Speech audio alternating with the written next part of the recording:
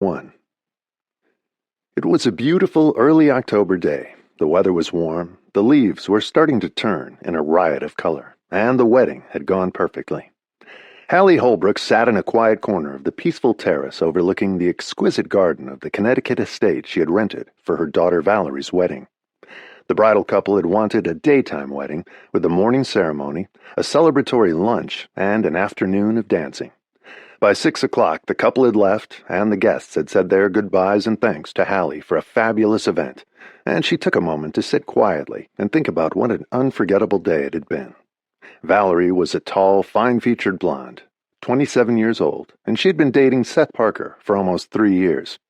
They had met at the beginning of the pandemic and had gotten close quickly, sheltering together in place several times. Valerie was an attorney at a firm that specialized in entertainment law, and Seth Parker was one of their major clients, the producer of a string of hit TV series. He was 39 years old, divorced, with no children, and had a massive, successful, all-consuming career, which was convenient for Valerie, since she was in no rush to have children and start a family. She was much more interested in becoming a partner at the law firm where she worked. They had offices in Los Angeles and New York, and she had been commuting between the two cities for the past 2 years in order to be with Seth. She had just moved to L.A. a month before the wedding. Most of the 285 guests and wedding party had flown in from there, several of them on private planes. Valerie's identical twin sister, Olivia, had moved to Los Angeles at the same time Valerie did. She was an artist and could work anywhere, and she had just signed a contract with a reputable contemporary art gallery in L.A. to represent her. The girls had given up the New York apartment they shared in Tribeca when Valerie was in town, and Olivia had given up her studio in Soho. They were making a clean break by going to the West Coast together, which was how they had done everything all their lives. They were inseparable, had gone to school together since nursery school, and had gone to Yale because of the excellent fine arts department for Olivia. When Valerie went on to Columbia Law School in New York, Olivia was back in the city working in her studio. Hallie lived in New York on Fifth Avenue in a beautiful big apartment where she and her daughters had lived for 19 years, since Hallie's first best-selling novel. The twins had been 8 when they moved there from a much smaller, more modest apartment on the Upper West Side, which had been all Hallie could afford at the time. Their current apartment still felt like home to the twins. Hallie lived there alone now, but the girls visited often and spent weekends with their mother occasionally. When they did, the 3 of them always had fun together. It was going to change Hallie's life dramatically, not to have her daughters nearby. One or both of them had always been available for a spontaneous meal, a movie, or an afternoon of shopping when she wasn't writing. She rarely had a day without one or both of the twins in it. If Valerie was busy, Hallie would drop in at Olivia's studio on her way home to see what she was working on. Olivia had a great eye for form and color and real talent. Hallie and her daughters were extremely close and called themselves the Three Musketeers. Now it would all be different, with the girls living in L.A. Valerie's fiancé, Seth, didn't mind having Olivia tag along. He enjoyed having 2 beautiful women with him and teased them about it. Valerie was confident and outgoing, with determined opinions and occasionally a sharp tongue. She didn't hesitate to go after what she wanted and was outspoken. Olivia was quieter and more retiring. She had a gentler style, and her mother often found her to be the kinder, more empathetic and compassionate of the 2. Valerie was a fighter for whatever she set her sights on. Olivia was less sure of herself and could be swayed more easily. She was no match for her twin sister in an argument, and favored the underdog in most things. She was usually more sympathetic to her mother than Valerie, who had a more cut-and-dried, black-and-white view of everything, including their mother. Valerie's battles with their mother had been fierce in her teens, but had calmed down eventually. Olivia had been the peacemaker. Olivia was worried about her mother now that she'd be alone in New York. Valerie said she'd be fine, and dismissed her twins' concerns. She was busy setting up the spectacular house Seth had just bought for them in Bel Air.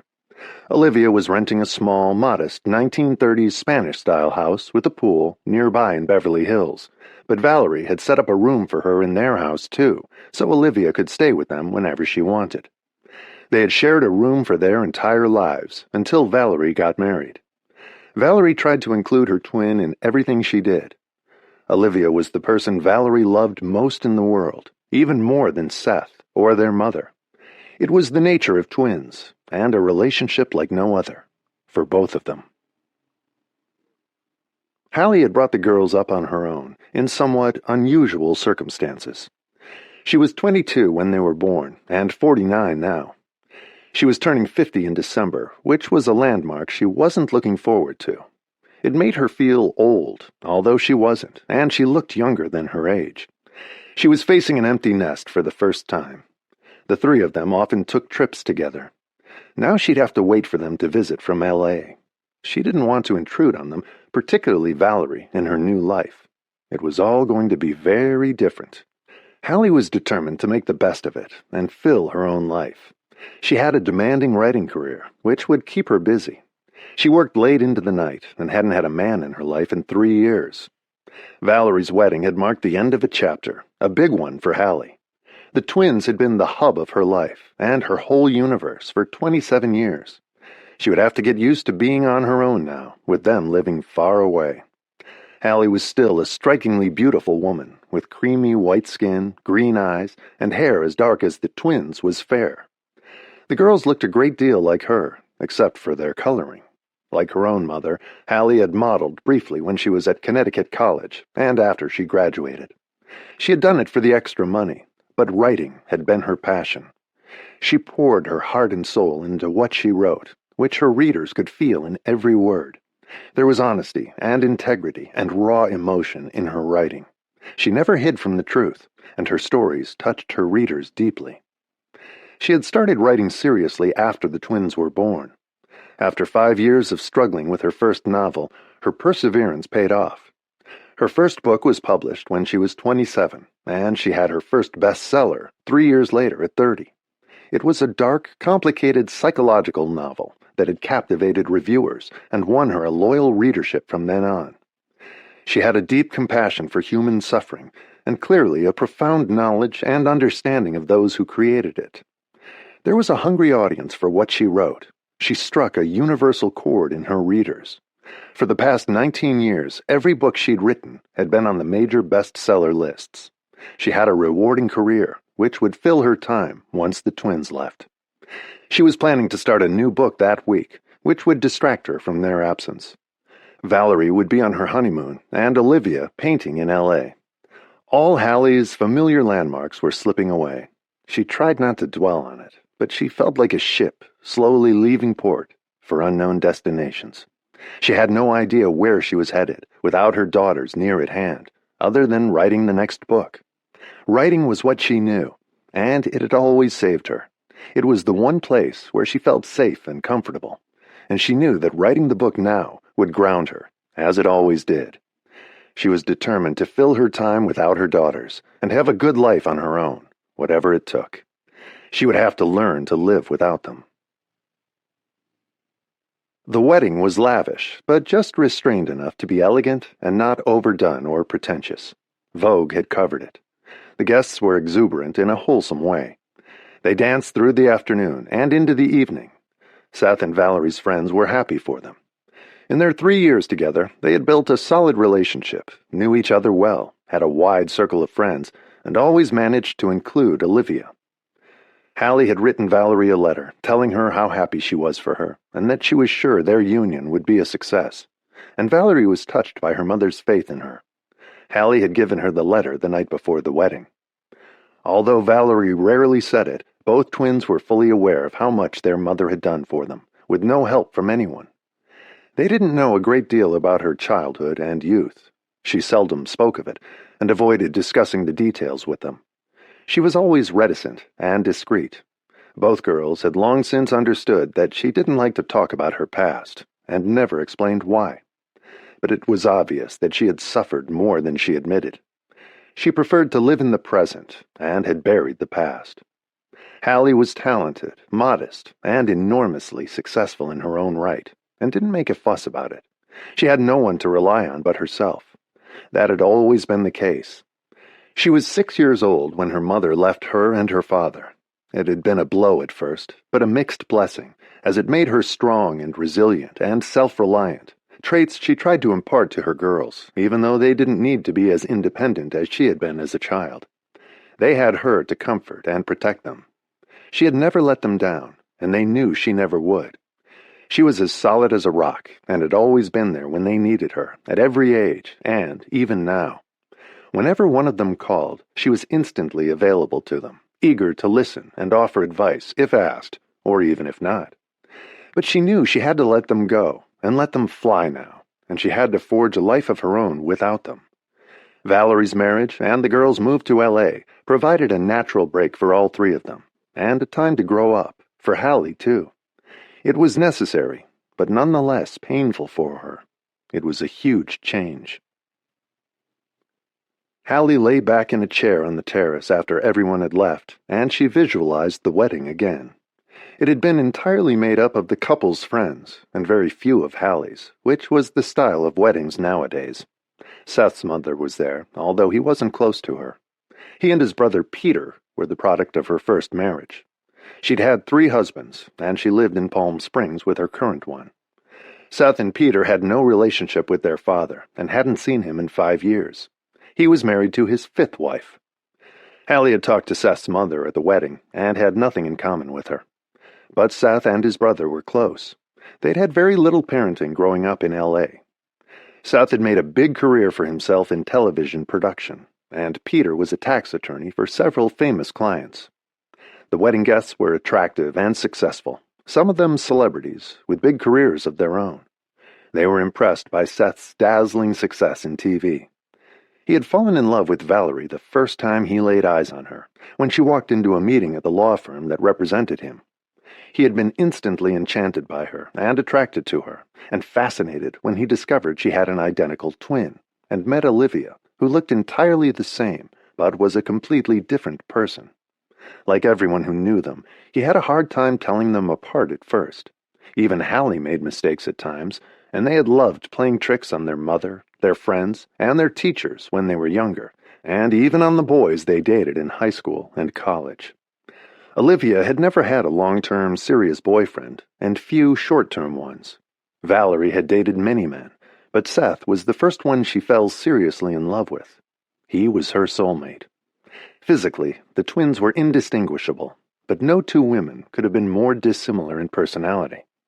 Valerie's steely determination served her well in her law career. She was a strong woman with definite ideas, sure of her opinions, and willing to defend them. Valerie had her mother's strength and perseverance. Olivia had Hallie's warmth, compassion, kindness, and artistic nature. Hallie felt at times as though her traits had been equally divided between them, but not blended. She could see herself in both of them, her weaknesses and her strengths. But their history was not even remotely similar to hers. She had done everything in her power to make sure of that. Hallie had followed in her own French mother's footsteps when she modeled briefly in college, and for a short time after. She had no long-term ambitions in that direction, unlike her mother. Hallie only did it for the extra money.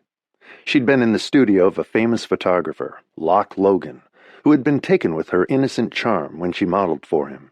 She was shy and retiring, always happy to disappear into the background. He had taken an interest in her, and had taken her under his wing. He loved photographing her. She had an inner beauty that shone through. She was 22 at the time, and he was 48. He was married and had 3 children. He fell in love with Hallie, and took a spectacular series of nude photographs of her that became legendary. You couldn't see her face, but there was an innocence and poignancy to the photographs, and a vulnerability that touched him profoundly. He never had any intention of getting divorced. Hallie was one of a long series of affairs. His wife was well aware of and tolerated them, and had infidelities of her own in their stormy marriage. When Hallie got pregnant, she hesitated to have an abortion, and after the first sonogram, as soon as she knew she was having twins, she couldn't do it, and decided to have them. She asked nothing of Locke. He stuck by her and helped financially to the degree Hallie needed.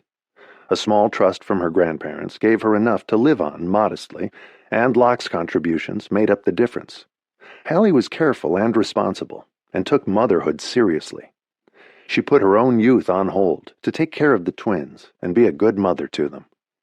Locke saw them from time to time and was warm and playful with the twins, but fatherhood was not his long suit. By the time he got divorced a decade later, the affair with Hallie was long over.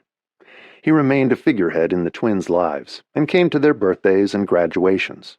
He was never on hand for their daily lives. He loved them and Hallie in his own erratic, irresponsible way. Hallie made up for it by being everything to the girls. He had been at Valerie's wedding, but Valerie had opted to walk down the aisle alone. Locke had never been a father figure to her, but she was happy to have him there. He was 75 years old now, still working, though slowing down, and had come to the wedding with the young model he was currently dating, several years younger than the twins. She couldn't have been more than 20. He and Hallie had stayed on good terms.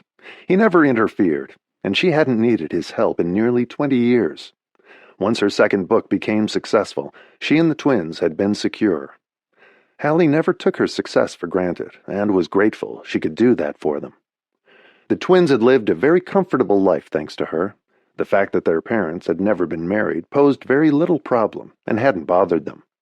And Locke showed up when it was important to them. He hadn't been a very present or strong influence in their lives, but he had been good enough and a loving though distant presence at key times. Hallie supplied all the rest and was ever present, fully responsible, and always loving. She had been the mainstay of their lives, and they of hers. She had grown up quickly once she had them. Valerie had been briefly critical of her as a teenager, but once they grew up, both girls agreed that she was a terrific mother, and she had never let them down. If anything, she held on a little too tight, but their move to L.A. would change that, which all three of them recognized. Hallie wasn't fighting it. She was trying to adjust and love them with open arms and fill her time in other ways.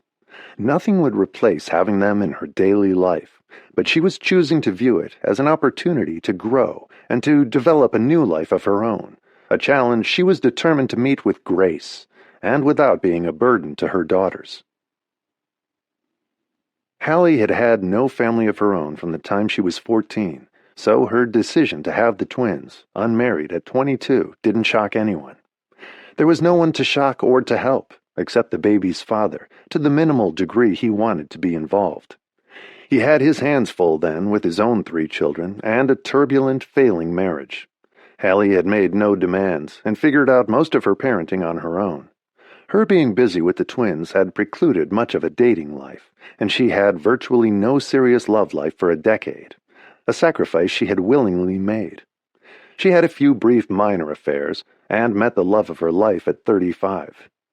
Robert Baldwin was 2 years older than she was and fell deeply in love with her and the twins. He was a senior editor at her publishing house, never married, with no children of his own. They had spent 12 years together and lived together for 10 of them. He had developed a brain tumor at 49, almost 3 years before. He was in the final stages of his illness at the beginning of the pandemic when he caught COVID. Officially, he had died of the coronavirus, but he wouldn't have lasted much longer anyway. Hallie had made her peace with losing him. They would have enjoyed the years after the twins left and filled them well, but that wasn't their destiny. She had to face that now on her own. She had nursed him until the end. He had decided not to go to the hospital when he caught COVID. He didn't want to die alone at the hospital, so he had stayed at home with her and died peacefully in her arms. And miraculously, she hadn't caught the virus from him, but she had been willing to take the risk to give him the end he wanted. They had isolated from the twins. He was a wonderful human being, and the twins had loved him too. He was the reason for Valerie deciding to walk down the aisle alone. Robert had been more of a father to her than her own father was, and without Robert there, she had chosen to walk alone in memory of him. The gesture had touched Hallie to the core. The childhood history Hallie never shared with the twins, or as little as possible, had been very different from Valerie and Olivia's. Hallie's mother had been French, which was one of the few details the girls knew about her. Hallie's maternal grandmother, Hélène Vivier, was a young woman at the end of the war when the Americans liberated Paris. She fell in love with a handsome boy from California and got pregnant. He intended to take her back to California and marry her there, to live and work on the farm where he grew up, near Bakersfield.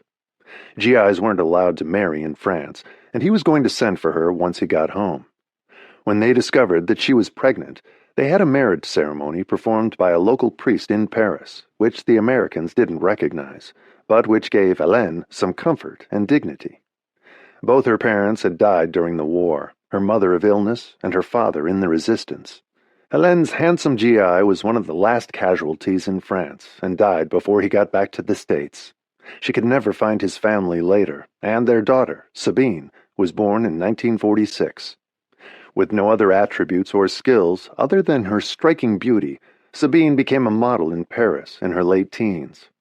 Her mother had died from tuberculosis by then, and Sabine was on her own. She was sent to New York for a photo shoot at 19, and the modeling agency that had brought her over helped her use her parents' French marriage certificate to prove the paternity of her American GI father, which allowed her to obtain American citizenship so she could stay and work legally in the States.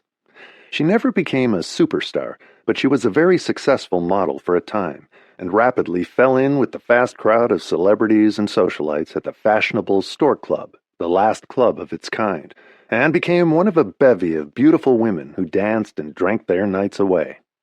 Sabine partied for the next 6 years, was frequently photographed in the press with important men. At 25, she met William Holbrook IV, the black sheep scion of his aristocratic family. The family had lost the bulk of their fortune in the crash of 1929, but they had enough left for him to play, gamble, drink, and spend what remained on beautiful women and fast cars, without working, and he was most frequently seen with Sabine, who eventually got pregnant. Bill did the gentlemanly thing and married her, although neither was in love, or enthusiastic about the marriage or the child, and it didn't slow down his affairs with other women. Hallie was born in 1972, when Sabine was 26 and Bill was 42. Sabine had the distinguished Holbrook name then, and she blamed the child for all the ills in her life, a husband who didn't love her, the fetters of marriage to a man she didn't love either, her slowly fading beauty from the dissolute life they led, and her modeling career on the wane. She was no longer the woman everyone stopped to stare at when she walked into a room, and she blamed Hallie more than Bill. If Sabine hadn't had Hallie, she would never have married him. She was uneasy about abortion, so she didn't have one. She married Bill, since he was willing, and he was from an important family, but she wasn't happy about him or the marriage. Hallie's first memory of her mother was of a severe beating when she was 3. She had spilled a glass of milk at breakfast, which dripped on Sabine's navy blue suede shoes, and she beat Hallie until blood dripped from her ear. Bill saw her do it, and quietly left the apartment. He had an appointment with his barber and didn't want to be late. He left Sabine to deal with the child, as he always did. Hallie remembered his leaving while her mother was beating her.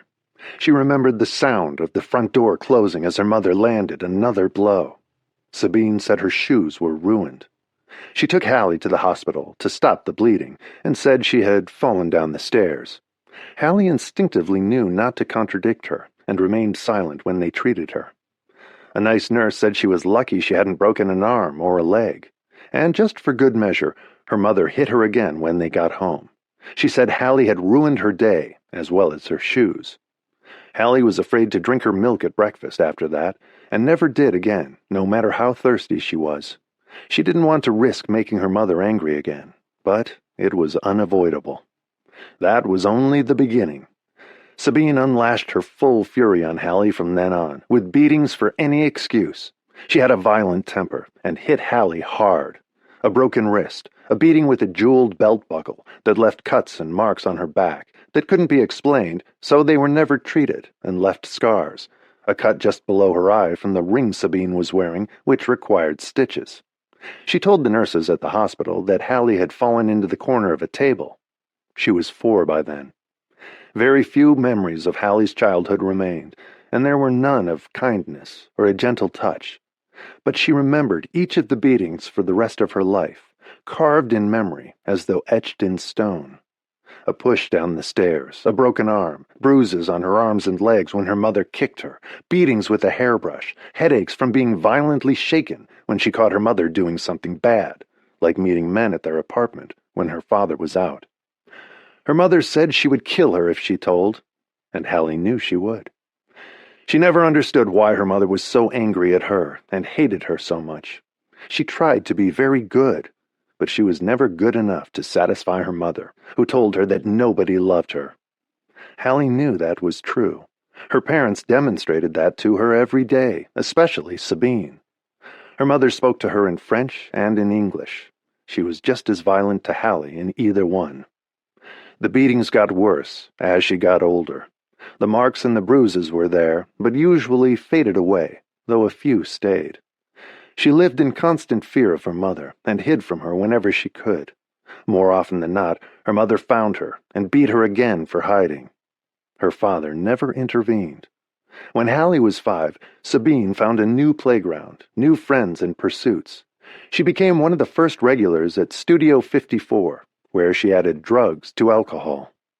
The marriage was almost non-existent by then, and her modeling had dwindled to an occasional job until the agency dropped her entirely. She never showed up on time and looked ravaged when she did. Hallie learned much of what was happening when she heard her parents argue, usually at night, if Sabine came home. She didn't always. Sometimes neither of her parents would come home, and Hallie was alone. It frightened her at first, but she fed herself from what was in the fridge when she got hungry. She would sit in her room and talk to her dolls and play, or watch TV in her father's study. And then one day, miraculously, Sabine left after a particularly vicious fight with Bill and never returned. A week later, he told Hallie her mother was never coming back. Hallie didn't know what that meant for her and was afraid to ask. All she remembered was the enormous feeling of relief that the beatings would stop. She was 6 then. She could tell that her father was happy too. Once Sabine left, her father gave parties all the time and filled their large, comfortable Park Avenue apartment with his friends, whom Hallie had never seen before. No one paid any attention to Hallie for the first year, but she was cursed with her mother's dark hair, green eyes, and beautiful face. Their housekeeper was there in the daytime, and the parties went on all night. She was 7 the first time one of her father's friends put his hands on her. He began stroking her arm in a strange way and tried to pull her into a bedroom with him, and Bill told him to stop. It was the only time he ever intervened. After that, he treated her like a toy for his friends' amusement when they hugged her too tight or sat her on their laps. Her father ignored her entirely, as though she was someone else's child. He never believed her when she complained about them, so she stopped telling him what they tried to do, and figured out ways to avoid them herself. If they were drunk enough, it was easy to run away from them and hide until they left. If they were sober, they didn't dare insist when she resisted or escaped from them. She was almost 8 when another one of her father's friends reached under her skirt, and that time no one saw. She ran away and hid in a closet until he left. There were others after that, always wanting to touch her in private places, but she was artful at avoiding them and fleeing to another part of the apartment where she could hide. She was afraid to go to bed when his friends were there. Once one of them came into her room and got into bed with her, but he was so drunk he was easy to get away from.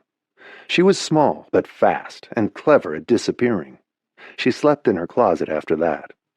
Her father said they were just having fun and meant no harm, but she didn't believe him. She knew the look in their eyes now, and what they would try to do after that. None of them ever succeeded. She didn't let it happen, and knew that only she could save herself. No one else would help her. She had no protectors or allies. The adults in her life were dangerous. She had only herself to rely on. When she was still 8, her father told her that her mother had died of an overdose. She hadn't seen or heard from her since she'd left 2 years before, and no one had beaten Hallie since. She wasn't sad when Bill told her that Sabine had died, but she knew she should be. She was just relieved to know her mother would never come back to hit her again. She had been afraid Sabine might come back and do that again one day, and that Bill would let her. Hallie went to the funeral with her father. They were the only ones there. Bill's parents had died by then, and they buried Sabine in the same place as his parents. She was 34 years old. Hallie spent the next 5 years avoiding her father's friends. She knew when to stay away from them. By the time she was 13, she had a womanly body, with small, firm breasts, a tiny waist, her mother's long, graceful legs, and exquisite face. Many of her father's friends tried to take advantage of her, and Bill turned a blind eye, just as he had to the beatings. But she was an expert at avoiding them. She was well aware that she was a burden to her father. He made that clear. He had housekeepers take care of her in the daytime, but they never stayed long. In light of the debauchery they knew went on there, they always quit. Hallie didn't care. They were no protection for her anyway. When she was 13, her father stepped over the line himself one evening before he went out. The housekeeper had already left for the day. They were alone in the apartment, and he'd been drinking all day with his friends and had come home to change, as he often did. He walked into her room while she was studying at her desk, and she turned when she heard him come in. He was naked and very drunk, and invited her to take a bath with him. She was shaking as she kept her eyes on his face, and wouldn't let herself look any lower. Knowing she had to get out of the room, she pushed her way past him, mumbling some excuse, and he staggered when he tried to follow her.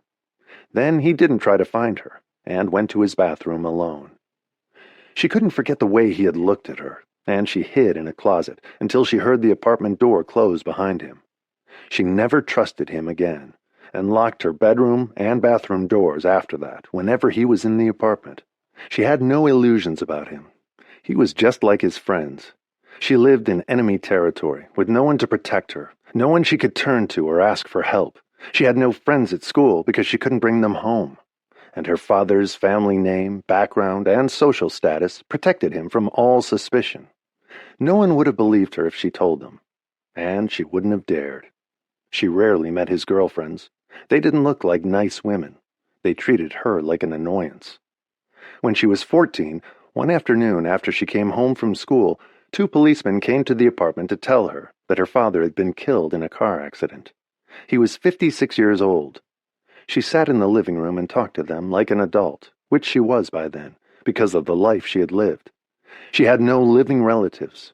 The officers took her with them to stay in a children's shelter. Her father's lawyer came to talk to her there the next day. He explained that there was a trust for her education and related expenses when she turned 18, and a small second trust from her paternal grandparents when she turned 21, but no funds were available until then. Her father hadn't expected to die so young, and had made no provision for her until she reached 18. He had spent most of his money. There was very little left, barely enough to pay his debts. The apartment would be sold, and the proceeds added to her trust, with no access to it until she turned 18, no money until then, and no one to take care of her. She had 4 years ahead of her with no means of support. She was sent from the shelter to a state orphanage on the Lower East Side in Manhattan. There was no funeral for her father, and she wouldn't have gone anyway. His lawyer arranged for him to be cremated, according to his wishes, with no religious service, and buried in the family plot with Hallie's mother and grandparents. He had wanted no funeral, and had said he was an atheist. His lawyer took care of everything. He offered to take Hallie to the burial, and she refused. The other children at the orphanage were from poor families and younger than she was. They had no trust to look forward to at 18, but they might be adopted. She was told by the superintendent of the orphanage that at 14 it was unlikely that anyone would want to adopt her. 2 families tried her out as foster parents and said that she hid all the time, refused to engage, barely spoke to them, and was closed off and uncommunicative, and they returned her to the orphanage. She preferred it there anyway. She didn't trust the fathers in the 2 homes she was sent to. She knew what men were capable of. It never even occurred to her to want a family that would love her. She couldn't conceive of it, having never been loved by her own family. She couldn't even imagine what that felt like. Hallie spent the 4 years in the orphanage without complaint until her 18th birthday. She felt safe there. She helped out in the office to have something to do after school.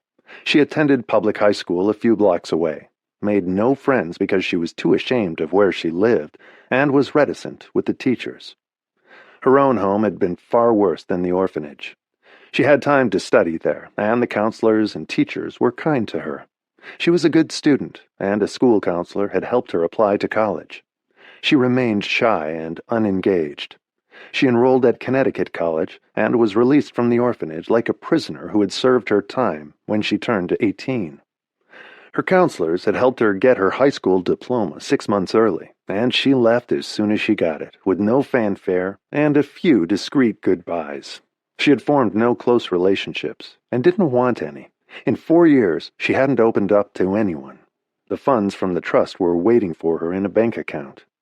She rented a room near the college in New London, Connecticut, and got a job at a bookstore until classes started in the fall. She moved into the dorms in August. It was a small, picturesque college with 2,000 students on 750 acres of land overlooking Long Island Sound, with the quaint seaport town of Mystic a few miles away. It was a gentle place for her to re-enter the world.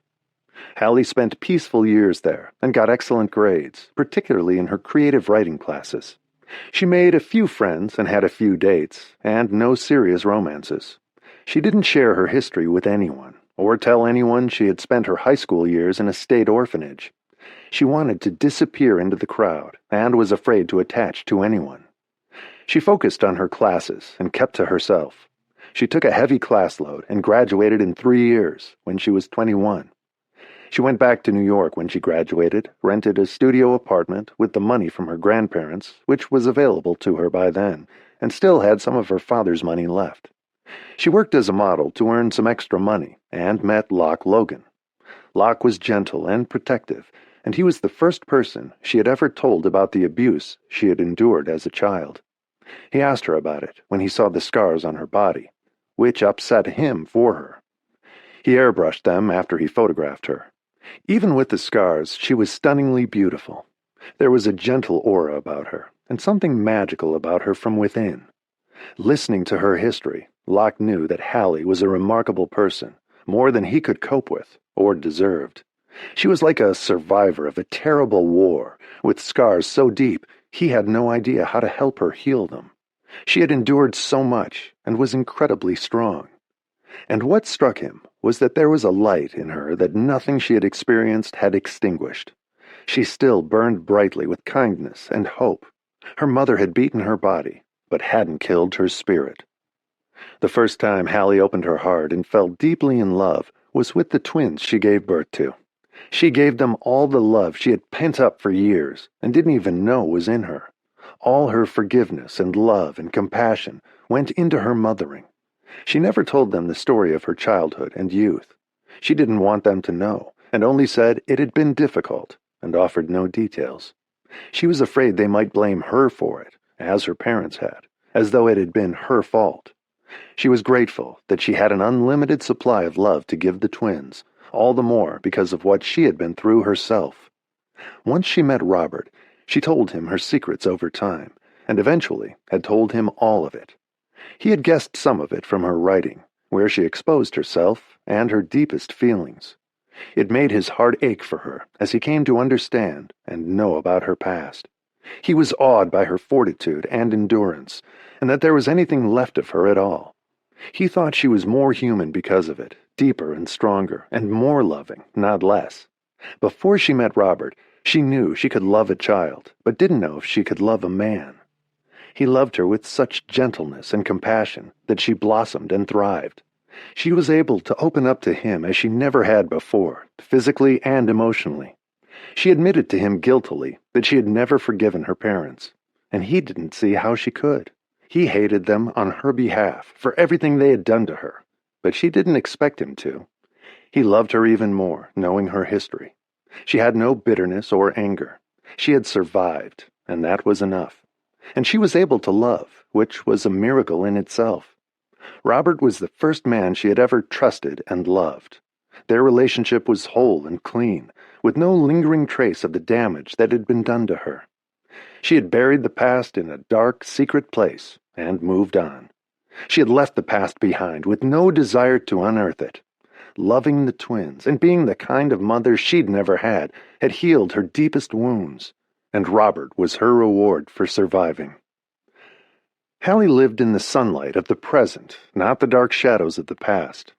She loved Robert purely and simply, as she did the twins, and he had unlimited love to give her. Losing him when he died was the first real loss she regretted in her life.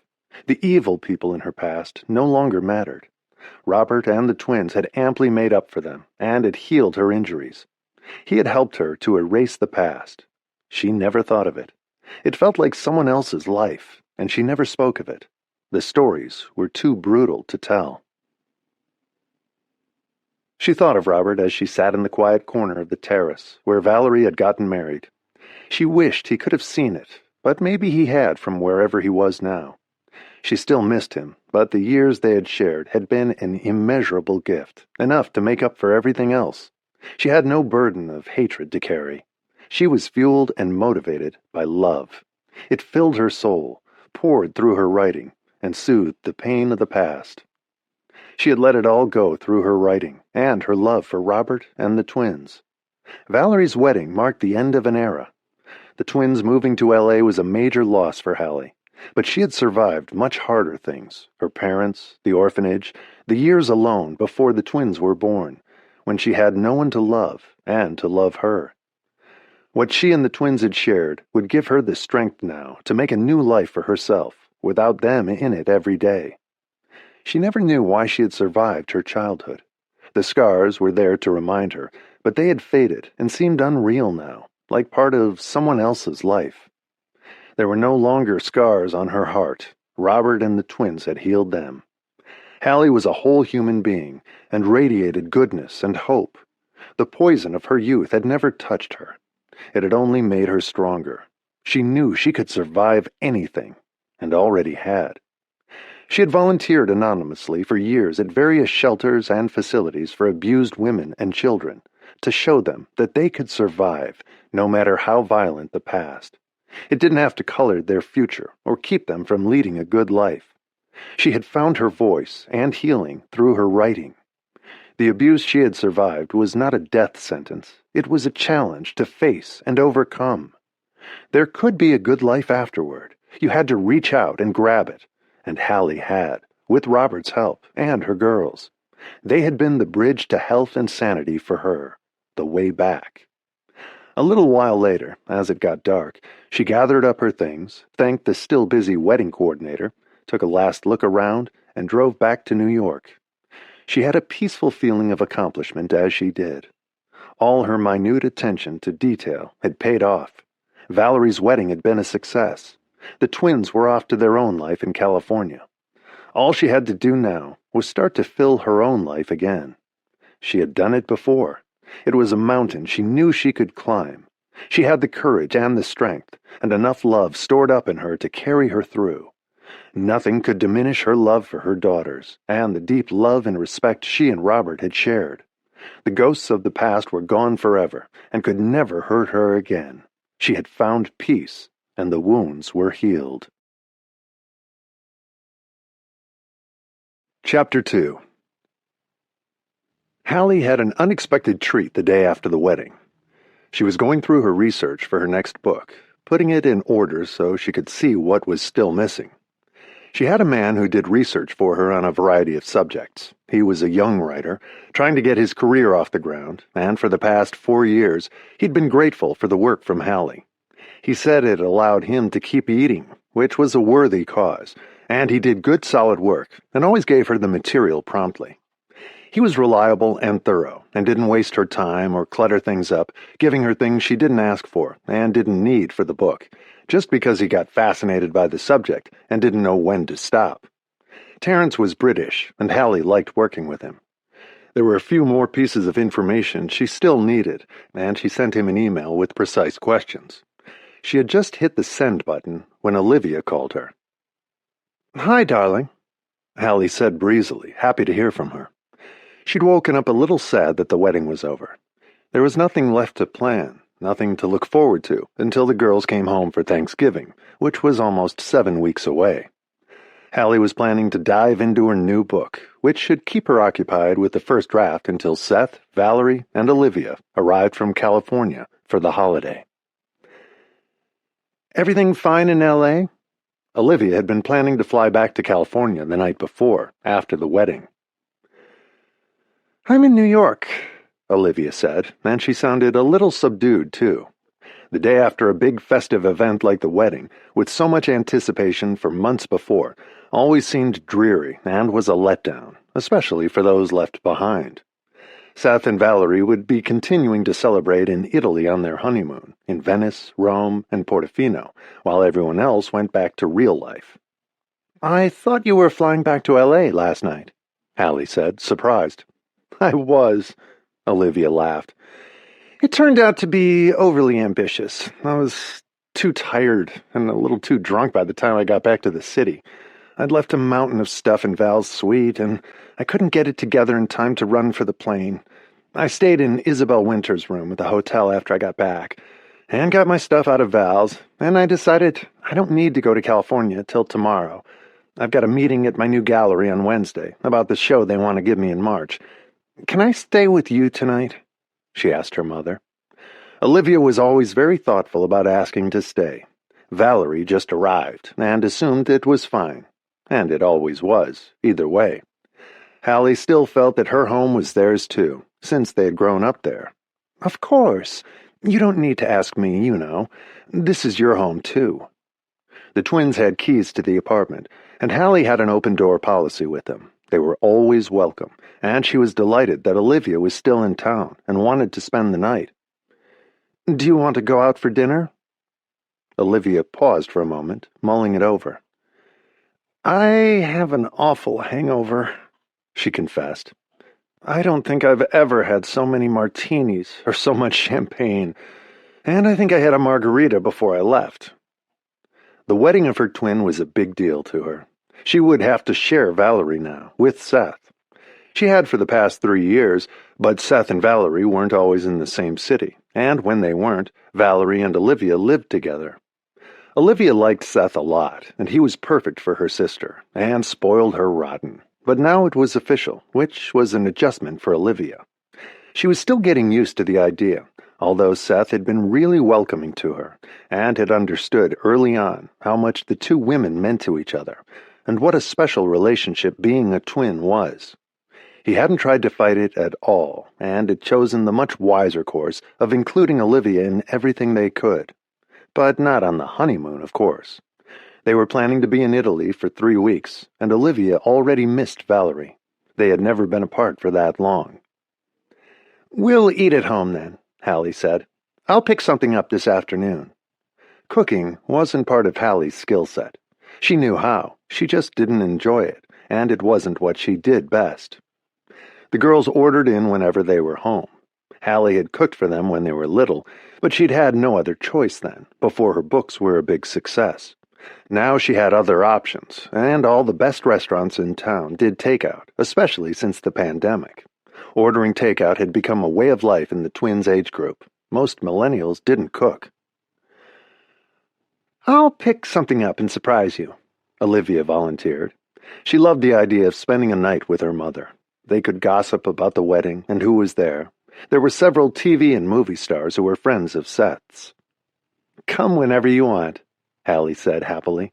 "This is an unexpected treat. I was feeling sorry for myself and sorting through my research. I'm starting a book tomorrow." She sounded happy at the prospect, as she always did when she started a book, with a little quiver of nervous excitement. The suffering would come later, and the fatigue, as it ground along, day after day, for weeks and sometimes months on a first draft, like the one she was starting. "I won't interrupt you, Mom. I'll just dump my stuff in my room. I'm going to leave my maid of honor dress with you in my closet. I won't wear it in L.A., or probably ever again." It was a beautiful Oscar de la Renta gown of beige lace. Valerie's dress was made of antique ivory lace. The bridesmaids had worn a champagne color, and Hallie had worn taupe taffeta, which she thought was suitably discreet for the mother of the bride. Hallie didn't want to steal any thunder from her daughter's show. This was Valerie's big moment. Hallie had never married. Locke, the twins' father, was already married when they met, and by the time he got divorced, they were happier as friends. And she and Robert had talked about marriage in their 12 years together and never got around to it. They were afraid to upset the balance of the relationship that worked so well. He had never wanted children, as it turned out, and the twins were enough for them. The relationship they had was perfect as it was. Hallie had made a point of sidestepping the bouquet at Valerie's wedding when it flew past her in the direction of a flock of women who wanted it desperately. Valerie had aimed it at her twin sister, who reached up and caught it, and looked delighted. There had been so many details to coordinate at the wedding, right down to the garter Valerie tossed at the men. Hallie felt a little startled that it was all over. Months of planning had gone into making sure that every detail would be perfect and the way Valerie wanted it. Seeing it all happen on Saturday, just the way she'd dreamed and Hallie had envisioned for her, was like watching a movie. Olivia felt a little dazed on Sunday, too. She and her twin had never been away from each other for 3 weeks before, and Olivia was uneasy about it. Valerie had promised to call her every day. Whenever they were apart, the first one to wake up called the other. Olivia wasn't sure how Seth would feel about it on their honeymoon, but Valerie didn't care. She needed to talk to her sister. The connection between them was very strong. It wasn't something they planned or had ever agreed to. It was just the way they were since their birth. They had cried when Hallie tried to put them in separate cribs, and they had chosen to share a room all their lives growing up. "She looked beautiful, didn't she?" Hallie said wistfully. "And so did you. You looked spectacular. And her dress came out perfectly, just as she said she wanted it." "Maybe we should have switched and given everyone a surprise at the altar," Olivia said with a mischievous laugh. "Thank God you didn't. Poor Seth. I was afraid you might. I didn't even dare mention it, so as not to inspire you." The twins had switched often, as little girls and teenagers, just for the fun of it. "Actually, Val suggested it once, but I said I thought you'd be pissed if we did," Olivia said. "Nothing surprises me with you two." But in the end, the twins had agreed that switching places on Valerie's wedding day would have broken the spell and seriousness of the moment, so they hadn't. And Valerie hadn't wanted to upset Seth. "If I ever get married, maybe we will," Olivia said, thinking about it. "I'm more like you. I'm not so sure all that traditional stuff and legality is necessary. It seems a little oppressive to me. I think Val did it because Seth wanted to. I saw the prenup they signed. It was 40 pages long. I got a headache just looking at it. But Valerie is a lawyer, so it seemed fine to her. You never got married, so I don't see why I would need to," Olivia said thoughtfully, but there was no one she wanted to marry anyway. She had never been deeply in love, as Valerie was with Seth. "It wasn't a political decision in my case. It was a practical one," her mother said. "Your father was married to someone else, and by the time he wasn't, you were 10 years old, and none of us cared." It had only come up once or twice for the girls in school, where someone made a comment, and by the time they got to high school, most of their friends' parents were divorced. So what would have been the point anyway? Hallie's only regret was not marrying Robert before he died. She would have liked to be his wife, and they thought they had time, and had relegated the plan to one day. And Robert thought he would get better, and didn't want to get married while he was sick. So it never happened in the end. It had taken Hallie years to warm up to the idea. What she had seen of her parents' marriage, though only a dim memory, had made her leery of the concept. But her parents didn't love each other. She and Robert did. Her mother had always made it clear that she and Hallie's father had to get married, and it was all her fault. Hallie had paid a high price for it. "What time are you coming by?" Hallie asked her. "Maybe in an hour. I'll throw my things in a bag and come over." It was an unexpected gift that Olivia had stayed in town for an extra day, and would spend the night at the apartment with her. Olivia arrived at the apartment on Fifth Avenue an hour later, her long blonde hair held up in a clip. She was wearing jeans and a Yale sweatshirt, with paint splattered on it, like almost everything she owned. Hallie had enjoyed seeing her meticulously put together the day before, and impeccably groomed, although there had been a little blue smear of paint on the inside of one wrist. She was wearing ballet flats when she got to the apartment and carrying a big, battered Hermes red alligator bag that had been Hallie's. It had a few paint specks on it, too. After Hallie hugged her, they went to the kitchen and had a cup of coffee, happy to see each other. And then Hallie went back to her desk to do some work, and Olivia went to her old room to put the bridesmaid dress away in the pristine white satin garment bag it had come in. Hallie had promised to store Valerie's wedding dress for her, too, and have her bridal bouquet preserved. The wedding planner was taking care of it. The bouquet Valerie had thrown was a smaller, symbolic one. They met in the kitchen again for lunch and commented that Valerie and Seth would be halfway to Italy by then, since they had left that morning. They were going to Rome first, then driving north to Venice, the perfect honeymoon spot, and from there to Portofino, a charming little port with fancy shops, delicious cozy restaurants, and a harbor full of enormous yachts. They talked about Olivia's new gallery in L.A. over lunch. She liked it better than the one she'd been with in New York, and she thought her show in March would be exciting. "Will you come out for it, Mom?" Olivia asked her, looking young and innocent. Hallie still couldn't believe how fast they had grown up, how quickly they had become adults, their early years over. She wished she could play that part of the film again, to savor every moment. She had been so busy when they were young.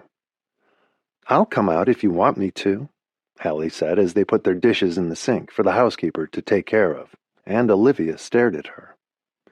"Of course I want you to." She had never had a gallery show of her work without her mother and sister present. She said they were her lucky charms. Hallie felt that way about both of them, too. "What are you going to do to keep busy, like on the weekends?" Olivia asked her. She worried about her mother being lonely without them. Valerie said she'd be fine when Olivia talked to her about it. Olivia wasn't so sure. Her mother had had a busy life with Robert, doing the things they loved to do, and they had the literary world in common. But without him or the girls, Olivia knew it wouldn't be easy for her, although Hallie hadn't complained once about their moving to L.A. She wanted them to be happy and do what they wanted to do. She just had to figure out her own life now, after she wrote the book. Her writing came first. It had to be the priority, or she wouldn't get it done. Olivia went to meet a friend that afternoon, to visit a gallery she wanted to see, and Hallie went back to the mountain of research on her desk. She was starting to make good headway, organizing it, when Olivia came back. It was after 6 o'clock, and Olivia had brought Indian food home with her. It smelled delicious as they unpacked it together. They both loved Indian food, while Valerie hated it. Olivia had gotten a text from her while she was out. They had arrived safely in Rome, had checked into the hotel, and were strolling down the Via Condotti, admiring the shops, where they stopped at an outdoor cafe for a glass of wine. The twins agreed to talk the next morning, before Olivia boarded her flight to L.A. It would be afternoon for Valerie in Rome by then. The time difference would be easier to manage from California. Valerie said she was having fun. She texted a photo of Seth at the table with a glass of wine in his hand. Just texting made Olivia miss her sister. She was happy to see her mother when she got home. They had dinner in the kitchen, and Olivia told Hallie about the gallery she'd visited that afternoon, and her new house she'd rented in L.A. She was going to paint in the big kitchen. The rent was a fraction of what her studio and the twins' apartment had cost Hallie in New York. "I'm going to have to work hard to be ready for the show in March," Olivia said, as they ate the lamb curry she'd brought home. They both liked it hot. Hallie loved hearing how excited she was about her show. They talked about the L.A. art market and how it compared to New York's. Valerie had already commissioned her to do 2 paintings for their new home. She loved the work her sister did, and Seth did too. And as they finished the meal, Hallie told Olivia about her new book. She was eager to get started, and Olivia liked hearing her mother tell the stories. She had only read a few of them, as she wasn't a big reader, and Valerie was always working and didn't have time. They were proud of Hallie, but rarely read her books. They each had their very different jobs and worked hard. Hallie had taught them the importance of that while they were growing up, and they had taken it to heart. She was proud of both of them, and happy they had careers they loved. Hallie was hoping to finish the first draft of her book by the time they came home for Thanksgiving, which was a little less than 2 months away. The girls hadn't figured out Christmas yet, but she assumed they'd be coming home. The holidays were important to all three of them, and Hallie had particularly loved Christmas ever since they were born. The girls had changed everything for her. Holidays that she had dreaded in her childhood and that were bad memories had become magical with the twins. They baked cookies and decorated the tree together, even now, as adults. Hallie took pride in cooking Thanksgiving dinner herself, and had a chef who came on Christmas. Seth had joined them the year before, once he and Valerie got engaged. They had spent a cozy evening together on Christmas Eve, and he had taken the twins skiing in Vermont for New Year, and had rented a fabulous chalet. They hadn't decided what to do this year. All their energy had been focused on the wedding, and now they could finally get back to other things, like Hallie's book, and real life. The wedding had been all-consuming for Valerie for months, while her mother organized it all with the wedding planner, who had done a good job. Hallie and Olivia went to bed early. They were both tired from the wedding. Olivia looked at the clock in her room before she went to bed. It was 4 a.m. in Italy, and Valerie would be asleep. They each liked to keep track of what the other was doing. Hallie was in bed with her computer, checking emails, and there was a sweet one from Valerie, thanking her for the beautiful wedding. She said it was the most perfect one she'd ever seen. Hallie smiled at the memory of how exquisite she had looked as a bride. Locke had taken some pictures of her, but they had also hired one of the best wedding photographers in New York. Hallie couldn't wait to see the proofs, and hoped she'd have them to show the girls on Thanksgiving, so they could look at them together. She had told the photographer she wanted them by then. Thanksgiving was only 7 weeks away. She knew the time would fly while she was writing. She lost track of time and the days. Robert had always been very understanding about it, and kept himself occupied while she was writing. He had worked until the last month of his illness, until he couldn't get to the office anymore. She had spent his final days sitting quietly with him while he slept. He would wake up and smile when he saw her there, and they talked for hours. Sometimes she got into bed with him and held him, and then he'd drift off to sleep, as she'd try to wish the angel of death away. She didn't want to lose him, and could no longer imagine life without him. On his last night, she had fallen asleep holding him, and when she woke up in the morning, the sun was streaming into the room, and he was gone. He had breathed his last breath peacefully during the night, in her arms. She put the computer away finally, turned off the lights, and lay in bed thinking about him. They had had so much fun together when the girls were young.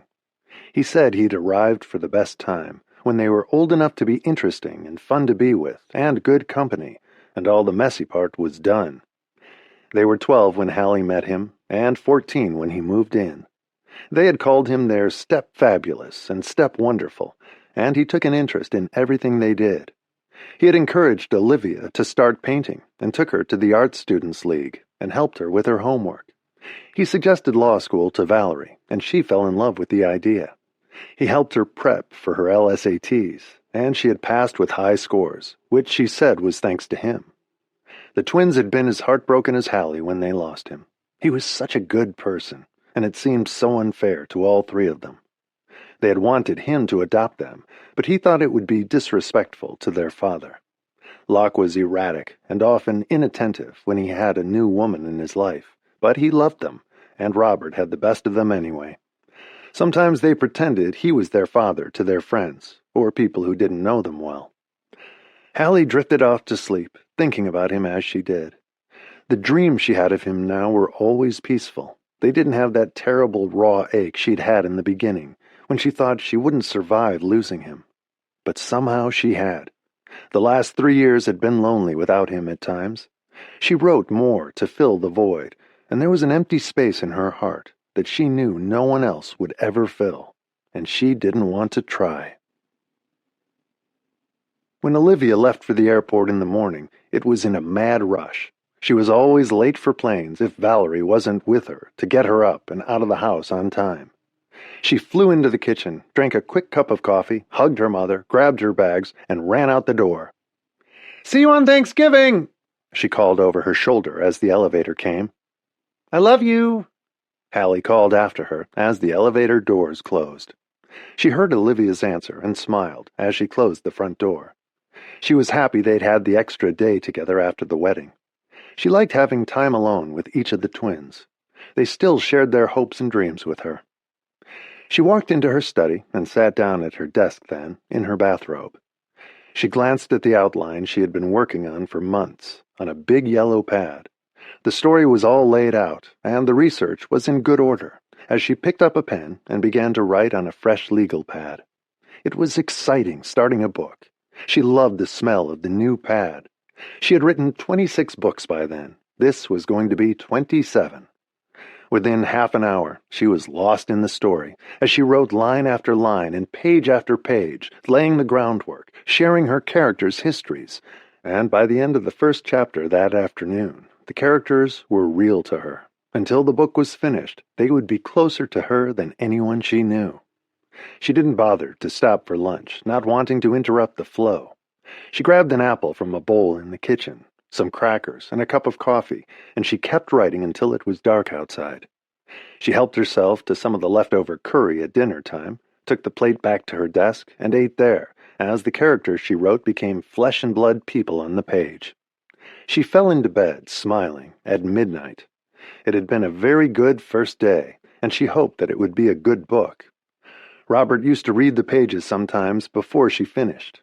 She had never let anyone else do that, but he was so unobtrusive, offering few but helpful comments, that at first she thought she wouldn't be able to write without him. But she had. Just as she had adjusted to living with him, she had adjusted to living without him, and she could still hear his voice in her head when she wrote a passage she really loved and knew was good. She could always tell from the look in his eyes if he liked the book. And even now that he was gone, she still wrote them for him, or with him in mind. Chapter 3. With her usual determination and discipline, Hallie finished the rough first draft of her book 3 days before Thanksgiving. It had gone more smoothly than usual, which always worried her and made her wonder if she had left something out, some vital piece of a character's history, some plot twist she'd written in the outline and had forgotten. It happened sometimes, although she was meticulous with both the outline and the draft. The books needed very little editing. They were very clean, even in first draft, which wasn't always the case with writers. Some were slapdash or careless, or panicked and anxious, and needed a lot of help. Hallie felt confident and sure of herself when she wrote, and after she finished the first draft, she corrected it diligently in a second draft. She had organized Thanksgiving very thoroughly weeks before, in anticipation of starting the book, but she still had some last details to take care of. The day after she finished writing, before she even read the draft, she went out and bought what she was still missing for dinner. She ordered all the pies they loved, mince, pumpkin, apple, and pecan. She got heavy cream to whip, to put on top of them, and vanilla ice cream. She had everything she needed for the 3 kinds of stuffing, sausage, chestnut, and plain. She'd ordered the turkey a month before, got all the vegetables and cranberry jelly. She was going to serve good French white wine, and she had already ordered caviar and all the trimmings for the first course. None of it was complicated to cook, which allowed her to shine the one time a year she prepared a real meal for them. The girls always said it was their favorite, and Seth had never had her cooking before. The rest of her purchases were delivered on Wednesday morning. She set the table with beautiful linens, crystal, and china, and the silver flatware she and Robert had bought at the Silver Vaults in London. They had loved doing things like that. She was wearing gray slacks and a white cashmere sweater when the doorbell rang at 6 o'clock. She knew they had landed on time. Valerie had texted her from the car. They were staying until Sunday, Valerie and Seth in the guest room, and Olivia in the twins' bedroom they had grown up in, still full of their mementos and treasures, and photographs of them as teenagers and at college. When Hallie opened the door to them, all 3 were smiling and laughing. Seth had just told them a funny story about their Labrador eating the turkey on Thanksgiving morning when he and his brother were boys. They'd had Big Macs for dinner, which he'd preferred. They'd been born and raised in Pasadena and various parts of L.A. Their father was a famous game show host, frequently married and never an attentive father. And his mother had married several times, too. Holidays and family gatherings were always fraught with tension and disappointment, so Seth was looking forward to a real, traditional Thanksgiving with his new family. Seth had TV in his blood. His brother, Peter, was a tax lawyer and had several big-name stars among his clients. Olivia had been paired with him at the wedding, since he was Seth's best man and she was the maid of honor. Peter was 6 years younger than Seth. They had both gone to UC Berkeley, and Peter had stayed for law school. He had spent the entire evening of the wedding flirting with one of the bridesmaids, and they had left together. Olivia wasn't too impressed, although he was handsome and very bright. He was obviously a player, like his father. Seth was good-looking too, although more serious and reserved, the responsible older brother in a fatherly role. Peter had always been the wild one, and still was. He was divorced and had 2 young daughters. He had shown Olivia pictures of them on his phone. They were 4 and 6 years old, a redhead and a brunette. He said he had them on weekends.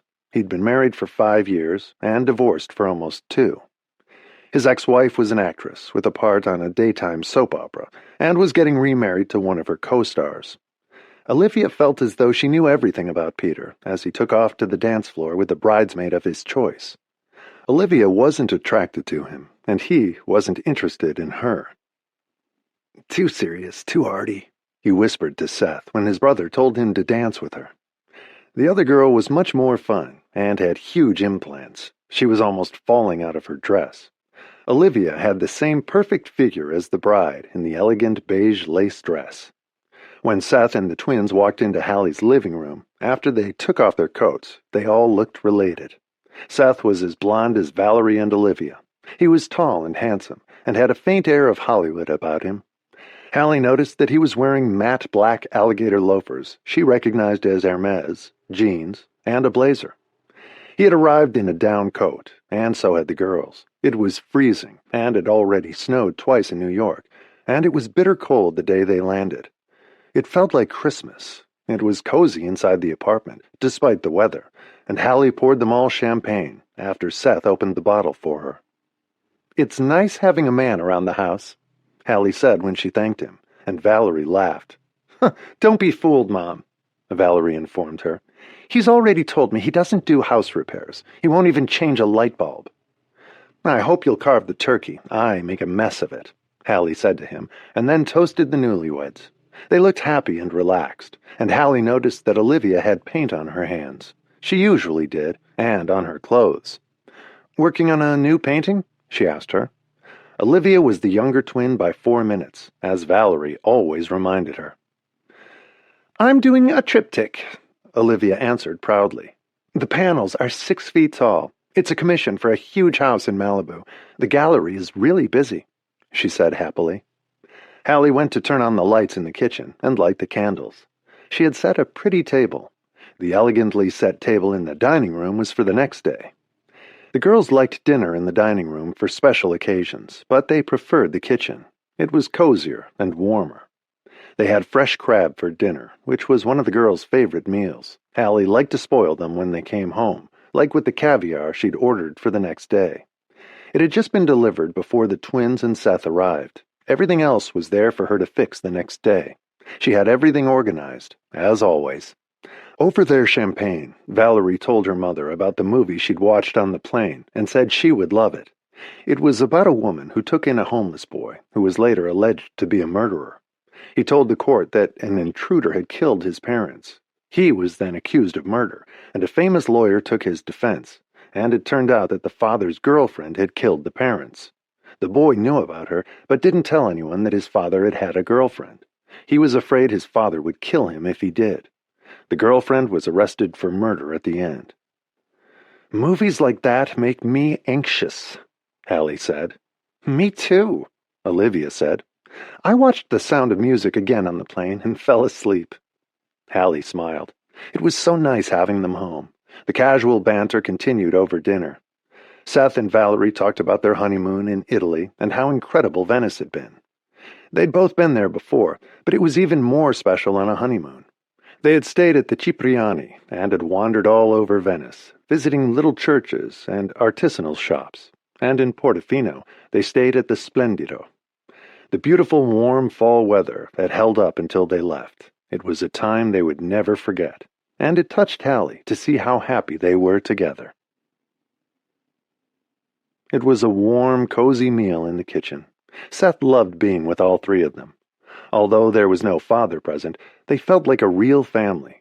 His own parents had been so dysfunctional when he and Peter were growing up, too often married and more interested in themselves than their boys.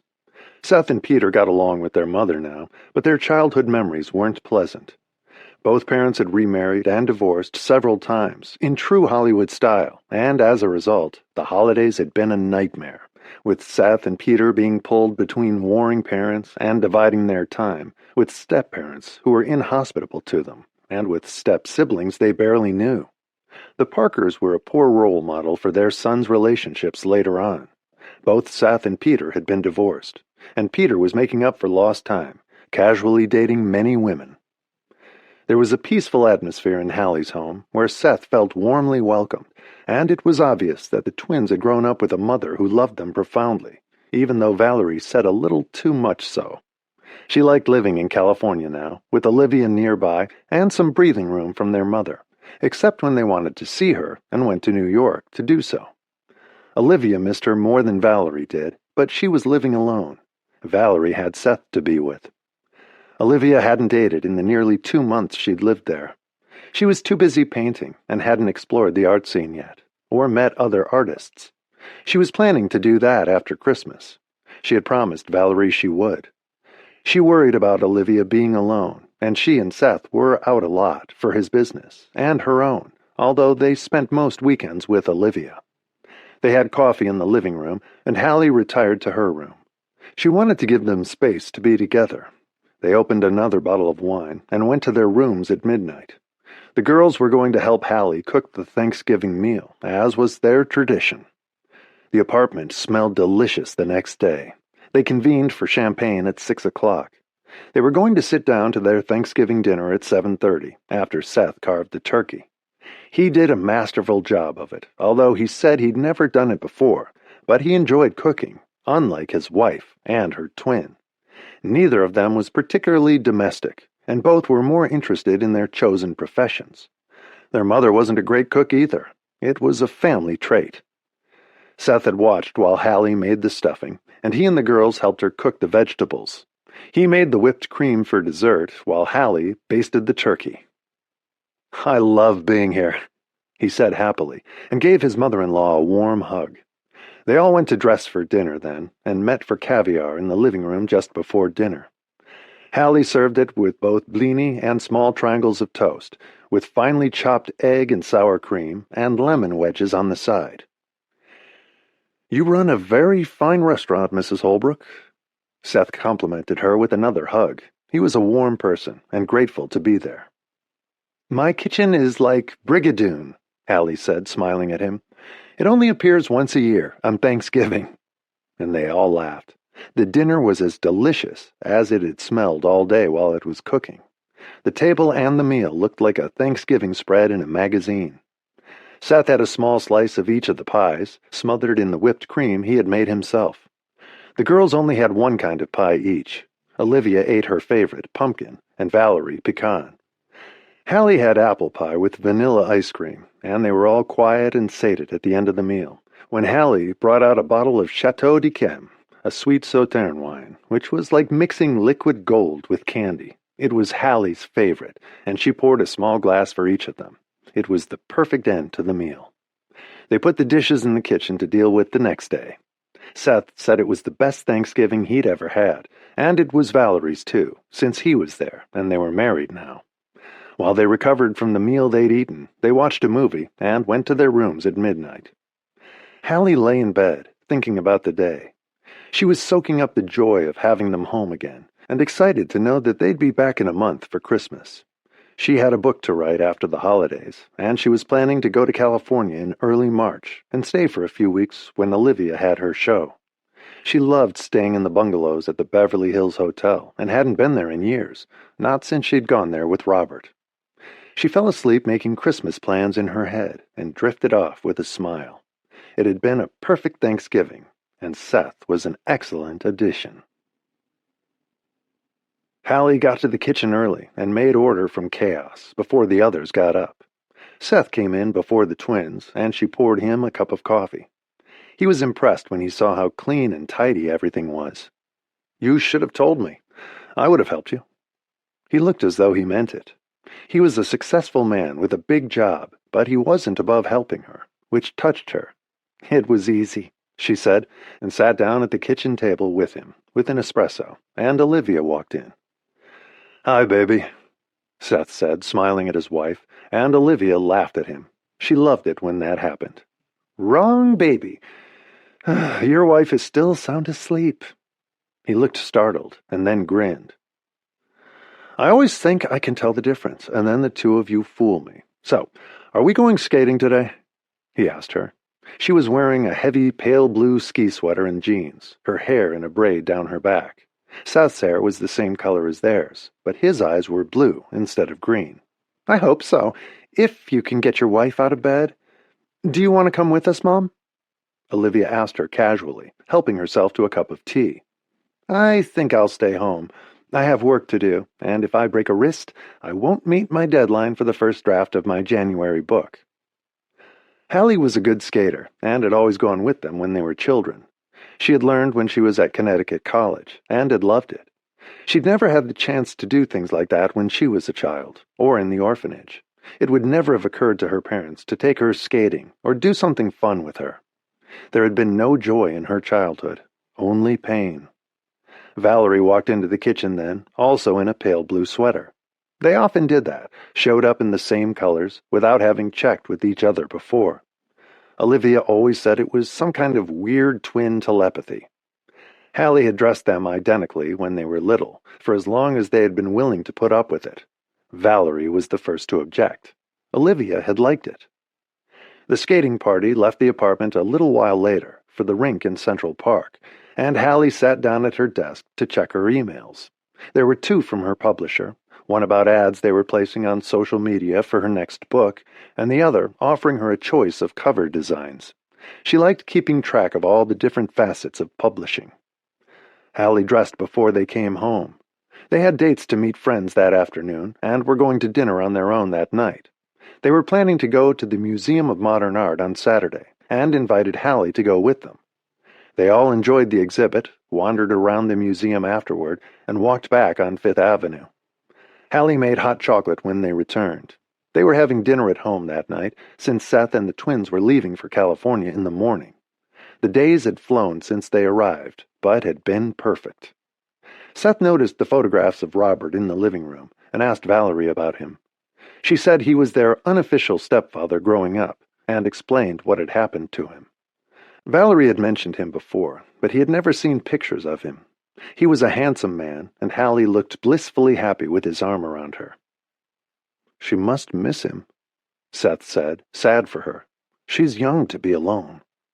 She was only 10 years older than he was. Seth was 12 years older than Valerie, and closer in age to her mother. "Maybe she'll meet someone now that you girls are out of the house in California," Seth said. He thought Hallie was a lovely woman, and as beautiful as her daughters. "I don't think she wants to. She was madly in love with Robert. I don't think anyone else would measure up to the reality, or her memories of him." "You never know," he said thoughtfully. "I didn't expect to meet you, and then you walked into my life." He had been determined not to marry again, until he met Valerie. They were wonderfully well-suited to each other. Valerie smiled at the memory, too. "But I didn't have much to live up to." Seth's first marriage had been a bad experience, and he had no pleasant memories of his ex-wife. She wasn't an evil woman, it just wasn't a match. They had split up after 2 years, and she moved to London. She had been cold and inattentive, a competitive and ambitious network executive. The marriage had ended 5 years before. They hadn't spoken since. He had found her intelligence seductive, but she had been unpleasant and critical once they were married. His brother called her the Ice Queen. And his brother had fared no better, married to a narcissistic young actress. Both brothers had made poor choices in their previous life partners. They'd had no role models for successful relationships while they were growing up. But Seth could tell that Valerie and Olivia did, with a loving mother. Their own mother had been constantly distracted and absent. What were your mom's parents like? Seth asked Valerie, curious about them. He guessed that they were loving people because she was. She never talked about them, and he only knew they were dead now. I never met them. My mom's grandparents died in France before her mother came to America, and her mother died when she was 8. She's never said why. Her father died when she was 14. Her childhood is kind of a taboo subject. She doesn't talk about it. She whispered so Hallie didn't hear her. She never talked about it when we were kids, and still doesn't. She's a very private person. What happened to her then? He asked, curious about the woman who was visibly so crazy about her daughters and so warm and welcoming to him. She was such a dedicated mother that he could easily imagine her coming from a loving home. Did she live with relatives? No, she spent 4 years in a state orphanage in New York. That I do know, but she never talks about that either. And she was on her own after that. Her father and his family had left her some money.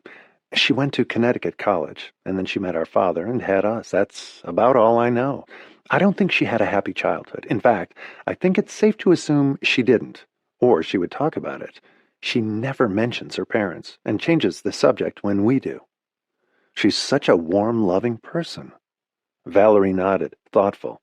I felt smothered by her when I was a kid, in my teens. Olivia didn't mind it. I did. She's all right now, though. We're the only family she has. That's a heavy weight for a kid to carry sometimes, she said, and Seth nodded, thinking about his own family, which had been so dispersed and disrupted every time his parents got divorced and married someone else. His mother had finally settled down and had been married to the same man for 10 years. But Seth and Peter's childhood had been a mess. I always felt like I had no family because everything changed all the time, he said. New step-parents, boyfriends, girlfriends, step-siblings. I couldn't figure out who they were half the time, and I didn't want to. Every time I got to know them, they all split up again. All I wanted was to get the hell out as fast as I could and never see any of them again. She knew that his mother lived in Palm Springs with her latest husband, whom Seth described as nice enough. And his father lived in Mexico with a woman he'd married, and Seth hadn't seen him in 5 years. Families scare me, or families like mine anyway. Your mother created a real family with the two of you. My brother thinks the way we grew up was funny. I never did. But he had me as a constant in his life that he could rely on, and he's actually a good father to his own kids, in spite of the craziness we grew up with. The woman he married is ridiculous. She's an actress and only cares about herself. Hallie walked into the room then, and they made dinner together. Seth made a big bowl of pasta carbonara from a recipe he'd gotten in Milan, which was delicious. Hallie made a salad, and they put some of the leftover turkey and stuffing on the table. It was a relaxed, wonderful meal. They were eating some of the leftover pie when Seth said something in passing about a boat and St. Bart's, and all 3 women looked at him. "You got the boat?" Valerie asked him. "You didn't tell me." "They texted me yesterday, and I forgot. I had the bank wire them the money, so it's secure," he said, looking pleased, as Valerie glanced at Olivia, who knew nothing about it.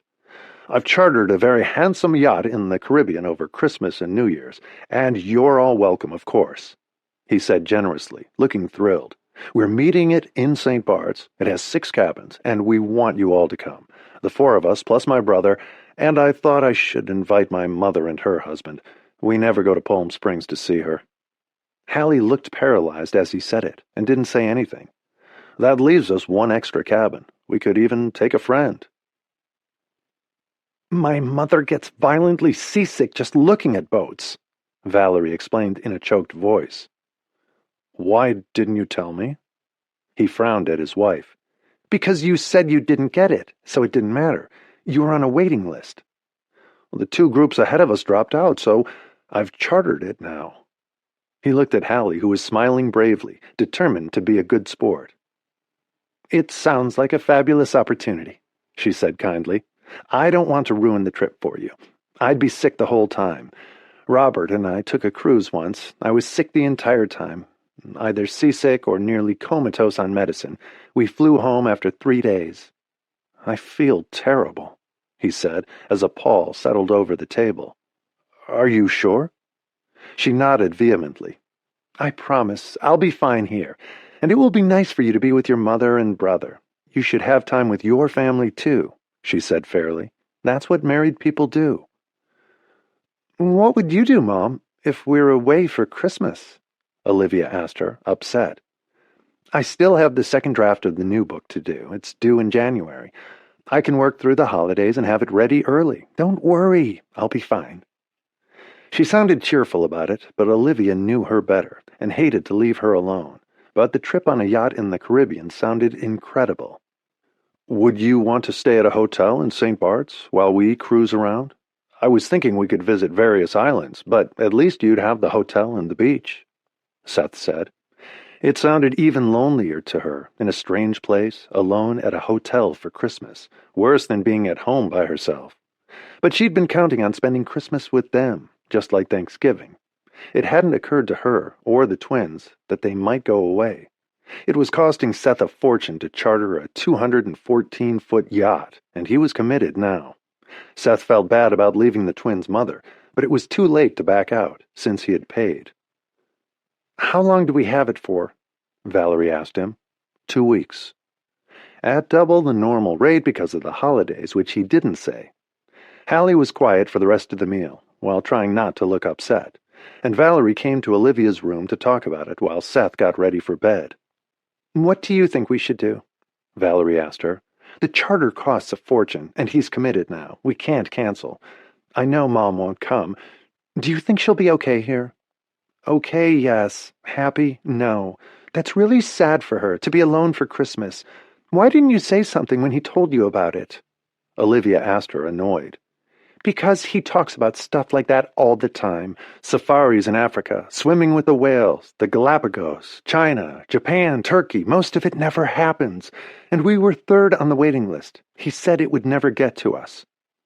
But it just did, Olivia said grimly. Valerie didn't want to upset Seth, her new husband, but instead they were abandoning their mother for the holidays. Olivia felt awful. Maybe I should stay here with her, and you go with Seth and your in-laws. That's what people do when they get married. Olivia looked very unhappy, but couldn't see any other way. He never takes his mother anywhere, and I know he was thinking it would be nice for her. They're not close, and he feels guilty he doesn't see her more often. And I want you to come with us. He showed me a brochure of the yacht, and it's incredible. You have to come, Ollie. Valerie hardly ever called her that, except when she really wanted something. We'll make it up to her, Valerie said, feeling torn between her mother and her husband, and it was an enormous amount of money for him to spend for their entertainment.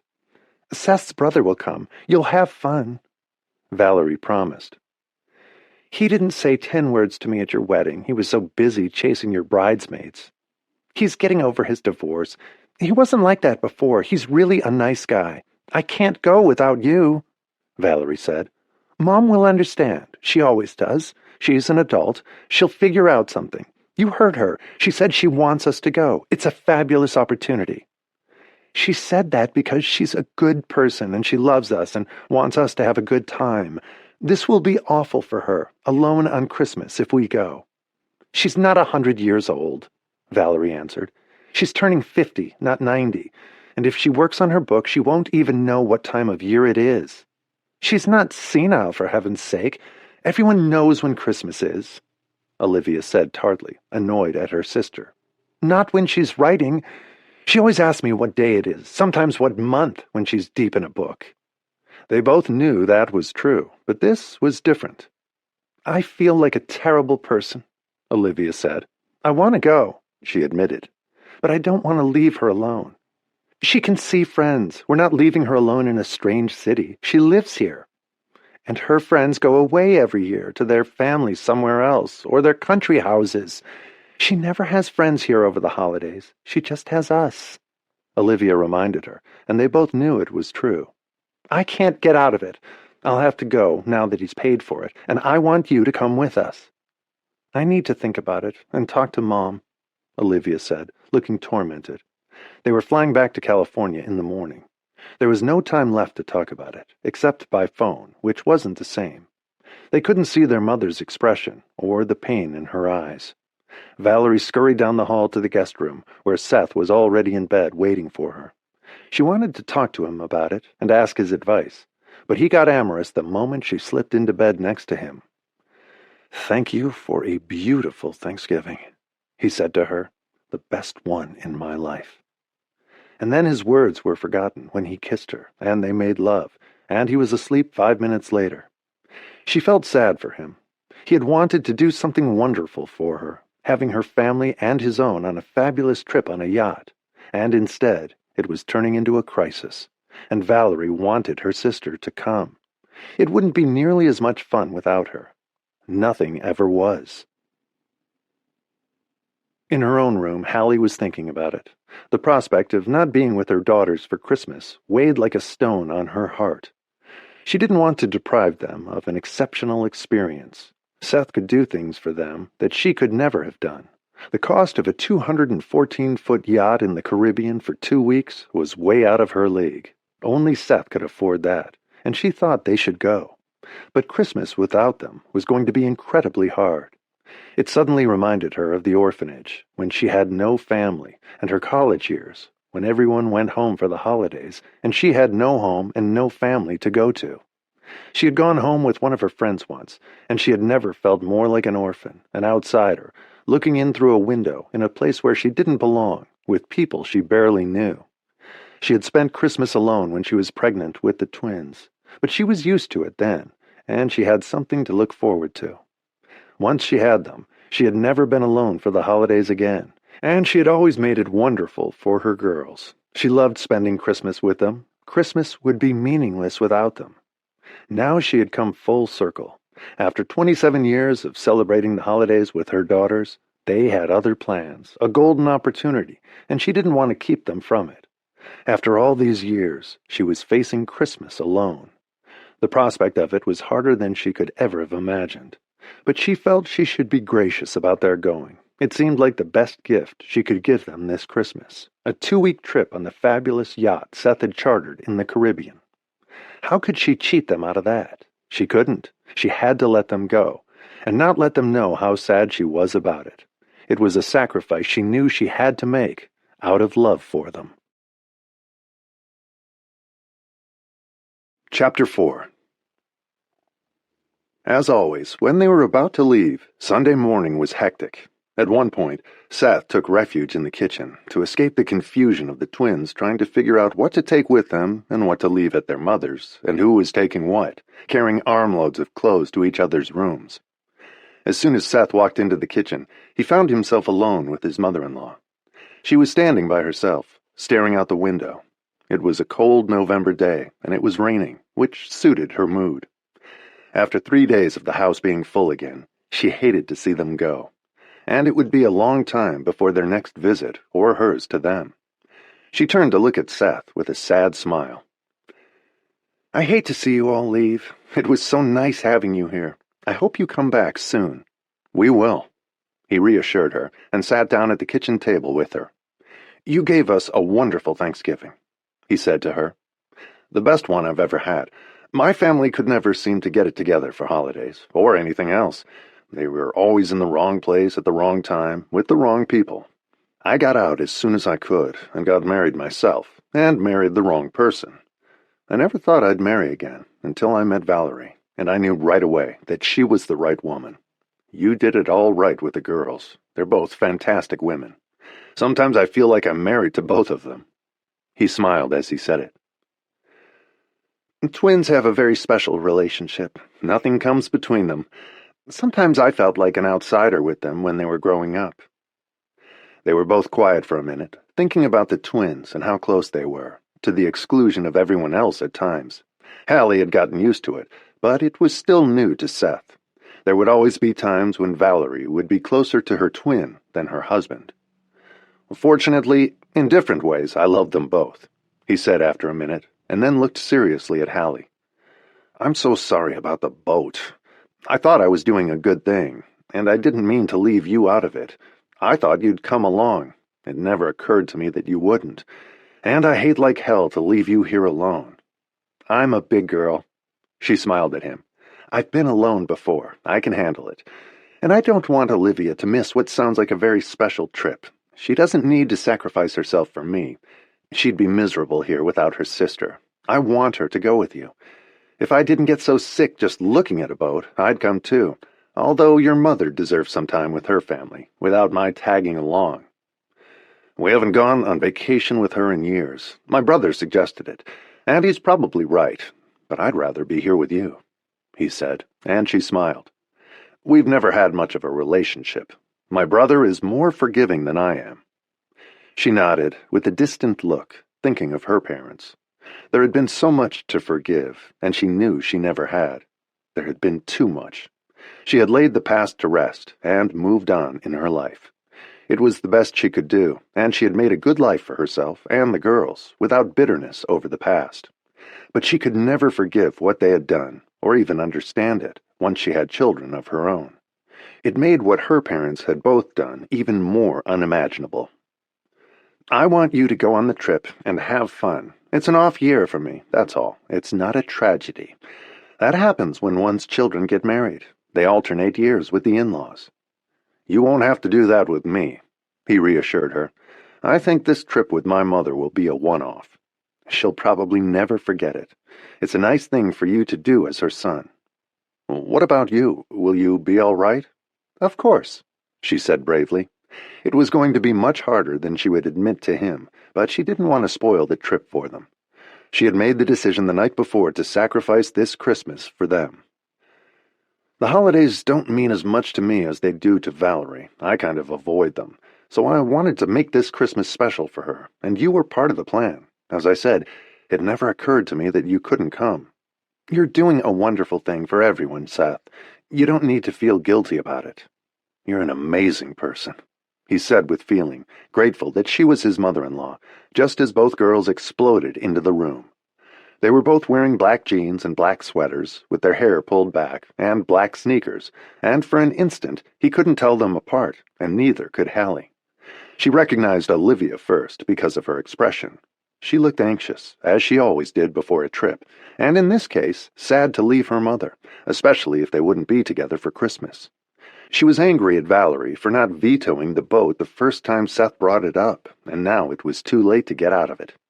She was still torn between going on the yacht with them and coming to New York to be with their mother. But she could tell that her mother was going to be stubborn about sacrificing herself. "What have you been up to in here?" Valerie asked her. "We were waiting for you two to get organized," Hallie said with a smile. Just seeing them together that way made her happy.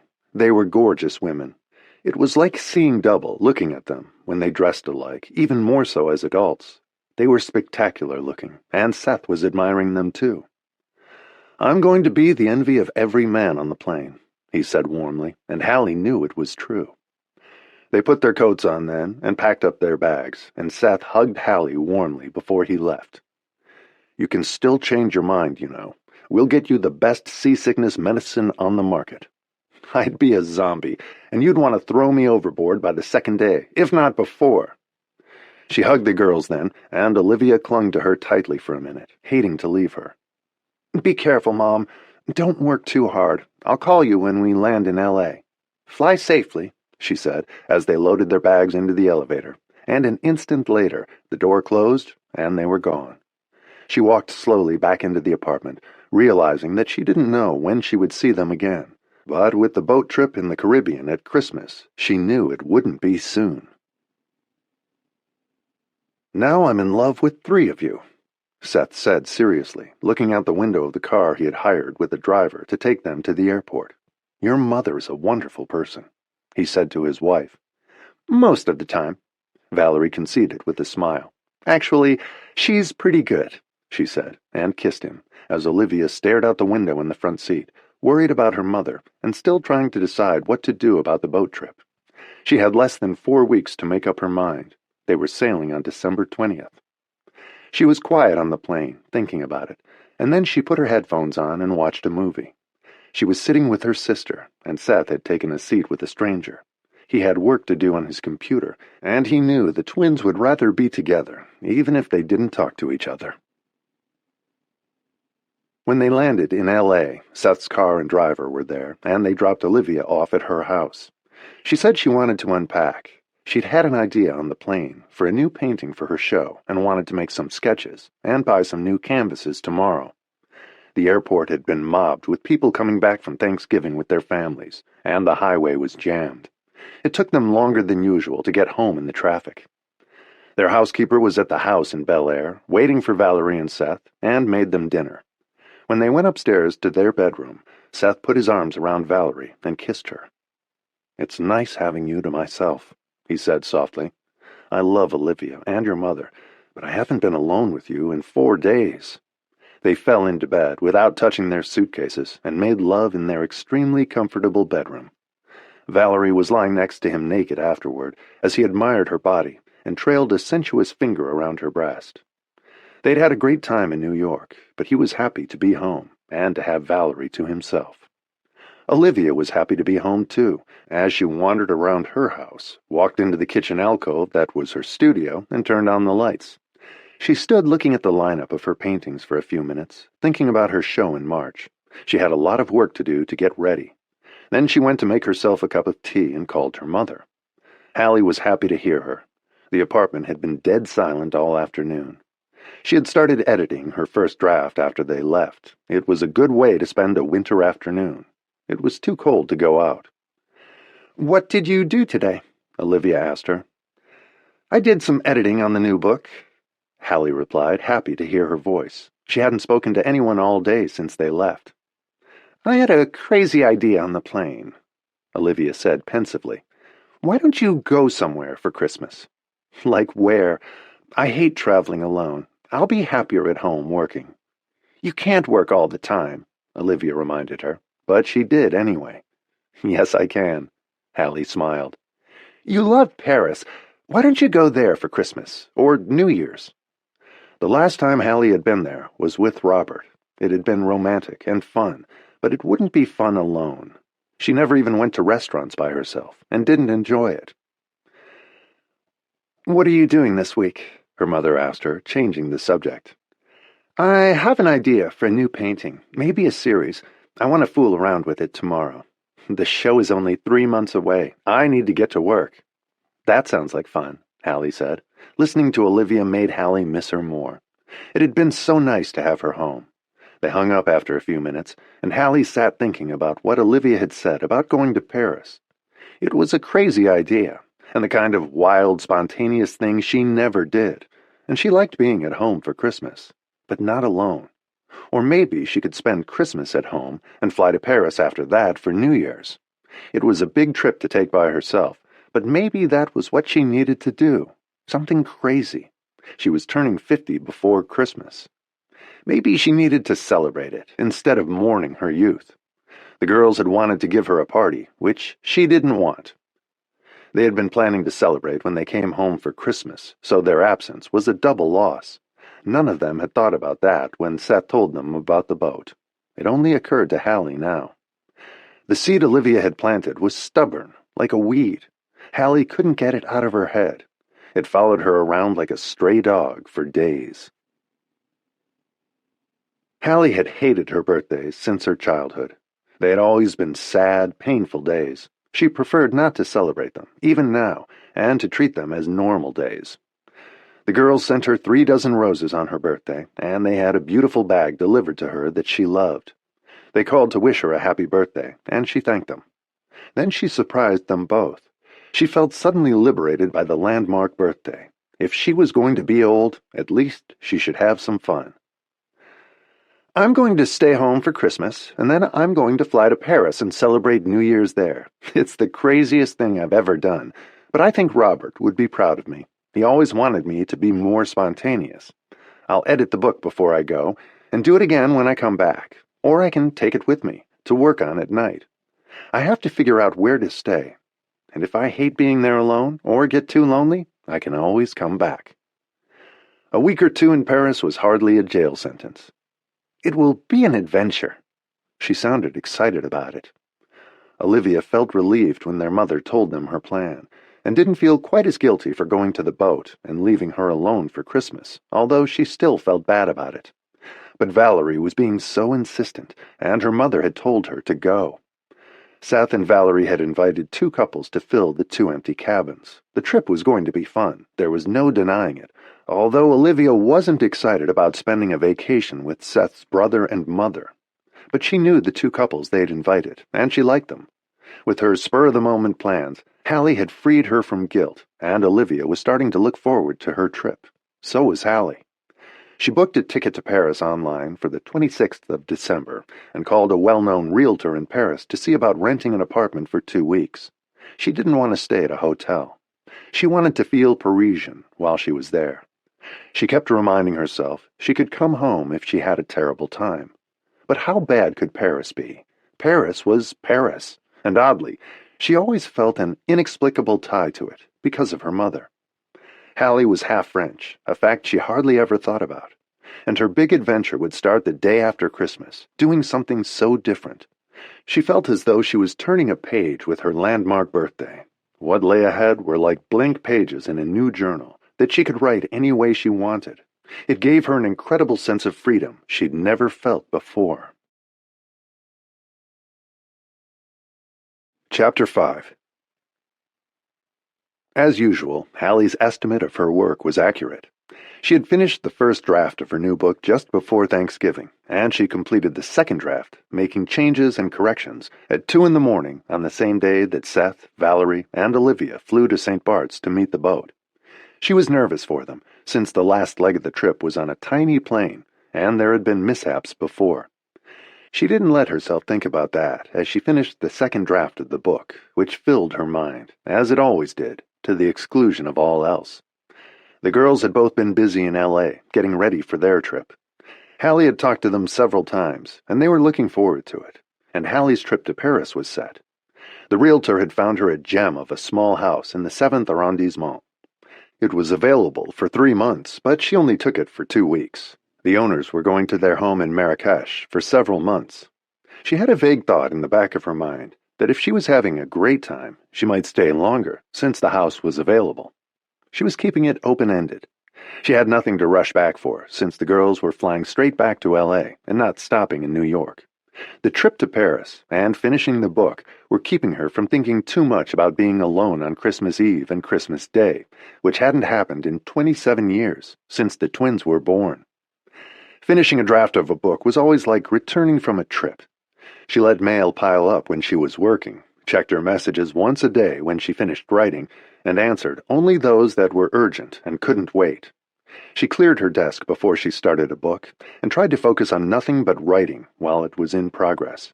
As soon as she finished a draft, she caught up on everything, as though returning from another world. She did that the night she finished, before she went to bed. Real time didn't matter to her when she was writing. She would keep at it until she found the right time and place to take a break for a few hours to get some sleep. Sometimes she didn't stop until the sun came up, or didn't go to bed at all if she was too wide awake to sleep in broad daylight. And sometimes she worked straight through for another day, and then crashed for a longer stretch.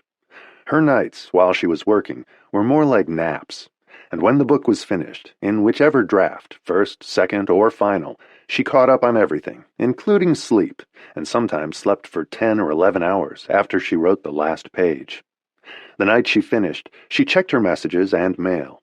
There was nothing pressing, invitations to a few Christmas parties she hadn't gone to and didn't care if she missed, Christmas cards from old friends or people she barely remembered, or had never known well.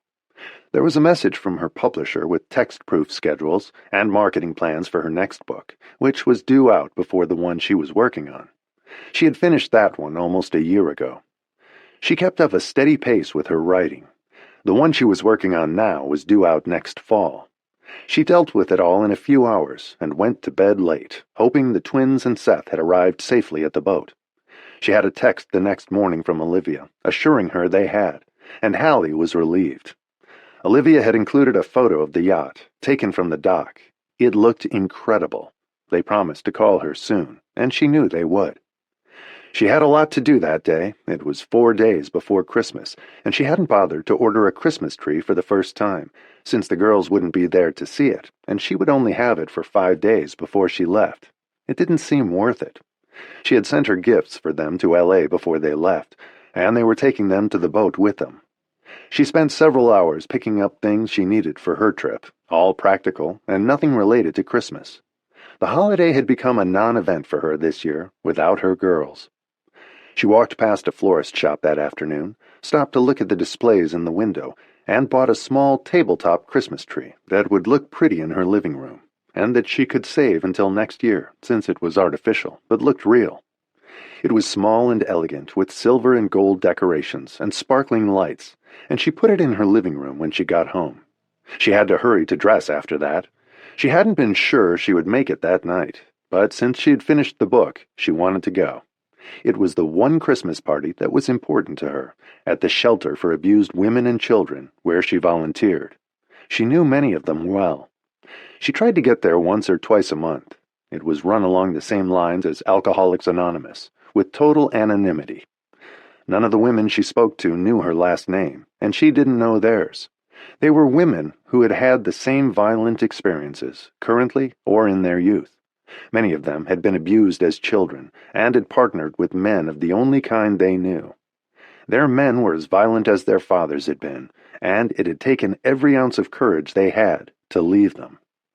It had been hard for Hallie to accept at first, but many of them went back, even several times, until they were finally able to extricate themselves for good. Some, even many, never did. Some of the women she had met repeatedly had been killed. The statistics were horrifying as to how many violent, abusive men made good on their threats and eventually murdered their partners.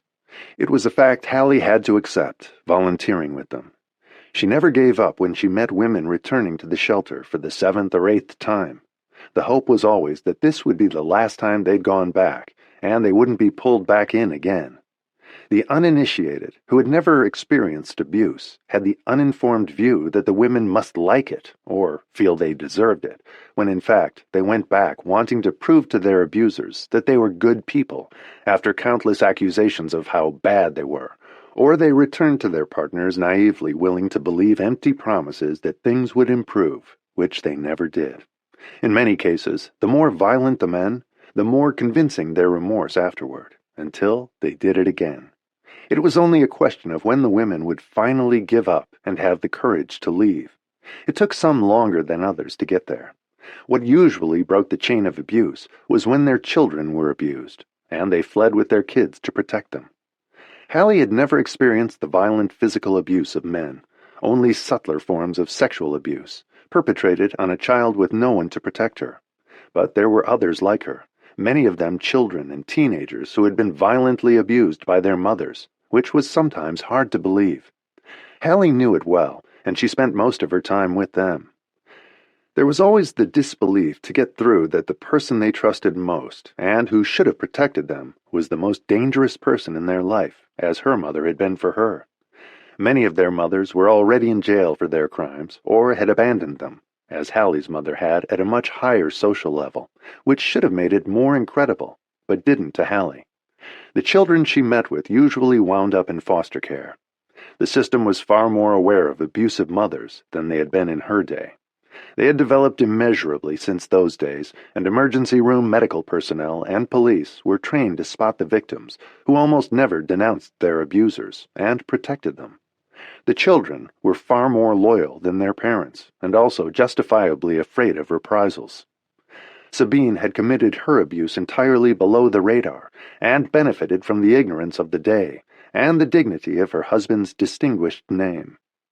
Hallie put on jeans, red sneakers, a festive red sweater, and a warm-down coat, and took a subway to Charles Barton House, the shelter on the west side, where she was a familiar sight, and they knew her well. The woman who ran it knew who she was, but no one else did, and no one had recognized her in the 10 years she'd been volunteering there. The twins were in high school when she started volunteering at the facility, and she never mentioned it to them.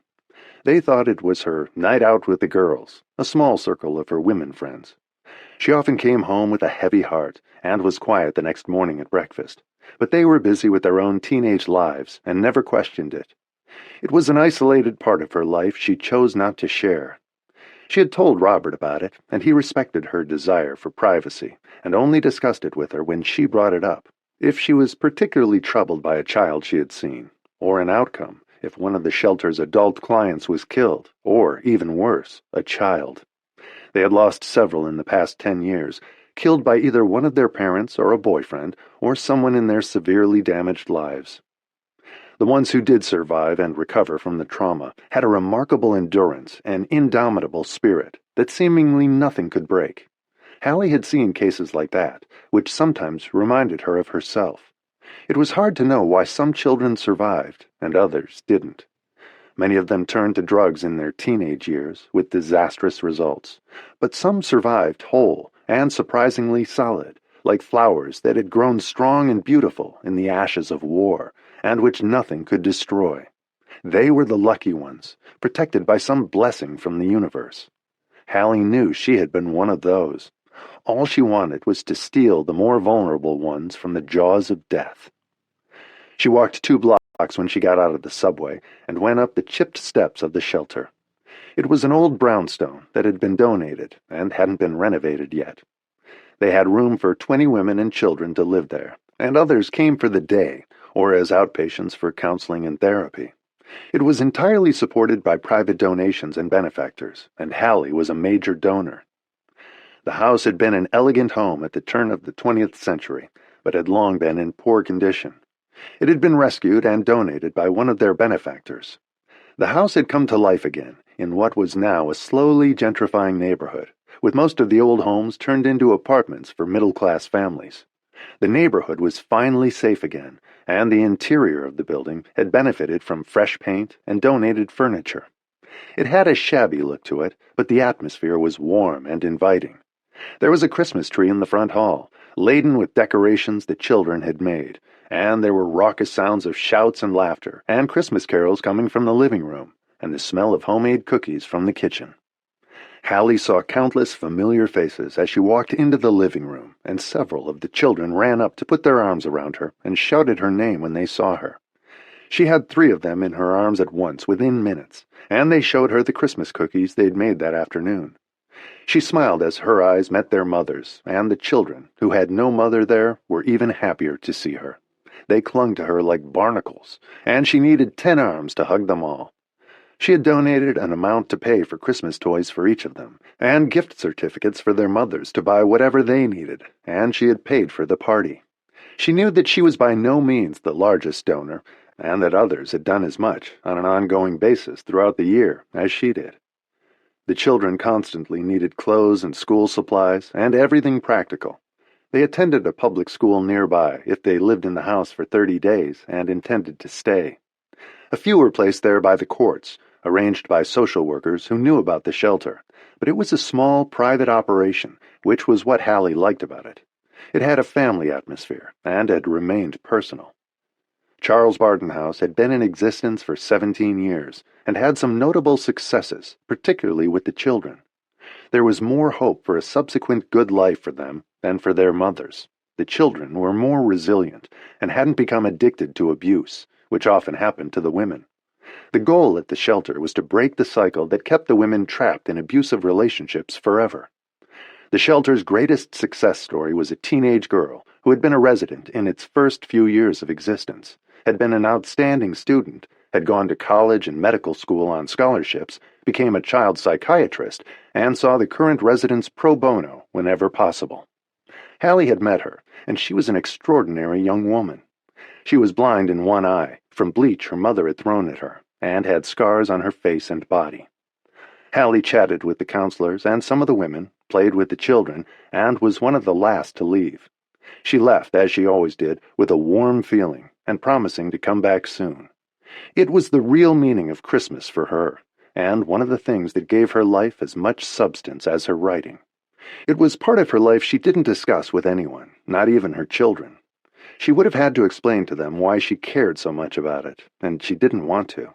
She had never shared the details of her early life with them.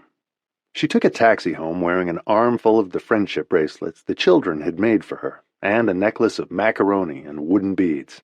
She carefully put them in a box of treasures they made for her. And the next day, she started packing for her trip.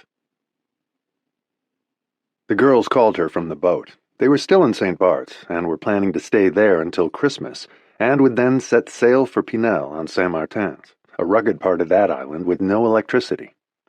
Seth had planned their route with the captain. He was Australian, and the crew of 18 was mostly from England and New Zealand, according to the broker. They were known to be one of the most accommodating, popular crews for charters, and did everything possible to make the guests comfortable and keep them happy. And the boat was one of the most beautiful available for charter. After they talked to their mother, Valerie and Olivia went to lie on sunbeds on the upper deck. The others were still having a gargantuan breakfast in an outdoor dining area on the rear deck, served by 3 stewards, a man and 2 women. The 2 girls looked at each other as they lay down, and Olivia laughed at her twin. "You are going to get so damn spoiled, you're going to be unbearable," Olivia said to her sister. "You already were, and this is going to make you even worse." Valerie grinned and nodded. "Yeah, I know. Seth is very good to me." She was grateful for it and didn't take it for granted. "Good to you? He spoils you rotten. You don't deserve it, but I'm happy for you. His mother is nice, by the way." Olivia had talked to Catherine at dinner the night before, sitting next to her. She wasn't an exciting person, but she seemed like a decent woman, even if Seth said she had never been an attentive mother, and she seemed somewhat ill at ease in his extravagant life. Her husband had sold insurance and was retired, and she was in real estate in Palm Springs. They were ordinary people. As a game show host, Seth's father had been a big step up for Catherine. She had been young and pretty then. Of the 3 husbands she'd had since, her current one was the nicest, though also not an exciting person. Catherine enjoyed talking to Olivia. Half the time she was confused and thought she was talking to her daughter-in-law. Olivia finally stopped correcting her. It didn't matter. At least someone was talking to her. Catherine's husband, Frank, was playing liar's dice with 2 of the other guests. The atmosphere among all of them was relaxed and easy, although the group was very mixed in both age and lifestyle. Seth and Valerie had an eclectic, varied group of friends. One of the couples they'd invited, Ted and Marie, were lawyers at Valerie's firm, and the other, Jacqueline and Basil, were British, worked in TV, and were friends of Seth's. Basil was a sound technician, and Jacqueline was a screenwriter. Everyone got along. "Peter is nice, too." Valerie put in a good word for her brother-in-law. She wanted Olivia to like him, and she knew she wasn't impressed. He was less serious and more extroverted than Seth. He was smart, had a good career as a tax lawyer, and had a sense of humor. "What do you think?" Valerie asked her, and Olivia rolled her eyes at her twin. "Stop pushing. He's fine. We have you and Seth in common, and that's all. And we'll see each other at your kids' birthdays and christenings. That's enough."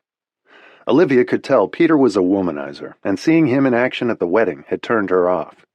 "His kids are adorable," Valerie added as a selling point, and Olivia gave her a shove. "I'm sure they are, and so are the 50 women he met online in the last month. He's a player, Val.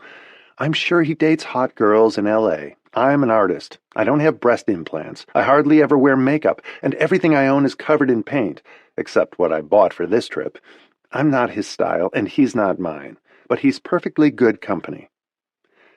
"How do you know who is your style?" Valerie said, exasperated. "You never date. All you do is paint." "I have a show in less than 3 months, and dating is too much work, and it seems so fake. I get dressed up to go out and seduce somebody, and then they get the real me and have to think I'm adorable in overalls covered in paint with uncombed hair. I had to buy a new hairbrush for the trip because I couldn't even find mine. I think I threw it out by mistake." "You need to make more effort," Valerie said primly. She always looked impeccable and killer chic. Olivia didn't care what she wore. "That's probably true, but I'm perfectly happy the way I am." The only time Olivia made an effort to look decent was when she went out with Valerie and Seth. "You're going to wind up an old maid," Valerie warned her, as Peter arrived on the upper deck in a bathing suit with dolphins on it, ready to sunbathe, with the business sections of the New York Times, the London Financial Times, and the Wall Street Journal, and Olivia closed her eyes, lay in the sun, and ignored them both. Seth joined them a few minutes later to make sure everyone was happy. Peter asked him if there was a disco to go dancing in St. Bart's, and Seth said he'd look into it, and a few minutes later, he went back downstairs to check on the other guests, and Olivia pretended to be asleep. She didn't want to make chit-chat with Peter and didn't care about the disco, and he was engrossed in his newspapers anyway. Valerie left a little while later to find Seth, and by then, Olivia really was asleep in the warm sun and snoring softly. She woke up with a start an hour later, and Peter was lying on the sunbed next to her and smiled. "You snore," Peter said with a look of amusement. Olivia rolled over onto her side and gave him an irritated look. "Thank you for telling me." "I do too. A lot of people do. Do you like to dance? I never got to dance with you at the wedding." "You were busy." "Jeannie and I used to date when we were in college. It was fun seeing her again," he said easily. "We both got incredibly drunk that night," he added with a grin. There was no artifice about him. He was like a big teddy bear or a big kid. Olivia laughed sheepishly. "I did too. I had an unbelievable hangover the next day. It was a beautiful wedding, though," she said, thinking about it. "They lead a charmed life, your brother and my sister. He can afford it, so why not? And he's crazy in love with your sister. He'll be good to her." He looked at Olivia intently then. "It must be weird having someone who looks exactly like you, like looking in the mirror." She smiled when he said it. "I never know which one of you I'm talking to." "I'll give you a clue," she said, grinning. "She always looks perfect. I forget to comb my hair, or actually, I don't bother to when I'm painting, and I always have paint all over me, somewhere." "Good to know," he said, as they lay side by side on their sunbeds chatting. "What do you paint?" "Abstracts, big ones." "Do you enjoy it?" "I love it."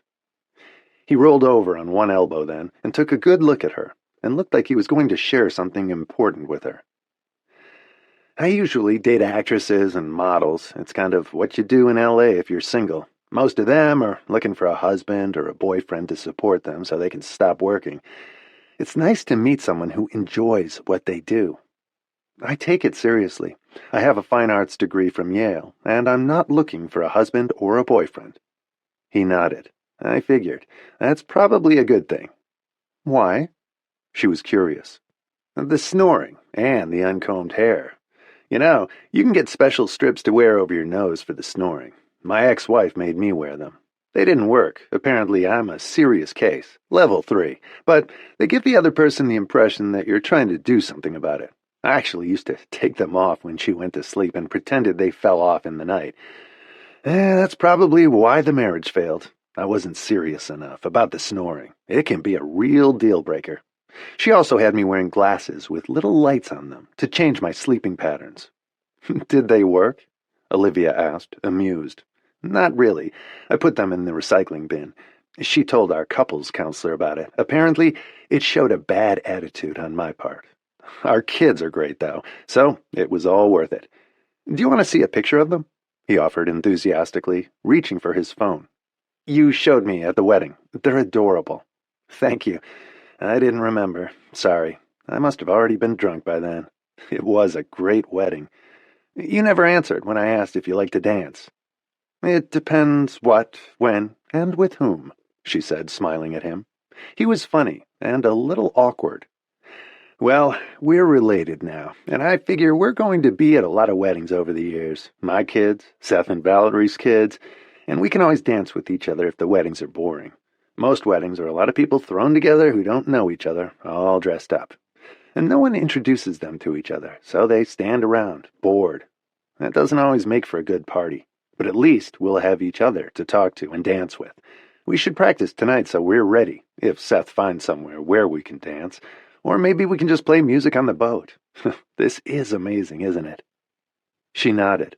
She had never seen anything as luxurious and couldn't begin to guess what it had cost Valerie's husband to charter. "My brother has always been incredibly generous," he said. "I didn't think he'd ever get married again until he met your sister." "Does she snore too, since you're identical?" Olivia laughed out loud when he said it. "No, actually she doesn't, but I have allergies." "Then you're not identical," he said confidently. And then he was curious again. "Do you like being a twin?" "We love it. We had a lot of fun with it when we were younger, and I think we're closer than most sisters. We shared an apartment and a bedroom all our life, until she and Seth got married." "I'm close to Seth, but I wouldn't want to share a bedroom with him. I need my space. But we've gone on a lot of trips together. He's the best guy I know. He's someone you can always count on. Our parents were pretty unreliable, and he was always there for me. Valerie and I are like that, Olivia said, except that our mother is super reliable. We could always count on her. I guess that's why you're both such nice, solid, normal people. And I mean that as a compliment. And I don't think it's a mystery why Seth and I both failed in our marriages. Our mother's a nice person, and our father is a character, but they were terrible role models for relationships. They made poor choices, and so did we. And then they screwed it up every time after marrying the wrong person. Seth and I learned from our mistakes, but we did it the hard way. I think my mom is okay now, and her current husband is a good guy, although pretty boring. But she seems to like him, and I don't think she has the energy to get divorced again, which is a good thing. We had a revolving door on our homes while we were growing up, and you never knew who would come through them. Our father wasn't the best choice either, Olivia said quietly, but our mother managed fine on her own, and was kind of mother and father to us. We had everything we needed from her emotionally. He was just a cameo appearance, occasionally. Our whole family were guest stars who changed every season. The only constants were the two of us, Peter said, as Valerie and Seth appeared on the sun deck to check on them. What are you two up to? Seth inquired, and sat down on a sunbed next to them, as Valerie slathered sunblock on him so he didn't burn since he was so fair. Peter had brown hair and dark brown eyes, and they looked nothing alike.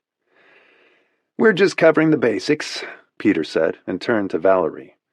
You didn't tell me that your sister snores, he said seriously, and Valerie looked mortified. She does not, she said, glancing at Olivia, who was laughing. Oh, yes, she does. Don't lie. I heard her, and she admitted it. She needs to get those little strips that Barbara made me wear, if she ever wants to find a husband. Seth started to laugh. Olivia was grinning, and Valerie wasn't sure how to react. Peter says I'm going to wind up an old maid if I snore, Olivia volunteered. I want to be a spinster aunt one day. So, are we going dancing tonight? Peter asked his brother. Apparently there's a very good disco. If you're serious, the crew will drive us there. I think it would be good for Mom, Peter said, and Seth laughed again. If you pour enough champagne before we go, she might enjoy it, he said. Lunch is in 10 minutes. We came up to get you. Valerie had been nervous that Peter and Olivia would be at each other's throats by then, but they seemed very much at ease, almost like a real brother and sister, taking friendly potshots at each other, and there had been a few serious moments before their respective siblings joined them. We'll be down in a minute, Peter said, as Seth and Valerie disappeared down the staircase to the lower deck, where lunch was being served. Shall we? He asked Olivia, and she got up and wrapped a turquoise pareu around her. She was wearing a black bikini and had the same spectacular body as her twin. Peter made no comment about it, but followed her down the staircase, watching the natural sway of her hips. He was looking forward to dancing with her at the disco, and planned to make sure they went. Chapter 6. On the morning of Christmas Eve, Hallie had everything ready for her trip. The clothes she was taking were hanging on a rack in her bedroom, ready to put in her suitcase, with all the accessories laid out to go with them, bags, and shoes. She was taking casual clothes, since she wasn't going to be doing anything special, just walking and exploring museums and places she had liked before, and some shopping. She was packing one simple black dress, in case she went to a nice restaurant for dinner, though she wasn't planning to. She was going to cook for herself, or go to nearby neighborhood bistros that were busy and informal enough that she wouldn't feel uncomfortable being alone. People watching had always seemed exceptionally good to her in Paris restaurants. The combinations were always interesting. Much older men with pretty, very young women, or sexy, sophisticated, middle-aged or older women with handsome young men. Couples who looked bored with each other and flirted with people at other tables. Girls glancing coyly at men, hoping to be picked up, and men alone or in pairs, more than happy to oblige them, some wearing wedding bands. To Hallie's keen observer's eye, there always seemed to be an undercurrent of sex and romance in Paris. She had said that to Robert when they were there, and he had laughed, but they had made love for hours when they got back to the hotel. "Is that what you meant?" he asked her, as they had lain in bed afterward in their luxurious suite at the Ritz. "Precisely," she said, and then they had taken a long bath together, talking and laughing and whispering. They were lovers and best friends, which was what made it so hard to lose him. Millie, Hallie's assistant for the past 15 years, showed up mid-morning to deliver the typed version of the manuscript. She came to get the filled legal pads as Hallie finished them, and typed them up neatly for her. She had come to bring her the last one, so Hallie could take the whole manuscript with her and work on it during her evenings at home in Paris, of which there would be many, according to Hallie. She didn't anticipate going out at night. The manuscript was clean and impeccably tight. Millie had no trouble deciphering Hallie's handwriting. She had worked for her for so long that she could read it backward and upside down. She knew what all the little abbreviations meant, and following the asterisks all over the margins was easy for her. Hallie accepted the manuscript with relief and slipped it into her briefcase.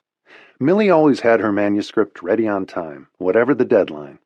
She also came in to help Hallie in the office 2 or 3 days a week with manuscripts and galleys to copy, bills to pay, papers to file, journalists to call. She communicated with Hallie's agent and attorney and genuinely made life easy for her. She was 43 and had come to Hallie through an editor at her publishing house, who knew Millie was looking for a job where she could work from home a good amount of the time. She wasn't a beauty, but she was attractive, with very fair skin, big blue eyes, and blonde hair cut short. She had an easy California style, which was where she came from. She was very capable and solved all of Hallie's problems on the days she was there. Her schedule was flexible. She would come in according to how much Hallie needed her to do, and didn't mind staying as late as it took to get the job done. She had lived with her invalid mother until a few years before, when her mother had finally died. And now, like Hallie, she was alone, and filled her days and nights with work. Hallie paid her well for it, and Millie was proud to work for her. She loved Hallie's books, and typing the manuscripts seemed like an honor to her. She was worried about Hallie going to Paris alone. Millie never went anywhere, although she used to go to Atlantic City with her mother, because her mother loved to gamble, playing blackjack and the slot machines. Millie hadn't been back there since her mother had died. Hallie's trip to Paris sounded ambitious and particularly risky to her, with a house rental offering none of the protections and security of a hotel. They exchanged gifts. Hallie had bought Millie a leather tote bag to bring her things to work, but Millie said it was too nice, and Hallie was afraid she wouldn't use it. Millie gave her a cozy robe to wear when she rode at night, and a red leather passport case for her trip, both of which Hallie loved. Millie always gave her useful, thoughtful gifts. She slipped her passport into the case immediately and put it in her purse. "I wish you'd stay at a hotel. You loved the Ritz the last time you were there." "Too many memories," Hallie said simply. "A house will make me feel like a Parisian. There's some kind of guardian. They left the keys with him, and I'm sure the house has an alarm. Nothing's going to happen, I promise." Millie didn't look convinced. "Let me know if you need anything, and I'll take care of it," she said, still frowning with concern. There was a warm, mutual respect between them. Millie had been supportive through all of Robert's illness, and had helped Hallie organize the funeral. She had common sense and good judgment, kept track of all the details of Hallie's life, and reminded Hallie of things she might have forgotten otherwise. The twins called her for help or advice or information sometimes too, and she had done little errands and missions for them, when she had time, and didn't have a manuscript to finish. Hallie's work was the priority, but she liked all 3 women and was grateful for the job. The girls had just been kids when she started. She lived further uptown, in the East 80s, in the apartment she had shared with her mother in the old German neighborhood that was mostly young working people now. Only a few of the old Germans still lived there. When Millie left, Hallie answered emails and then started packing. She was surprised that she needed 3 suitcases in order to take everything she thought she'd need, and she took a few of her monogrammed towels in case she didn't like theirs. She was particular about good quality bed linens and towels. Hallie surrounded herself with the best of everything, including efficient employees. Hallie had promised to call Millie from Paris soon after she arrived. When she finished packing, she made a salad and poured herself a glass of wine. It was Christmas Eve, and she hadn't been alone on that night since the twins were born. She tried not to think of what day it was, and of all the Christmases having dinner with the girls, dressed up and sitting at their dining table, and later with Robert. Even though her childhood Christmases had been so painful, the ones that came later were precious memories. She felt as though she had come full circle after all those wonderful years, and was alone again. But she was glad that Valerie and Olivia were together, sharing Valerie's new life on the boat with Seth's relatives and their friends. It sounded magical. Hallie stood looking out the window as snow fell on Central Park. It looked like a Christmas card, with a dusting of snow sticking to the ground and the trees. She was glad that she was going to Paris, even by herself. It gave her something to look forward to. The girls called her before she went to bed, and it sounded like they were having a wonderful time. There was laughter and music in the background. The girls were happy. Seth got on for a minute to wish her a Merry Christmas, and apologized again for taking a vacation she couldn't join in.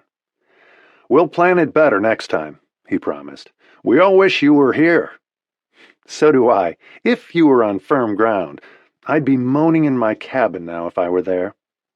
They had left the port that night to avoid the revelers, and were at anchor just outside the port. The boat was rocking gently, which didn't bother any of them, but would have ruined Hallie's Christmas. Valerie and Olivia got back on the phone after Seth. "We miss you, Mom," the girls said in unison on speakerphone. "Are you okay?" "I'm fine. I miss you too, but I'm happy you're having fun. I packed today, so I'm all set. It's snowing here." "We're going to play charades after dinner and have a dance party," Olivia told her. They sounded like children. "We're going to open our presents from you tomorrow morning when we get up, just like when we were kids." The gifts were all supposed to be from Santa Claus then, and one from her. She had always made Christmas especially wonderful for them, and Locke had turned up at some point in the day to give them each a gift. Hallie, too. It was always something fun that she wouldn't have bought them. She suddenly remembered the year Santa had brought them twin pink Barbie bikes, which she had spent all of Christmas Eve putting together with a wrench and diagrams, and almost didn't finish in time. She smiled at the memory as she talked to them. She had bought them each a Chanel handbag, a bikini, and a pareu. Valerie's was orange, and Olivia's shocking pink. The bags were both black, which would be useful when they got back to L.A., and she had presents from them to open the next day. Peter turned out to be the most creative at charades, and Seth, Valerie, Peter, Olivia, and the two guest couples stayed up to dance on deck for a while after Catherine and Frank, Seth's mother and stepfather, went to bed. They danced for a while, and then sat around talking about Christmas memories. Peter and Seth remembered their Christmas in Las Vegas with their mother, the third time she got married, at the Elvis Chapel. "It was colorful," Seth said with an arm around his wife. "We should go to the disco again, before we leave St. Bart's," Peter suggested. They'd had fun the first time, on their second night of the trip. "It might be our last chance for a real disco," Peter said, smiling at Olivia. She'd had fun dancing with him, and all the others. Peter danced with everyone, and was impressive on the dance floor. He had called his daughters that night, and Olivia noticed he looked serious afterward. She could tell that he missed them, and he went to his cabin afterward. Hallie went to bed after she talked to the girls, and when she woke up in the morning, the park was blanketed in snow, and she could see children hurrying there with their parents with brand-new sleds and silver saucers to ride in, to try them out. It wasn't her usual Christmas, but she was leaving for Paris the next day, so she didn't feel she had a right to complain. She had a wonderful life, and missing one holiday was not a tragedy. And she could guess there might be other holidays alone ahead, if Seth and Valerie had travel plans, or Olivia met someone and went away with him. They were grown-ups now.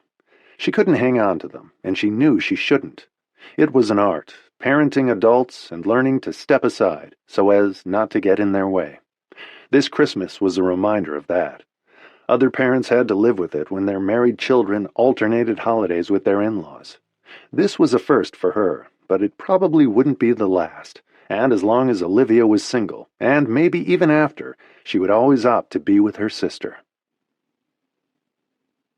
She spoke to the girls again on Christmas morning on FaceTime and opened her gift from them while they were on the phone. They always got her a joint gift and had bought her an antique gold bracelet from the 1950s at Fred Leighton. It was very chic, and she loved it and put it on immediately, and they were wearing their new bikinis and pareus, which she could see on FaceTime.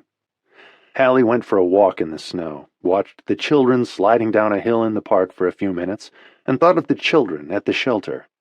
She closed her suitcases when she got home and was all ready to leave the next day at 2 p.m. She gave herself extra time because of the snow, but it was already melting by noon. Her flight was at 6, and she had to check in at 4. She had treated herself to a first-class ticket, with a seat that could turn into a bed, with a mattress, a comforter, pillows, and a blanket, and her own TV screen to watch movies. The flight only took 6 hours heading east, and would arrive at 6 a.m. local time at Charles de Gaulle Airport. The day after Christmas, the doorman sent a porter up to help her with her bags when the driver arrived, and she came downstairs in black suede boots and a big black down coat. She was wearing a white sweater and a white knitted cap and gloves, and carrying a big travel bag she loved that she'd bought at a fancy vintage auction. It was a big alligator Hermes Birkin that was well worn and looked seasoned, in a size they called a 40, which meant the length of the bottom of the bag was 40 centimeters, or 16 inches, and she could put everything in it and still close it. She had her passport, wallet, credit cards, cash in dollars and euros, a small pouch of makeup, her hairbrush, keys, and all the odds and ends she traveled with, and to freshen up with when she arrived, since she checked her cosmetics through in her luggage. She had put in a book that she wanted to read, a current bestseller, and the January Vogue to read on the plane. She always traveled with some small lucky things the girls had given her. The bag was bulging and heavy, but closed when she left the apartment, and she smiled as she rode down in the elevator. It really did feel like an adventure. She suddenly couldn't wait to see Paris and the house she had rented. She hoped it lived up to the photographs the realtor had sent her. The snow wasn't too bad on the road, but the driver was careful and drove slowly. The highway had been cleared by snowplows earlier, and there was salt on the ground. There was a separate area for first-class passengers when she got to the airport, and an Air France ground crew member and a porter helped the driver get her bags through curbside check-in. She tipped them, thanked the driver, and walked into the terminal. They looked at her passport, and all was in order. The trip was off to a smooth start. She noticed that a few passengers were wearing masks, as a cautious leftover reminder of the pandemic. Some people traveled with them now, particularly older people and travelers from Asian countries. Hallie wasn't wearing a mask. She'd had the vaccine and felt comfortable traveling. She went through security and took her laptop, iPad, and phone out of her bag and put them in a bin separately.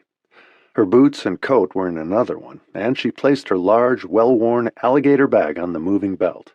It was too big for the bin. It was a beautiful piece of craftsmanship, with a subtle patina to it that conjured up images of sheer elegance. It was unique and killer chic. She saw several women stare at it. It was hard to ignore for its size and style, an object of ancient luxury. It disappeared into the X-ray machine and lumbered out the other side as Hallie stepped through the metal detector in stocking feet and went to reclaim it. She set it down at her feet, got her boots and coat on, and tucked all her electronic devices back into the alligator bag. There was a horde of other travelers lined up around her, as it was a busy travel day, and as she stowed the bins she'd used, she bumped into a tall, good-looking man next to her, with brown hair and blue eyes and a dusting of gray at his temples. He was traveling in jeans, after-ski boots, and a big down parka, and he smiled at her as she put her coat on, and they set off into the terminal to head for their gates. She stopped to buy magazines and some snacks, put it all in her bag, which got noticeably heavier, and reached the gate in plenty of time to board the plane. She noticed the tall man in the black down jacket checking in for the same flight. He smiled at her again, and she nodded, and a member of the ground crew ushered Hallie inside quickly as a first-class passenger. There were only 4 first-class seats on the 777 flight. She had reserved a single window seat, and the one on the other side of the cabin was occupied by a woman wearing dark glasses with a Yorkshire Terrier on her lap. And in the center section there were 2 seats together, as yet unoccupied. A steward and a flight attendant greeted Hallie and ushered her to her seat, where she set her bag down and got organized. She pulled a cashmere blanket out of her bag and dropped it on her seat, folded her coat onto the smaller seat in front of her, and got her bearings. The seat across the aisle from her was one of the two unoccupied. She sat down and took one of the magazines out of her bag and glanced through it, just as the last two passengers arrived, both men.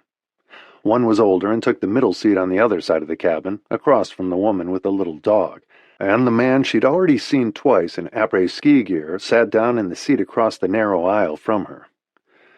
"We keep running into each other," he said pleasantly, as he removed his coat, and the steward took it from him to hang in the closet.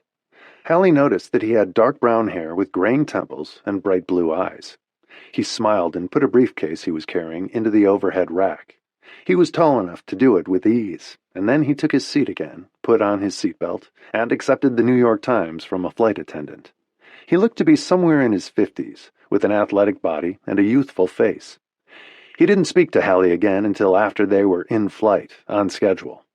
He accepted the glass of champagne they offered once in the air, and Hallie took the sparkling water and flipped through the movie choices with the remote, as the tall man glanced over at her. "Do you live in Paris?" he asked her. She looked like it. Even in her wintry snow gear, she had a stylish air to her that looked French to him. He had put his paper down when he took the glass of champagne. "No, just visiting," she said, with the remote still in her hand as she glanced over at him. Normally she didn't speak to strangers, but he seemed friendly and relaxed. He had a respectable air to him, and there was a holiday spirit on the plane. "Are you going skiing in Europe?" she asked him. It wasn't like a pickup. They were just fellow travelers on the same flight, and there was no harm talking to him. "No, my son works for an American law firm in Europe and lives there.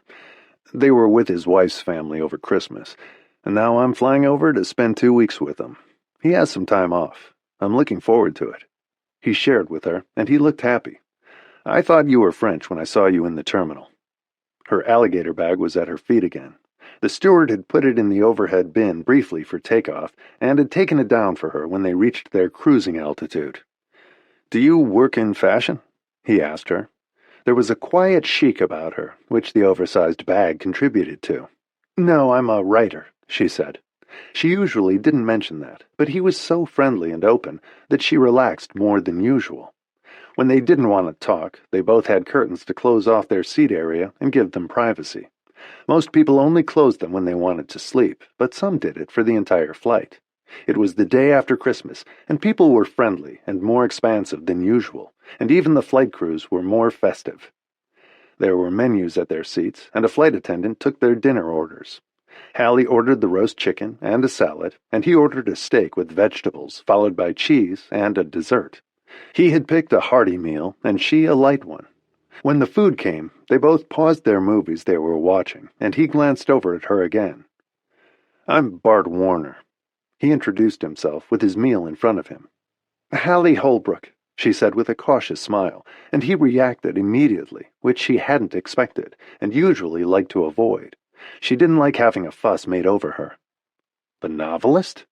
He looked impressed as she nodded, and he smiled broadly. "I'm a fan. I've read your work. I like it very much. Beautiful character descriptions, and great plots. I can't put your books down when I start them. You've kept me up till nearly dawn on many nights." He smiled at her. "Thank you. That's nice to hear." She never knew how to respond to people, and most of the time the compliments embarrassed her, but she thanked him. "You have a broad understanding of the human condition and emotions, and I particularly like the way you write about men and their reactions. You get into your characters' heads, and the reader really sees how they got to be the way they are. I've read 5 or 6 of your books, and I keep meaning to catch up on the few I may have missed, but I haven't gotten around to it. I've been pretty busy." It felt rude to ask what kept him so busy, and what kind of work he did, in the circumstances. She didn't want to be nosy, even if he was friendly, and had initiated the conversation. She didn't want to abuse it. "How long have you been writing novels? I know you've written a lot of them." "The first one was published almost 23 years ago. The second one really launched my career as a writer 3 years later. That was 20 years ago. Not exactly an overnight success, but a very impressive one. I really enjoy your books." He complimented her again, and sounded sincere. They chatted for a while longer, and then went back to their respective movies, and eventually she glanced over at him, and he was asleep.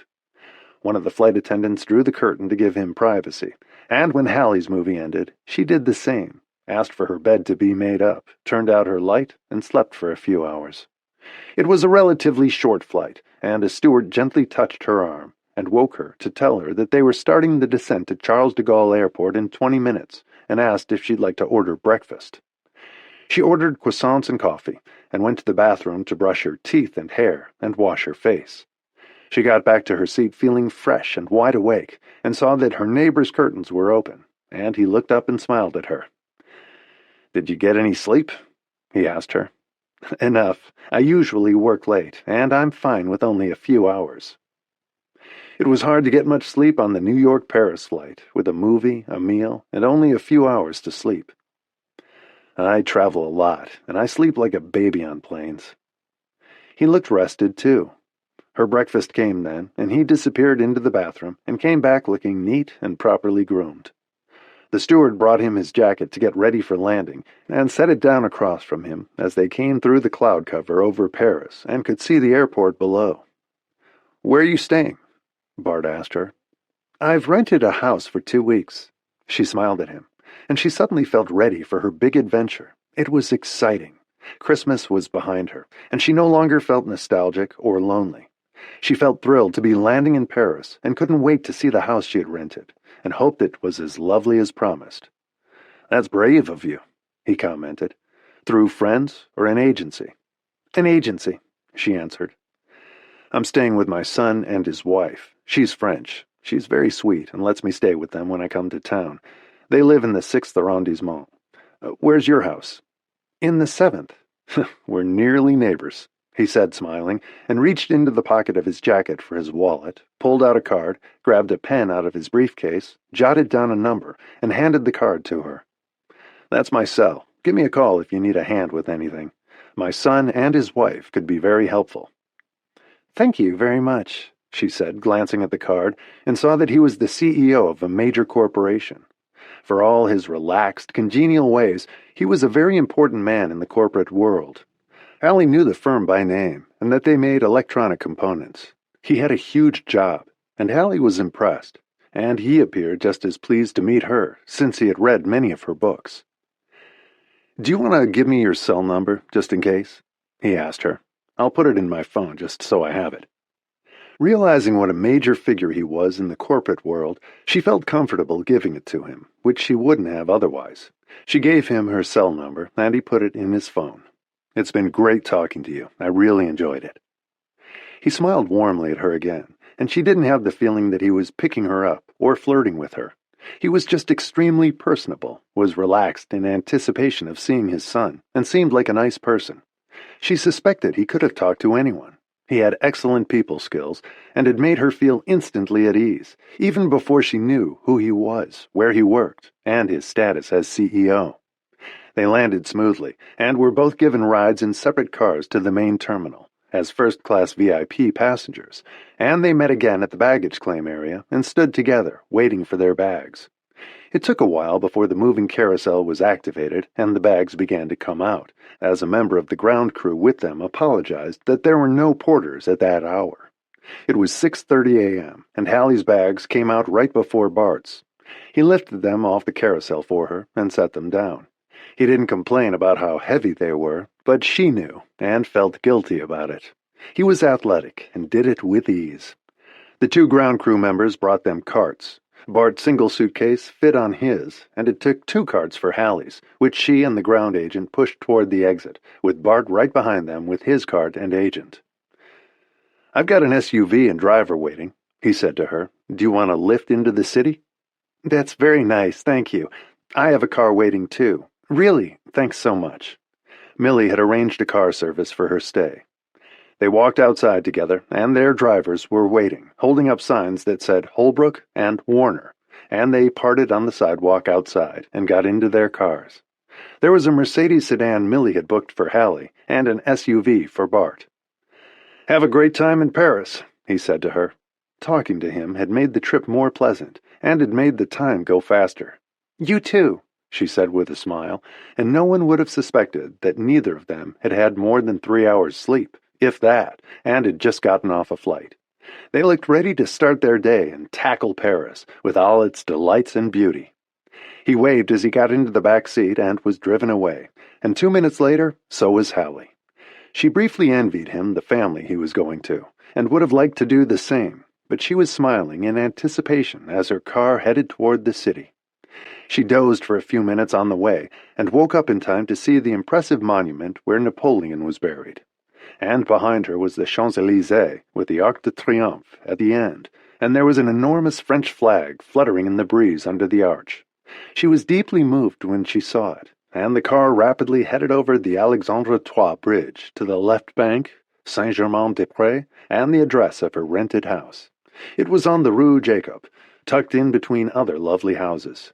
There was an entrance for carriages with tall gates and solid shiny black doors, and neatly trimmed hedges in front. It looked very chic. She had already agreed to pay the gardener for the duration of her stay, and she could see the guardian's lodge. There was a maid who would come 3 times a week. Hallie saw the guardian watching her as they drove in. He was standing in his open door, staring at her before she could ring the bell. She walked over to him and introduced herself, and he looked as though he wanted to snarl at her, but didn't. She knew his name was Henri Laurent. "I'm very pleased to be here and meet you," she said, as he continued to gaze at her suspiciously. "The realtor told me that you would give me the keys," she said in French. She spoke it adequately after studying it in private school, before her father died, and again in college. She still remembered a little from her mother, but had forgotten most of it since she was so young then.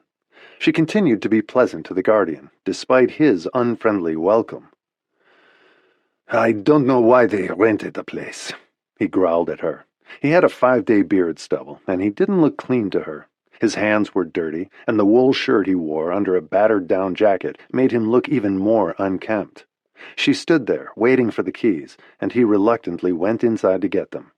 She realized that he had a dog, and heard it more than saw it, but she hoped it was a good dog and would protect them. The dog came out a minute later, and Hallie saw that it was a pit bull. She could never understand people who owned them. What was the point of having a dog who would terrify the residents of the house as well as strangers? It seemed to reflect his own attitude, unnecessarily aggressive. "Is the alarm on?" she asked him over her shoulder after he handed her the keys, and he laughed. "You don't need an alarm. No, it's not. Médor here will keep you safe. You have no enemies in Paris. Why do you need an alarm?" She didn't answer. He stood in the doorway watching her again as she went to the main door of the house and unlocked it with the keys.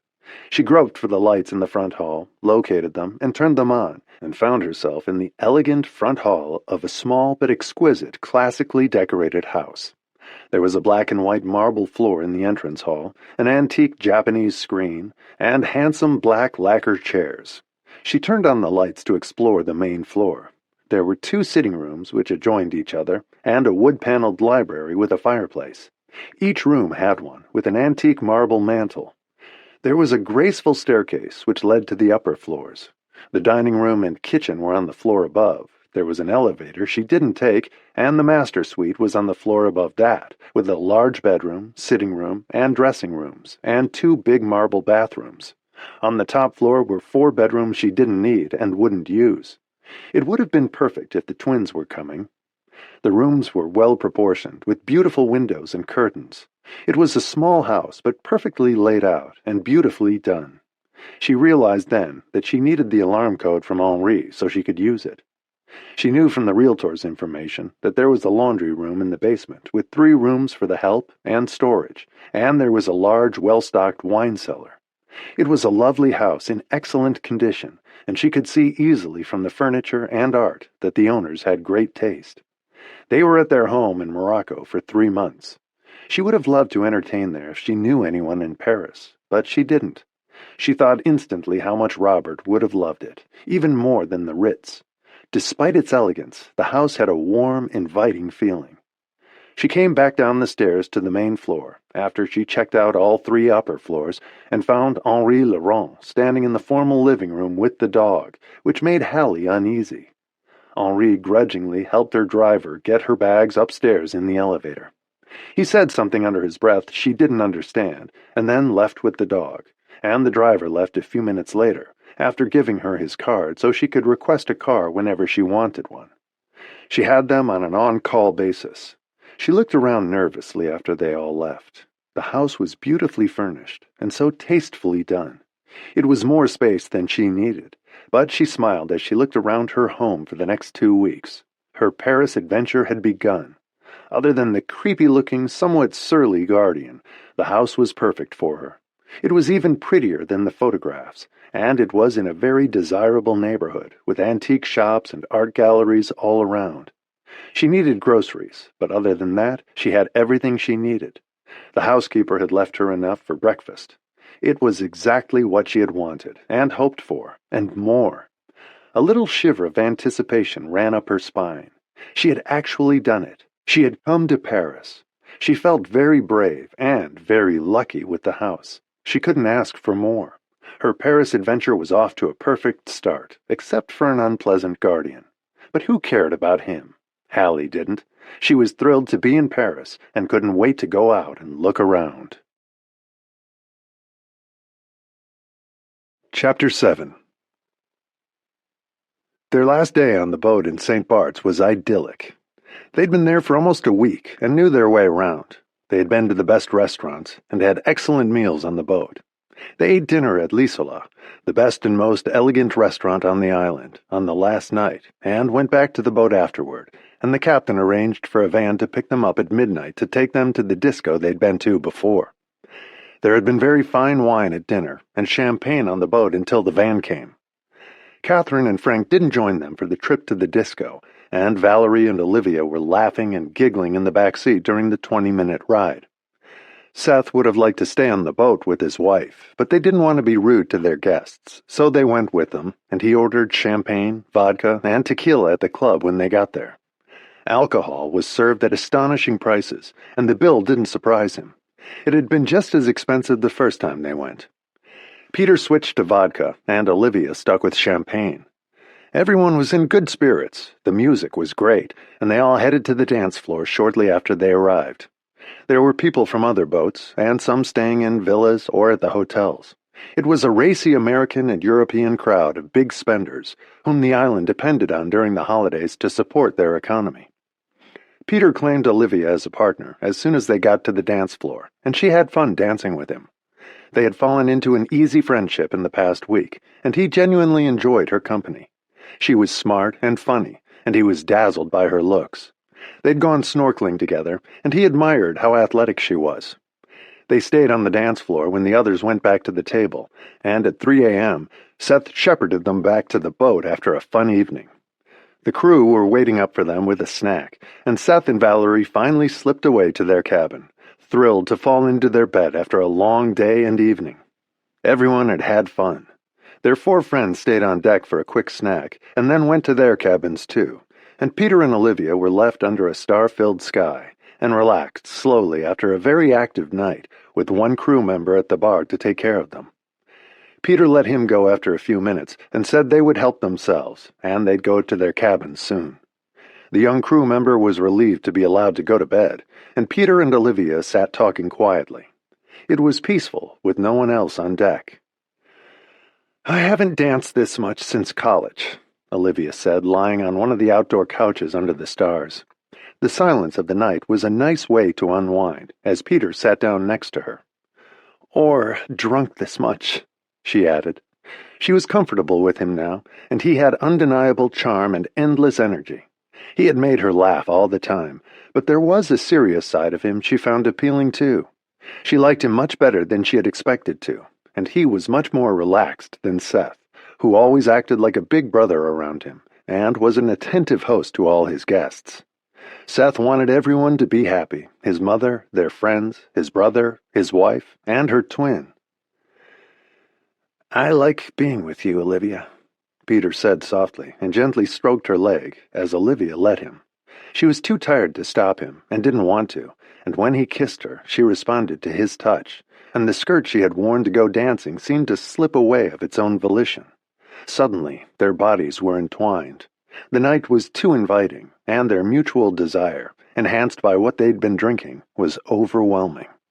Olivia wasn't sure when it had happened, but she had begun to find him powerfully attractive after the first time they went dancing, and the feeling had gotten stronger day by day. He was easy to talk to, and she was comfortable with him.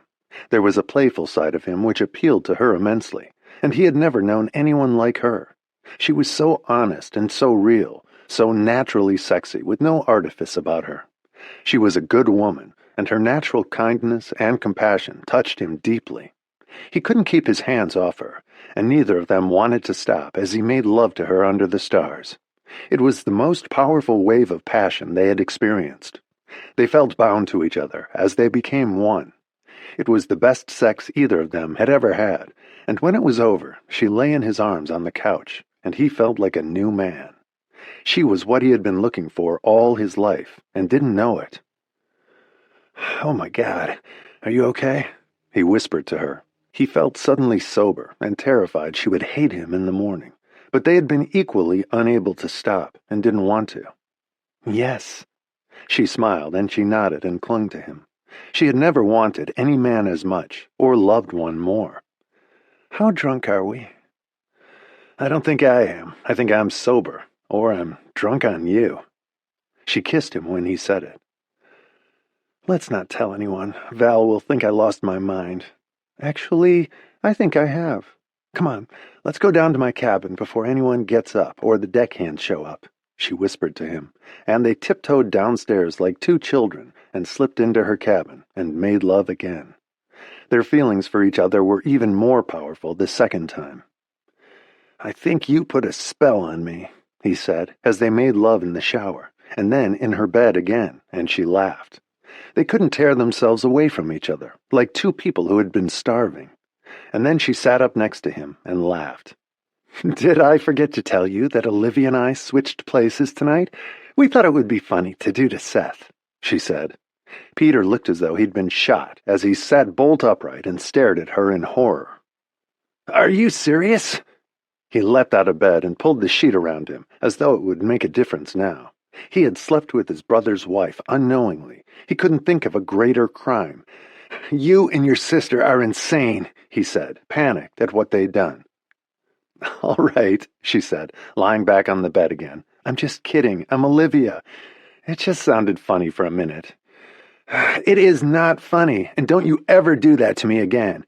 You scared the shit out of me," he said, and lay on top of her, pinning her arms down. "Swear to me, you two will never pull a switch on me." "I swear," she said innocently. "Besides, Val doesn't think we should do that anymore, except for unimportant stuff like driver's licenses or little things." "This is not a little thing," he said to her seriously. "I think I'm falling in love with you. I've never felt like this in my life or had sex with anyone the way we do. Isn't there any way to tell you two apart?" Olivia hesitated for a long time before she answered. It was a secret she and Valerie had never told anyone, not even their mother. "Maybe," she answered vaguely, and brought a graceful foot up to where he could see it. "There." She pointed. "Where?" Peter was still shaken by her pretending to him for a minute that the twins had switched. "What?" She pulled two of her toes apart and pointed.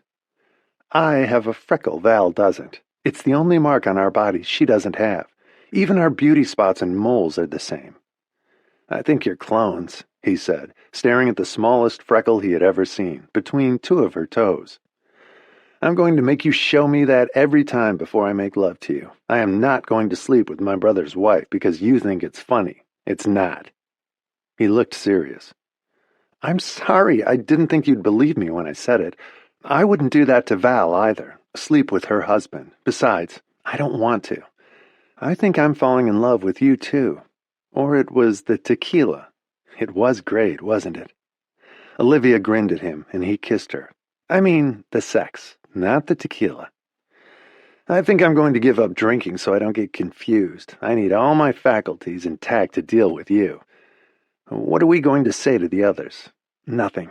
Let's keep this as our secret for now. We don't need them all watching every move we make."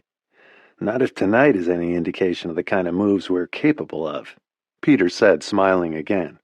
And I want you to meet my daughters." She looked faintly worried at the prospect of that. "I'm better with adults than kids," she said. "What if they hate me?"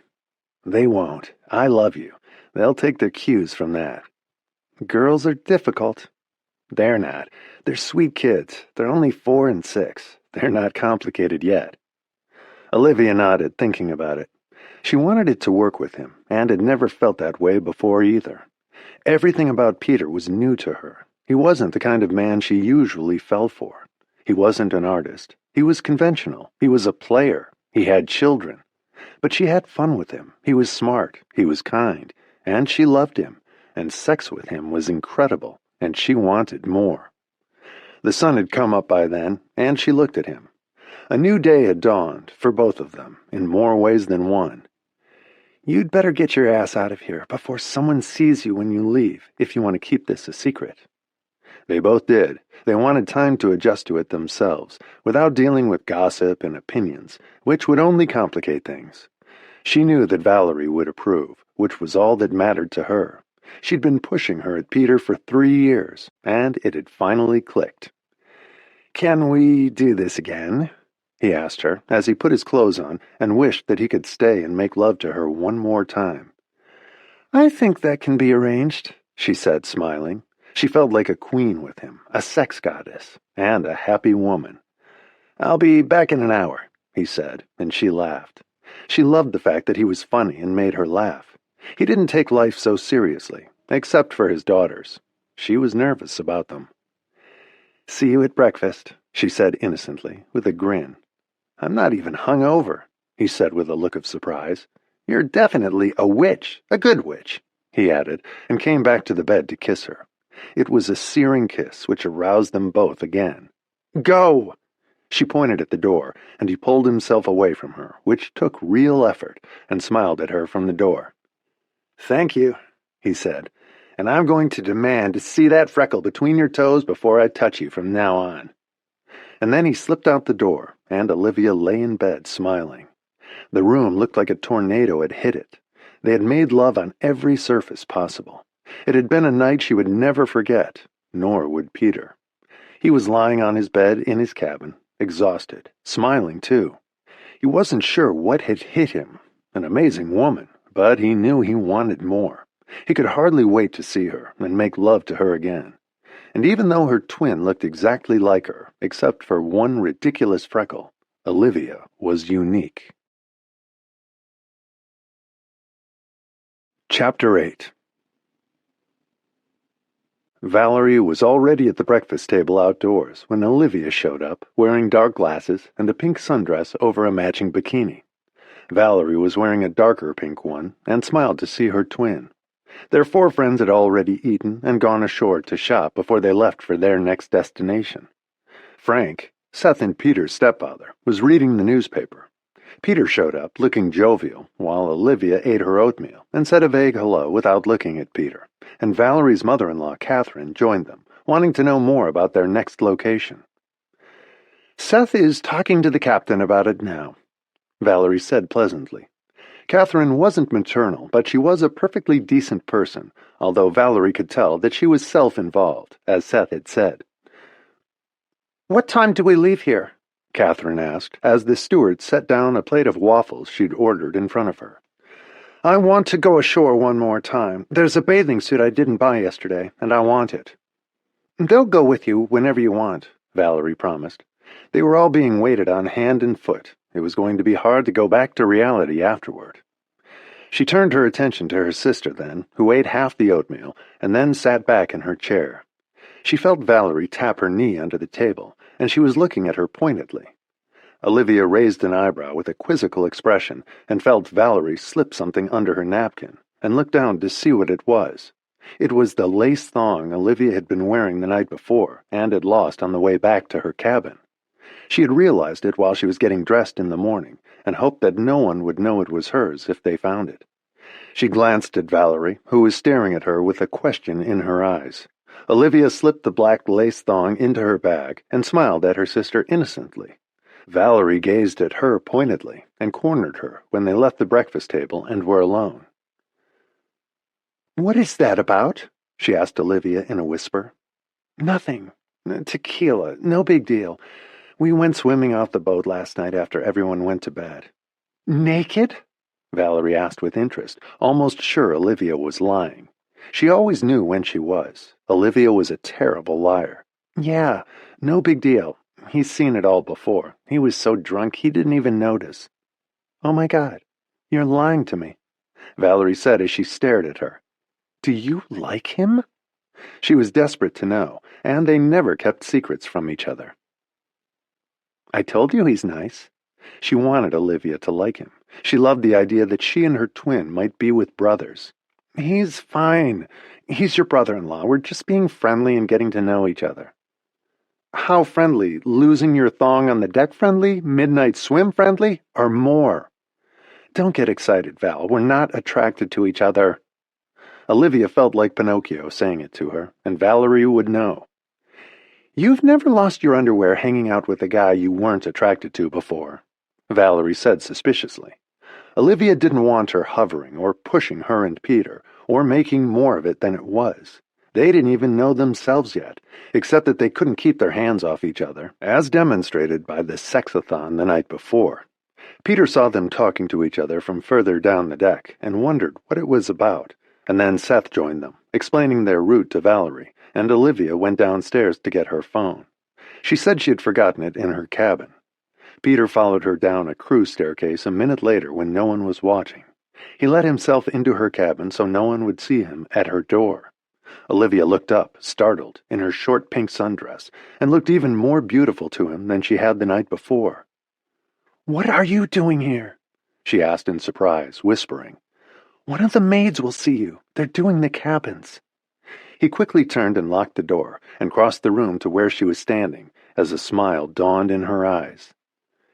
"You look incredible," he said, and kissed her, and a moment later the sundress was on the floor, and her bikini a minute later, and she stood in all her naked glory. "I forgot my thong on the deck last night," she said breathlessly, as he kissed her and pulled her toward the bed. "Valerie suspects.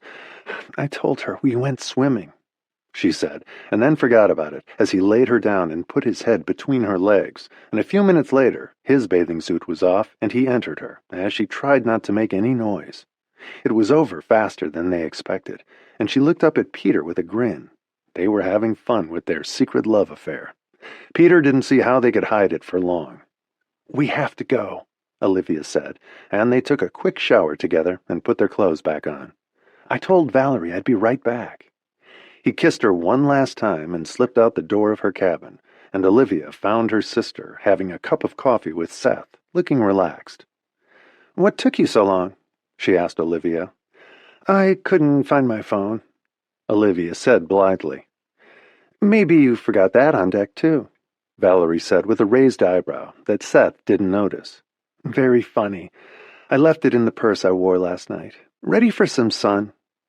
Valerie kissed Seth, and the two sisters went to the top deck to the sunbeds and stretched out. "Do you think we should call Mom now?" Valerie asked her. "She just arrived in Paris this morning. Give her time to settle in. You know how she is when she arrives anywhere. She likes to get everything put away immediately, and she won't have her bearings yet. I hope the house is decent." "She should have stayed at a hotel anyway," Valerie said. "She can always move if she needs to, or go home. I still think it's crazy, her being there alone, not knowing anyone, in a strange house for 2 weeks. I don't know why you suggested it to her. She'll be miserable and lonely." "I suggested it because it's too depressing for her to just sit there at home without us. Maybe this is what she needs, something new and different. She hasn't gone anywhere since Robert died, and she never travels now, or goes away alone, even for a weekend. She's 50, for God's sake, not 80, and now we're gone. Who knows? Maybe she'll meet a handsome Frenchman," Olivia said, lying on the sunbed with her eyes closed, talking to her sister, and thinking of Peter. "Don't be ridiculous. That's not Mom's style. What would she do, pick him up on the street?" Valerie snapped at her.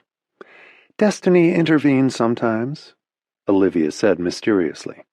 "You watch too many series on TV, and on those shows the hot guy always kills the woman, or tries to." "That's a cheering thought," Olivia smiled. We should call her later. She's going to be lonely in a strange house. After 2 days of shopping, she'll go home. I'll bet you she's in New York by New Year's Day and back at her desk." "I hope not," Olivia said. "That would be sad for her. I hope she stays."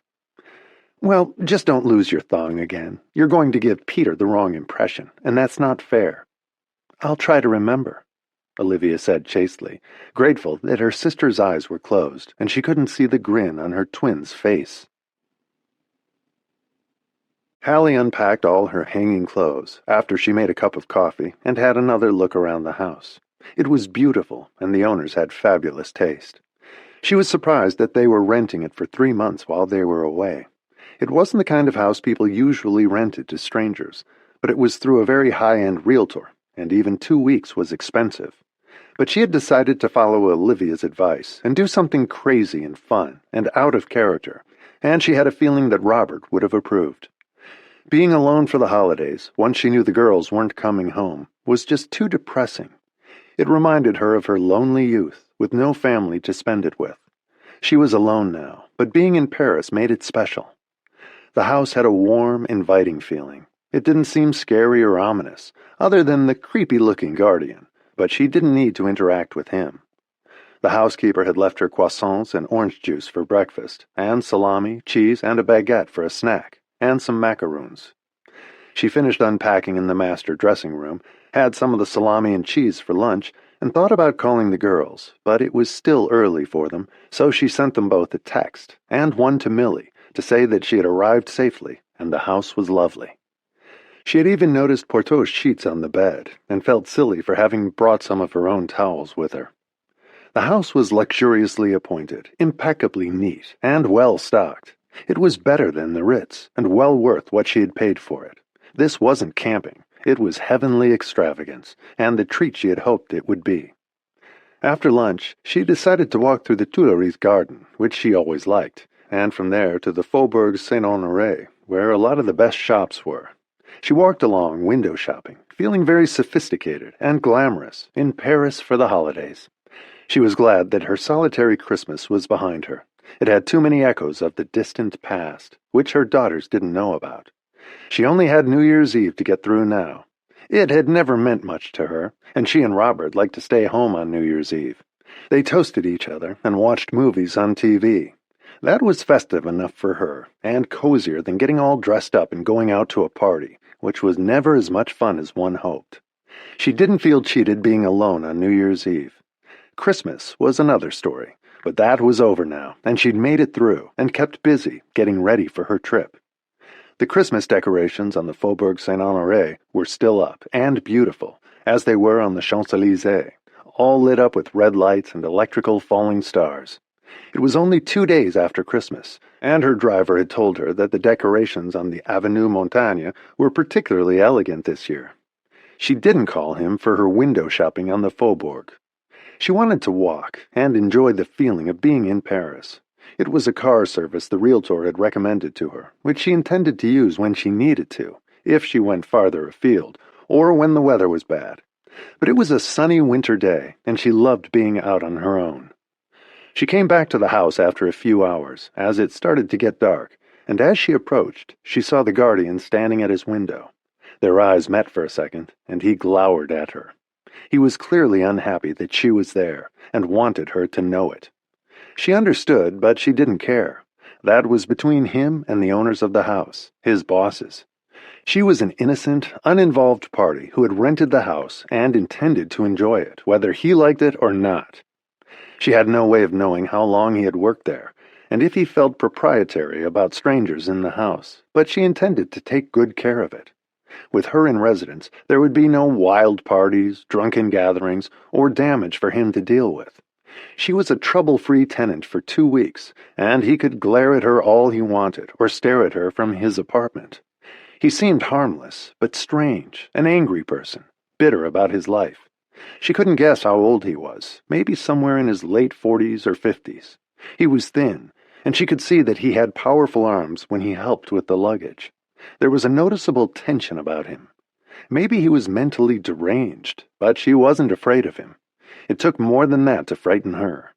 She had given him a tip when he helped with the bags, and he didn't thank her, so he was rude as well, and ungrateful. Maybe he had a grudge against Americans, or women in general. In any case, he wasn't a problem in his own apartment, and she was safe in the house. The twins called her that night, and she told them all about the house and how much she loved it. The neighborhood was perfect and lively. It was easy to get to all of her favorite places on foot. The house was comfortable and warm and cozy. It was even prettier than in the photographs, and the girls were reassured when they hung up. "See, I told you it would be good for her," Olivia said smugly, and Valerie looked unconvinced. She hated to be wrong. "This is the honeymoon phase. She just got there. If anything goes wrong, she'll freak out and be on the first plane home, and have wasted the time and the money." "Nothing's going to go wrong," Olivia said firmly. She wanted it to be a success for her mother, and happy memories in the making, to replace the sad ones of losing Robert. Hallie had been so subdued for the last 3 years, and Olivia knew she was upset about her birthday. "What could go wrong?" she said to Valerie. "Anything. A broken tooth, the flu, a cold. She could trip on the sidewalk and hurt herself. A leak in the house, no heating, rodents, I don't know. But things happen and there's no one to help her deal with it." "She said there's a caretaker. Don't be so negative." Valerie's litany of possible disasters annoyed her. She refused to be happy about her mother's little adventure, and expected everything to go wrong. Olivia wanted it to be perfect for her, and at first report it sounded like it was, and Olivia was thrilled, and refused to let her sister put a damper on it. The second day in Paris started out even better than the first. It was another glorious sunny winter day. It was cold, but there was no wind. Hallie went for a long walk, all the way from the house to the Avenue Montaigne, where the rest of the luxury brand shops were. Chanel, Dior, Celine, Prada, Fendi, Bottega Veneta, Valentino, and others. She went on foot again and stopped at all the shops she liked best.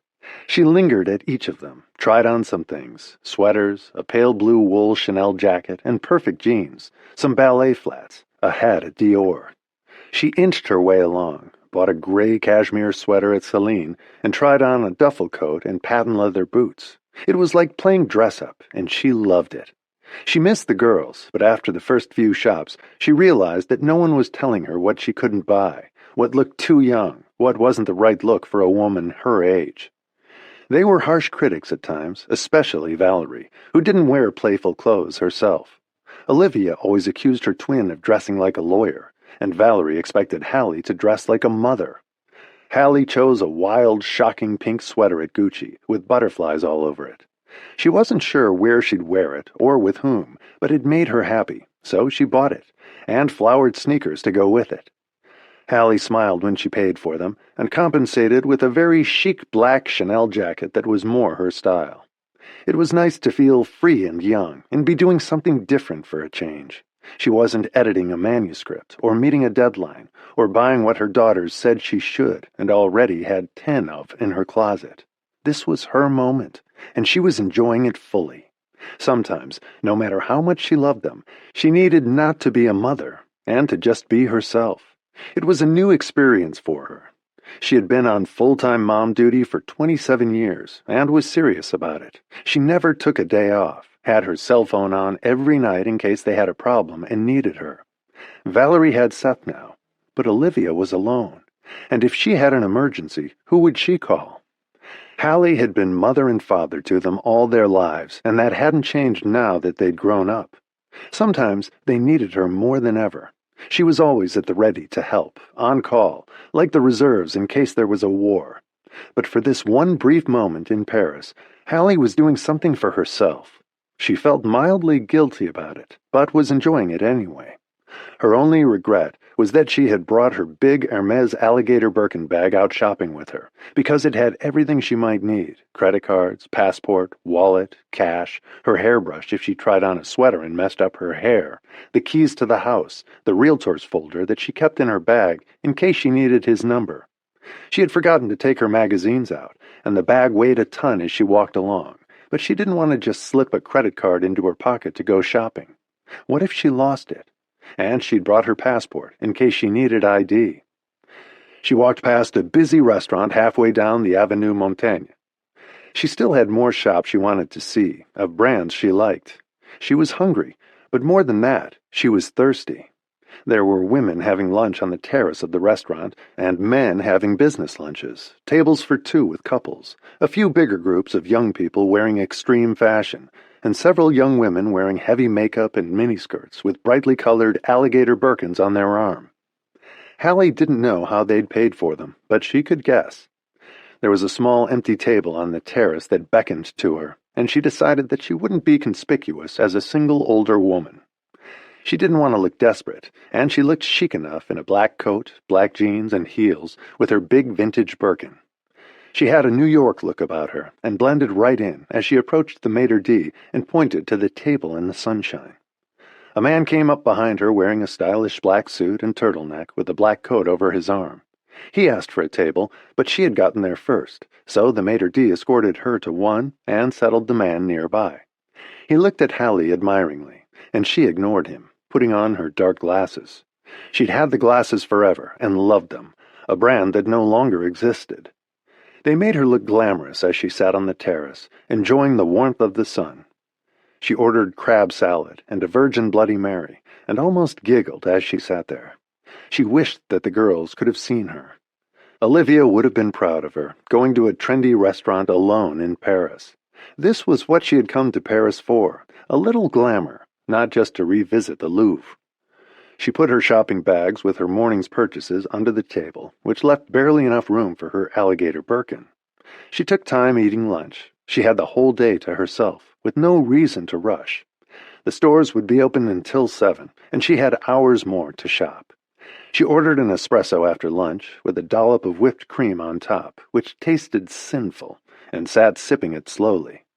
The man who had arrived at the restaurant right after her, who was seated at a table nearby, finished his lunch before she did, and walked past her when he left. He wended his way through the crowd of people arriving and leaving.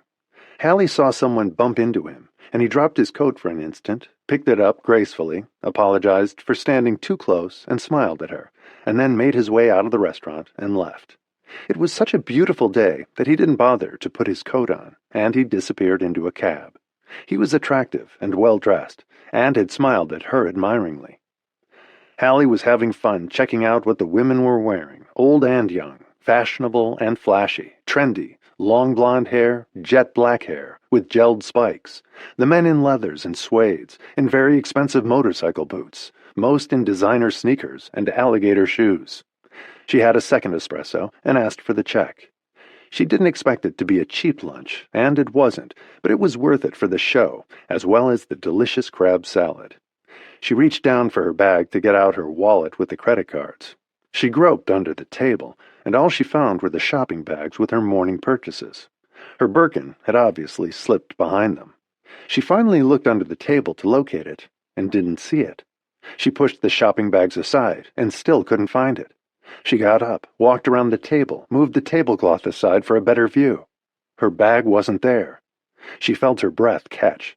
She thought someone must have moved it, and looked around to see if it was on a chair at a nearby table, but still didn't see it. She panicked for a minute. She had never lost a bag before, but she knew there had to be a reasonable explanation. A bag that size and that unusual didn't just disappear. She would have seen it if someone walked out with it, and everyone in the restaurant or close to her was wearing Birkin bags, newer and flashier than hers. She felt totally lost, and the maitre d' came over to her to see what was wrong. She was standing next to her table with a confused expression. "Is there a problem, madame? May I help you?" He asked her in English, and in the stress of the moment she forgot her college French and answered him in English. "My bag, I can't find it. This is crazy. It has to be here somewhere." She was turning in circles, and felt like a crazy person looking for her lost bag. He caught the eye of a nearby server in a tight, short black leather skirt with dyed black hair piled on her head, in thigh-high boots, and told her in rapid French what had happened. He asked her several questions, and she shook her head. She hadn't seen anything unusual happen. He handed her Hallie's shopping bags, and took a small flashlight out of his pocket with a powerful beam. He looked under all the neighboring tables as Hallie watched him. She felt sick as he looked at her and shook his head. He took her arm then and spoke to her in a low voice. "Look closely as we walk around. If you see your bag, tell me. Sometimes we have customers we don't know, though we know most of them, and women take bags they want sometimes. It has happened before. Your bag was alligator, yes?" She nodded. She felt like she was in a bad movie, a French thriller, and she followed him throughout the restaurant, looking under tables with his torch and scrutinizing every customer and handbag. When they had finished, he turned to her with a dismayed expression. "I believe your bag has been stolen, madame." It obviously had been, but that made no sense to Hallie. "But I didn't see anything or feel anything. The bag is huge. I would have seen someone walk out of the restaurant with it." She thought of the few minutes when she had closed her eyes and turned her face to the sun. It could have happened then, but the thief would have had to be lightning quick to get the bag and run out of the restaurant with it, and people would have seen him or her do it. "These are professionals who do these things, madame. They are not amateurs, and they are very good at it. We see it in this neighborhood all the time. This is where they come for the expensive merchandise they steal, and sell all over Europe and in Asia. Your bag will disappear very quickly." He wasn't reassuring. "What do I do?" Hallie felt suddenly helpless, as though someone had stolen her most precious possession, and she had no recourse. And in the bag she had her passport, money, credit cards, and a million little trinkets and treasures she had just thrown in. The keys to the house she was renting, and the address, and the realtor's folder. Within seconds, if he rifled through the bag, the thief would know where she lived and have access to the house. "You must go to the police immediately. I will have someone take you, but first we will look at our security video. Perhaps we will see something." He was being very helpful, and the waitstaff were chattering among themselves and nodding, telling each other what had occurred. It wasn't the first time, but it was always unpleasant. They felt sorry for the American it had happened to. She looked shocked and disoriented. Some women screamed and had hysterics. One customer had lost an alligator tote bag her chihuahua had been asleep in. Fortunately, the thief had abandoned the dog on the sidewalk and kept the bag, and the woman had nearly fainted and screamed when they brought the dog back. She never saw the bag again and didn't care. Hallie followed the maitre d' to the back office, while someone else took his place at the entrance to the restaurant. She followed him in, and they sat down at a monitor on a desk. He entered a code, entered the approximate time they were guessing it had happened, and the video started as Hallie entered the restaurant, was led to her table, and sat down. And the man who had come in right behind her was taken to his. The maitre d' sped up the video then, and saw the same man pay, stand up, leave his table, and approach her to pass her table and leave the restaurant. Hallie was paying no attention and drinking her coffee as someone appeared to bump into him. If she looked closely, she could see that the man in the black suit and turtleneck had dropped his coat artfully next to Hallie's table, stooped quickly to pick up the coat, just a fraction of a second longer than it should have taken, gathered up his voluminous coat over his arm, and headed straight out of the restaurant after a brief smile at Hallie. He hailed a cab on the street the minute he was clear of the restaurant and disappeared. "Was it him?" she asked after seeing the video. You couldn't see her bag on the screen.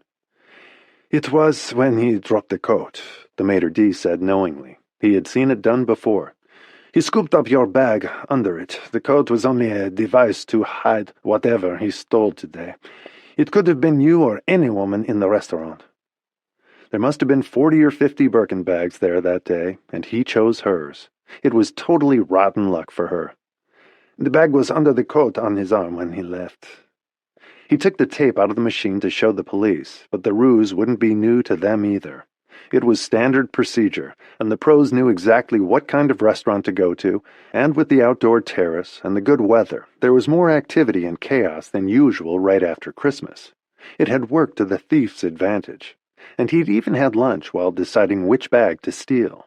He was very well-dressed, like all the other diners, in order to blend in. There was nothing remarkable or ominous about him. He had looked very relaxed while he ate and chose his prey. "He must have seen your bag when he walked in behind you," the maitre d' suggested. "It's an unusually large size," she said, sorry she had worn it that day. He'll get an excellent price for it in Spain or Italy or Germany. There's a market for them in Liechtenstein, I've been told, and a big market in Asia and Africa. It will be out of the country by tomorrow, the maitre d' told her, and her heart sank. You should go to the police now. He spoke to a waiter who had been watching the security film from a little distance. He told him to take her to the police station, and one of the servers called a cab. "Oh, my God," Hallie said, suddenly mortified. "I can't pay for lunch. I have no money." "Your lunch is complimentary, madame. We are very sorry this happened here. It does happen a great deal in this neighborhood, to tourists and to Parisians. These thieves are very good at what they do. Your passport?" he asked her. "It was in the bag. Everything I have with me is in that bag." She felt overwhelmed by a wave of panic as she thought of everything in the bag, and she was fighting back tears. Nothing like it had ever happened to her. It was a terrible feeling of helplessness and vulnerability, which wasn't like her. She felt violated and afraid. "You may throw the contents away on the street, and someone will return your passport to the embassy. You must cancel your credit cards right away." She nodded, and then her eyes widened again. "My phone!" "He will probably sell that. Do you have an application to locate the phone?" he asked hopefully. She shook her head. "I didn't think I'd ever need it. I've never lost a phone. My daughters have. I never do. Until now." She felt as though she had been stripped naked of every essential element she needed, especially while abroad, and her identity. "Would you like to make a call or send a text on my phone?" the maitre d' offered kindly. "Yes, I'm so sorry. If you don't mind." She sent a single text to Millie, her assistant.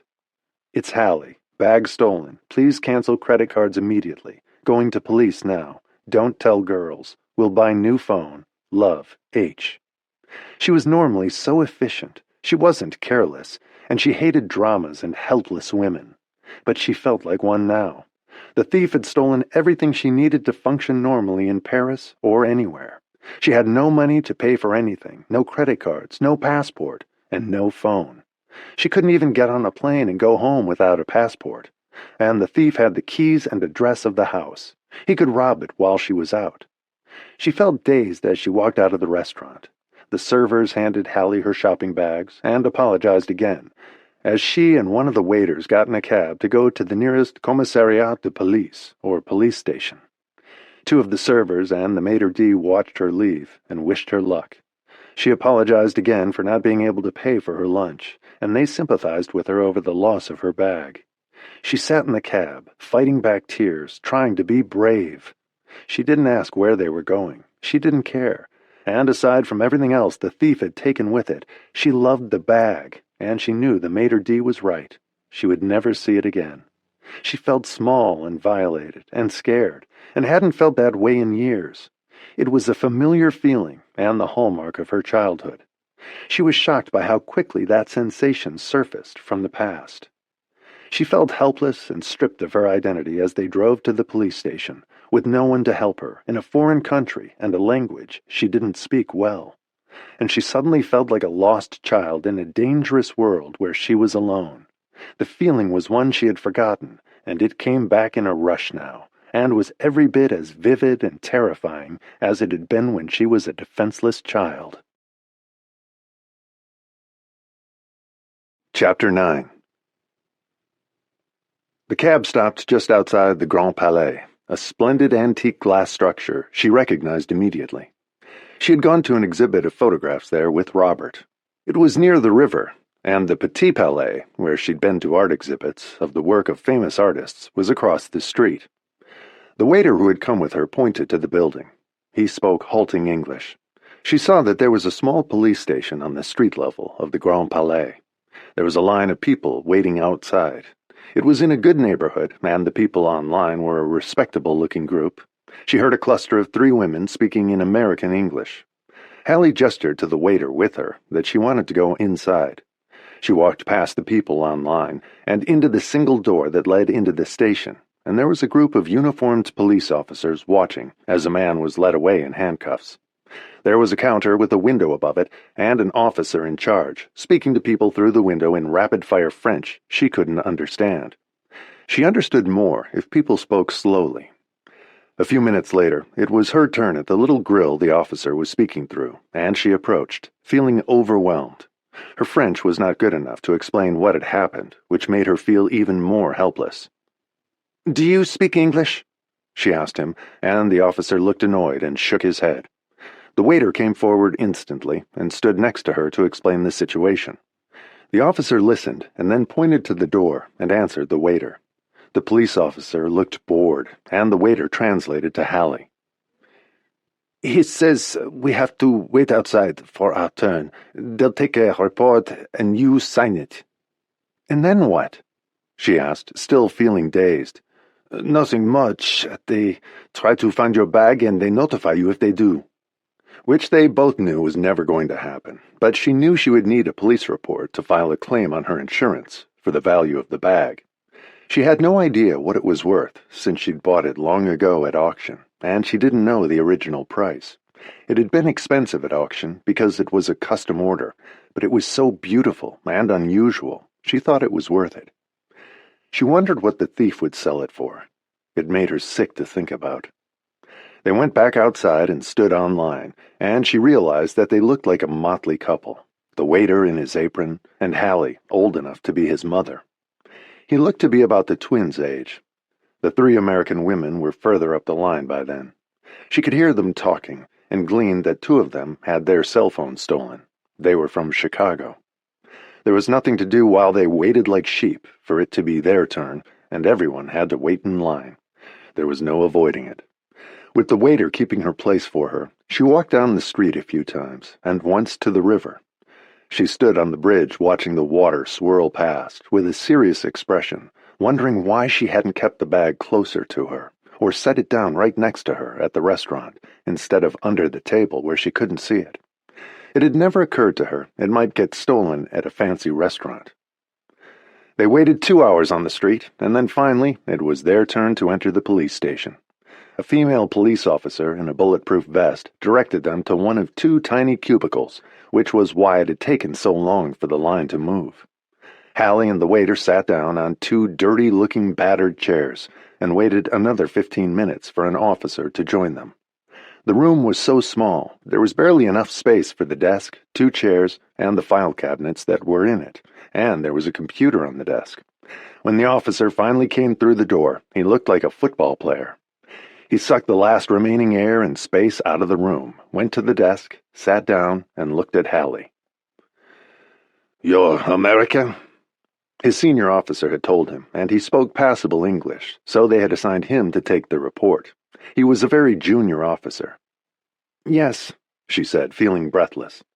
She normally felt so in control of every situation, but not this one. She felt naked and young and frightened, vulnerable and exposed. A stranger had taken her most basic and essential possessions, and all the little personal things she loved that she carried with her. "Your passport," he said, writing something on a form. He spoke very adequate English.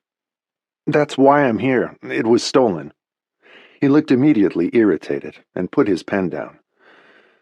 "You need to go to your embassy to report a stolen passport. Someone will probably turn it in." He thought that was the end of it, as he prepared to stand up, and she corrected him. "My bag was stolen, and everything in it," she said, feeling desperate.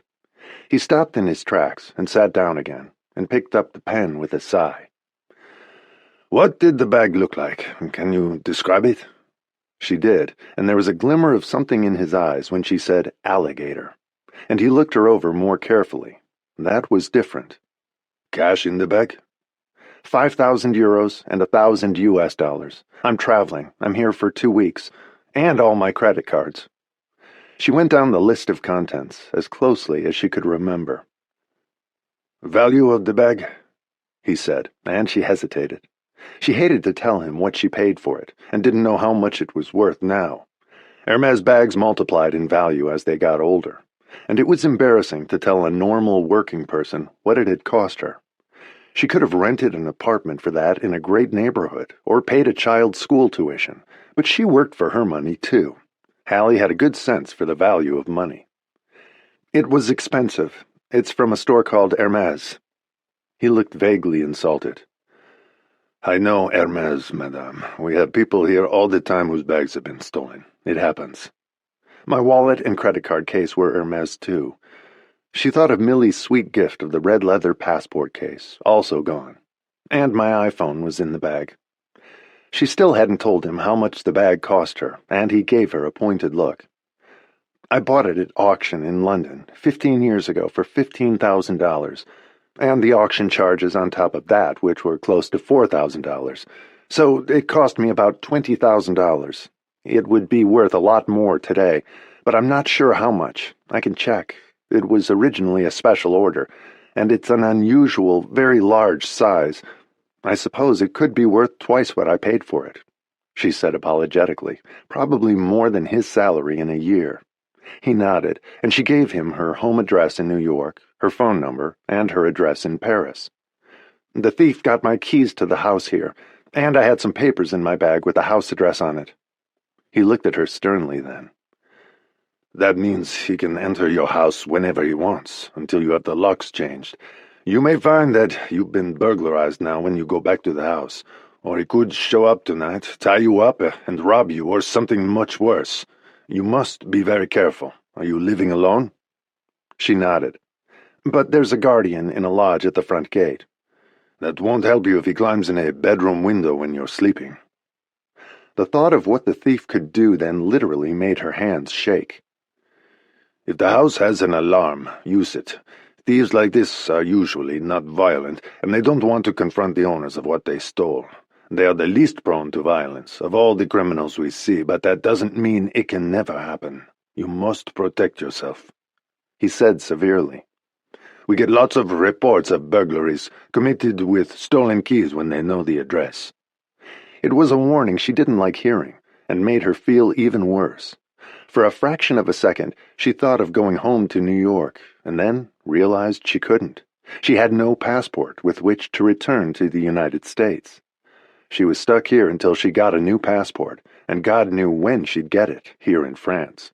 She had to stay now, and face whatever happened next. It took 2 hours to get the details down, as he typed them, and then the waiter from the restaurant handed the young police officer the security tape from the restaurant, and explained to him in French what it was. The officer turned his computer toward them so they could see too. He played it, and stopped it several times when the image of the thief came on. Seeing it again, a little after the crime, she could focus on it better, and once she knew what had happened, it was shocking to see how smoothly he'd done it, and he was as well-dressed as any other client at the restaurant. He looked to be about Hallie's age. One would never have suspected him of being a thief. The officer looked slightly more interested then. He had an idea. "We have cameras in Paris, surveillance cameras to detect criminal acts. I think we have one in that location," he said to Hallie in English. He looked at a list on his computer and nodded. "There are 2 outside the restaurant. We catch people who steal from luxury stores in that neighborhood." He entered a code, and a minute later there were images on the screen. He hit play, and there, from 2 different angles, they saw an even more precise account of the theft, and in one of them, you could see that the man in the black suit had some kind of large, cumbersome object under the coat over his arm. "We'll put his face into the computer and see if he's wanted for any other crimes. Some of these guys make a very good living stealing and selling high-priced items like that, and they know where to sell them. There's a booming market for stolen goods, particularly Hermes. You won't see that bag again," he said with utter conviction. She felt stupid because it was just an object, and she had bought it for herself. But she loved the bag, and all the more because there was only one of them in the world. It made her really sad that he had taken it. She was overcome with a feeling of loss and sorrow as she sat there. She felt defeated. The officer had noted the license plate on the cab the thief took, but that wasn't enough of a clue to catch him. But he explained that they would call the cab company to find out where the driver had taken him. They needed to know where he lived or where he hung out in order to find him and arrest him.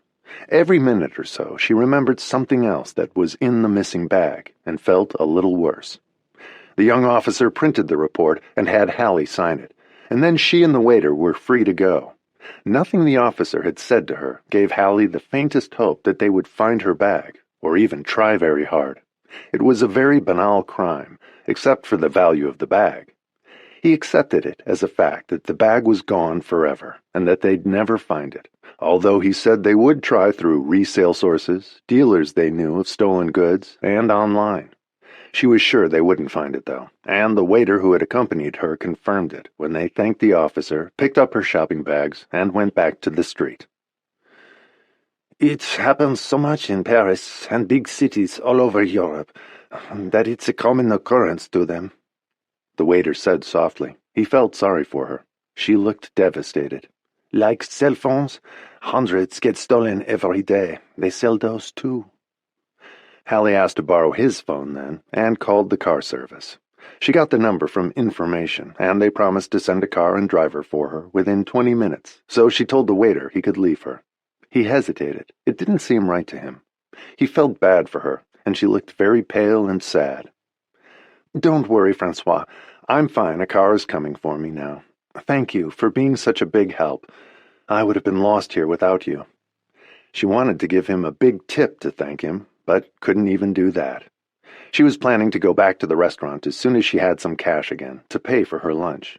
She wanted to tip the maitre d', too. They had all been very kind. Francois left her to take the metro back to the restaurant, and 10 minutes later a car showed up for her, with a different driver from the one who had picked her up at the airport the day before. It felt like a lifetime ago now. It was hard to believe she had been in Paris for less than 2 days. It felt more like weeks or years after the day she'd just had. When she got in the car, she asked the driver to take her to the nearest store where she could buy a phone. He said there was one nearby, and she looked profoundly embarrassed when she asked him if he could buy it with a company credit card and put it on her bill, along with a big tip for him. "I lost all my credit cards and money, and my phone. My purse was stolen today. I can wait for everything else, but not my phone. My children will try to call me, and they'll worry if I don't answer." He smiled at her. She looked as though she had been through the ringer, and she felt as though she had. "I'll explain it to the owner," he said gently, and handed her his gas card that belonged to the company. She looked like a decent person, and he could see how upset she was. Her hand was shaking when she took the card. She disappeared into the phone store and was gone for half an hour. They deactivated her old phone, listed it as stolen, and activated her new phone with her same number. Almost the instant she turned it on, it rang. It was Millie. "What happened? I got your text. I canceled all your cards and ordered new ones and reported your checkbook, driver's license, and passport stolen. You'll have to go to the embassy yourself tomorrow for a new passport. Have you reported it to the police?" "I've been there for hours. I just left. They say the bag will be sold in Europe or Asia. It's gone forever." She felt even sadder as she said it. Telling Millie made it even more real. "That's so awful," she said sympathetically. "I'm really sorry, Hallie." "Yeah, me too." She felt stupid admitting it, and it was just a bag, but she felt so depressed over it. It didn't make sense, but she felt as though a scab had been ripped off an old wound. She felt vulnerable and sad. On the way back to the house in the car, she remembered an incident at the orphanage that she had long forgotten. A new girl, who had been a runaway on the streets, had jimmied her way into Hallie's locker with a screwdriver. She was only 11, but she'd had more experience of a bad life than most adults. She had stolen Hallie's only good sweater, some money she had saved up from doing extra chores, and a charm bracelet Hallie loved with Disney characters on it. The bracelet wasn't real gold, but Hallie had saved for it for months, and had been so proud of it. They caught the girl red-handed, stealing from someone else, and she went to juvenile hall, but she must have taken the bracelet with her, or sold it, because they never found it. Hallie had so little of her own then, and the girl had taken her most treasured possessions, and showed no remorse when they caught her. Hallie wondered if the bag thief was like that, unremorseful and indifferent to the pain he had caused. For him, it was just business. For Hallie, it was deep and personal, leaving her feeling violated and awakening the ghosts of the past that had been dormant for years. She was an abuse victim again. You couldn't kill those ghosts or excise them entirely. You could only hope they would remain dormant forever. Hers were waking up from the theft of her bag. It was traumatic for her. The driver took Hallie home after she got her phone, and with some trepidation, she rang the guardian's doorbell to ask him for a spare set of keys. He took forever to answer, and she could hear him rustling around inside and banging things. He finally came to the door, yanked it open, and glared at her, his evil-looking dog at his side. "What do you want?" he asked her, instantly surly. She felt like a naughty child, having to tell him she had lost the keys, though through no fault of her own. She was a grown woman, and suddenly felt like a bad child, just as she had always been told she was. It was familiar to her. "Sorry, Henri," she said politely. "My bag was stolen. I need another set of keys, and the police said we have to change the locks." She was apologetic and polite, intimidated by him, and trying not to be. She had to remind herself that he was not her parent, and she was not a child. She was an adult, and he was an employee. "How could you be so careless? You've been here for 2 days, and you're already causing trouble. Do you have any idea how expensive it is to change the locks? And no one will come to change them now until after the new year. It will serve you right if the thief comes and ties you up like a sausage and steals everything you brought in all those suitcases. I told the owners that renters would be a headache." He left her standing in the doorway then and went to get another set of keys. He was back with them a minute later and handed them to her with utter disgust. She made an effort not to react to what he said and ignore it. "Will you keep an ear out at night in case someone does show up? That wouldn't be fun for either of us." She gave him a pointed look. "Just keep the door locked and the alarm on," he said. The locked door would make no difference since the bag thief had the keys, but the alarm would. "I will, thank you," she said, still jangled by everything that had happened, and he added to it. "I'll call the locksmith tomorrow," he growled and slammed the door, and she could hear him banging pots and slamming things even more loudly inside his apartment as she walked to the front door of the house. She had that same uneasy feeling in the pit of her stomach she'd had as a child, when she knew she was in trouble and going to be punished. And she hadn't done anything wrong, but she got beaten anyway. It was a terrible feeling, and she didn't know why she felt that way. She had been the victim of a crime, not committed one. It didn't compute in her head, but awoke feelings in her she hadn't felt in years. She was nervous entering the house, but all was quiet and in order. Henri had not volunteered to check it out with her, and she didn't ask him. She had a cup of tea after she looked around. She double-locked all the doors from inside and turned on the alarm. She knew she would be safe that way, but the idea that someone might try to get in was terrifying. She checked all the windows to be sure they were secure, and they were. She was just starting to unwind when the girls called her, and Olivia picked up on something immediately. "What's wrong, Mom?" she asked. "You sound stressed." Olivia always picked it up. It was uncanny. "Do I? No, I'm fine. Great, actually. I went shopping today on the Avenue Montagne. I missed you." She wasn't going to tell them about the stolen bag. They'd worry about her, especially if they knew the thief had the keys. Olivia had heard it in her voice, though. She told them about the things she saw shopping, and after they hung up, Olivia looked at her twin. "Something's wrong with Mom," she said, frowning. "Oh, stop it. She's fine. She sounded great.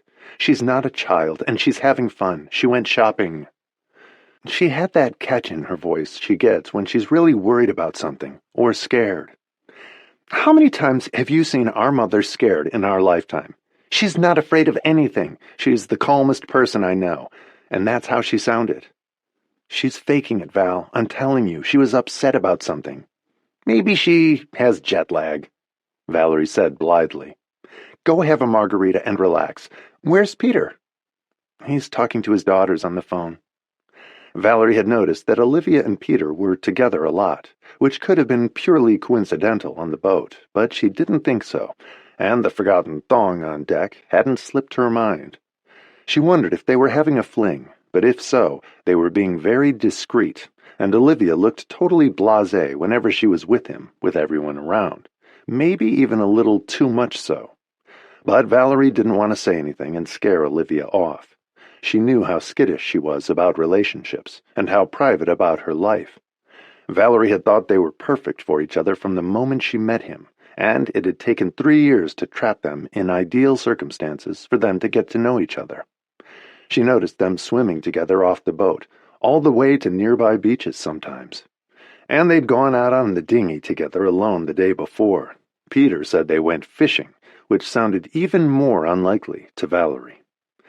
Olivia had teased him one more time the previous night about switching with her twin. But it was when they were playing cards, and Valerie had gone along with it. They had confused him for the entire game, and Seth laughed at his younger brother.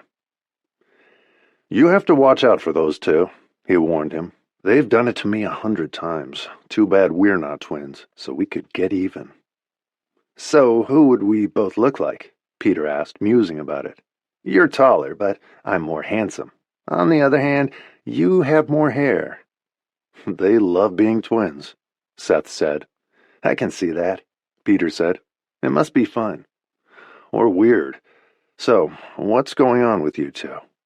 Seth asked, trying to sound casual in a brief moment alone. "When I have something to tell you, I will. Nothing earth-shattering to report for the moment," Peter said coolly. So far, no one on the boat thought they were involved, which was a major victory.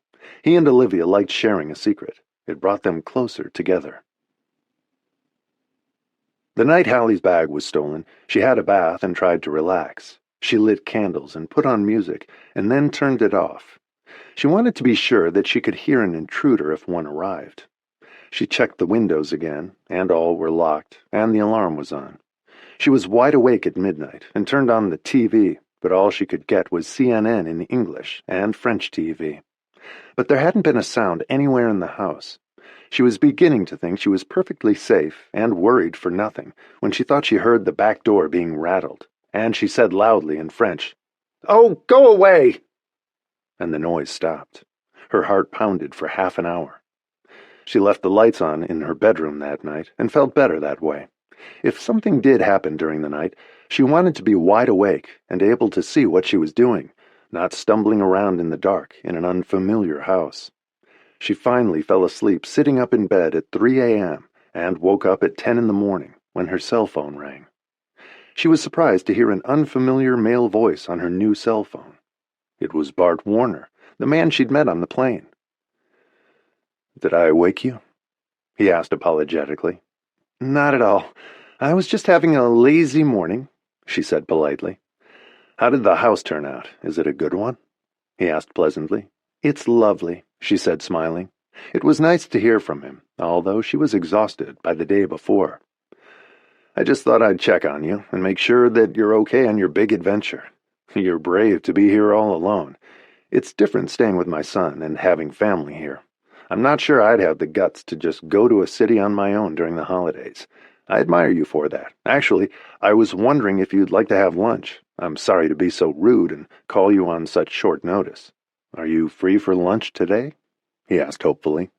She was startled by the invitation. He had really surprised her, but she wasn't busy, and he made it sound relaxed and appealing. It was nice hearing from him, especially after the trauma of the day before. "Yes, I'd love that," she said. She wanted to go to the embassy for her new passport, but other than that, she had nothing to do, and she had no money until her new credit cards arrived. She'd been thinking about going to some galleries, all in walking distance of the house. She was calmer than the night before, after the bag theft, the police station for many hours, and worrying about intruders all night who might have the keys and succeed in entering, despite the alarm. "That's wonderful." He sounded delighted. "Shall I pick you up?" "I can meet you. I might be out doing errands before lunch." Like the embassy, or she could go after lunch. "Great. Meet me at the Ritz, at the Bar Vendôme. We can have lunch in the garden, under the glass dome." It sounded very elegant and fun. She hadn't expected to meet a man and have a date in Paris. She felt a little rusty. She hadn't had a date since she met Robert, and not since he'd died either. She saw friends socially, but hadn't felt ready for more than that. She wasn't sure if she was now, but lunch sounded just perfect and very appealing. Bart Warner was a pleasant, upbeat person, and the normalcy of it was a real relief after the traumatic day before. They agreed on 1 o'clock, and she got ready and called the car service. She didn't have money or credit cards to pay for anything, and was lucky the driver had let her use the limo service's credit card to buy her phone. Beyond that, she couldn't have paid for a cup of coffee or an ice cream if she'd wanted one. She pulled out a handbag to go with what she was wearing and realized she had nothing to put in it. All she would normally have carried was gone with the thief. And when she was about to brush her hair, she realized that her only hairbrush was gone too, along with her favorite lipstick, her compact, and a photograph of her girls that she always carried in her bag. Everything practical or sentimental was gone, as well as the little leather address book she had carried for years, with all the phone numbers in it, and all those numbers in her phone. Gone. She threw a handkerchief and a brand-new spare lipstick into the purse she was going to wear and felt ridiculous. She changed to a little clutch bag she tucked under her arm when she left the house. She set the alarm and locked the door carefully. The car was waiting for her outside at 20 to 1, and she saw Henri Laurent peeking at her from behind his curtains. He watched her comings and goings carefully, which made no sense. She assumed he was just nosy as well as disagreeable. She told the driver, another new one, that she was going to the Ritz and sat back against the seat. And she explained to him that she needed to put the charge on her ongoing bill, as she had the day before, and he agreed. She was wearing a very chic, casual black and white tweed coat she'd brought as a spare, with a black Chanel suit jacket, a black denim skirt, and high heels, and the little alligator clutch under her arm. Her shining dark hair was pulled back in a sleek bun. She was ready for Bart Warner at what felt like a very grown-up lunch. He saw her get out of the car in front of the hotel and was waiting for her at the top of the front steps with a red carpet coming down the marble steps. He smiled as soon as he saw her, and she hurried her pace to meet him. "You look beautiful, Hallie," he said, admiring her, and he followed her through the revolving door and into the sumptuous lobby, with 5-foot-tall flower arrangements on every table, which enhanced the atmosphere of luxury. She tried to resist the memories of staying there with Robert and focused on Bart. The maitre d' greeted them solemnly in the Bar Vendôme and led them to a table outside with the protective glass roof overhead. It was a beautiful day of winter sun. The black Chanel jacket was perfect for the Ritz, as were the diamond studs in her ears. Every inch of her was impeccable and elegant. Bart ordered champagne, and they took their time with the menu. Once they'd ordered a salad for Hallie and filet mignon for Bart, they smiled at each other. He was even more handsome than she remembered from the plane. He had an aura of power about him. It was easy to guess that he was someone important. He had a relaxed air of command about him. He asked Hallie about her books over lunch. She told him about how she had started to make notes for her first book while she was pregnant, and had started writing after the twins were born. "What did your husband do?" he asked, curious. She hesitated for a fraction of a second, and smiled at him. She decided to be honest. "Their father is Loch Logan, the photographer," she said simply. "Almost everyone in the world knew him. We never married. I was very young, and had no family, so it wasn't as scandalous as it might have been otherwise. The twins filled my life. They were a blessing, and still are. They're identical twins, which is fun." "It must be," he said, admiring her in the winter sunlight. It gave her face a gentle glow. Bart had a perfect haircut and bright blue eyes, which took in every detail around him. He was attentive and focused on her. "Their father wasn't very involved, but he showed up for them when it mattered. My daughter Valerie got married in October, and he was there. I did double duty as mother and father while they were growing up." "And you never wanted to marry him?" He was intrigued by her. On the one hand, he could guess that she was a strong woman, but there was a gentleness to her, a vulnerability that touched him. She was very feminine and had enormous charm. There was nothing hard or tough about her. "I didn't marry him because he already was married," she said quietly, "and by the time he divorced 10 years later, I was happy with my girls, and he and I were no longer involved. I suppose it was a rather unconventional life, but, as a writer, it was never an issue whether I was married or not. My parents got married because of me, and it didn't turn out well, so I was hesitant to do the same thing and repeat history. even once we could. Their father and I are much better as friends. It was never a major love affair. The twins were an accident, she said, a fortuitous one, as it turned out. I was in the same position, Bart said, feeling unusually open with her.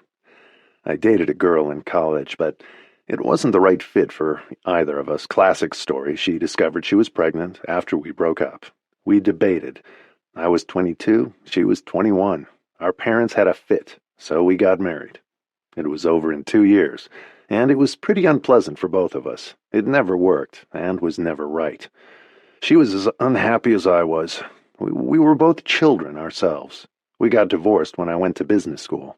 She has a big career now, too. She's the president of a bank. And the nice thing is that we're both crazy about our son. He works at the Paris office of an international law firm. He married a French girl, and they're very happy. They're moving to New York in a year. It will be nice to have him home. He's been here for 4 years. He loves it. Who wouldn't? One of my daughters is an attorney, too. Entertainment law. Both my daughters just moved to L.A. They're in St. Bart's for Christmas, so here I am. It's been my first Christmas alone since they were born, she said ruefully. So I came to Paris as a treat for me. You never remarried? She asked him. No, he said, looking a little sheepish. My first attempt cured me. I've been in several long relationships, but marriage never felt like the right option. They had both had their children at the same age, 22, but Bart was older than Hallie. He was 56, and a very attractive man. What does your other daughter do? She's an artist. They're very different, although they look identical. It must be fun to have twins.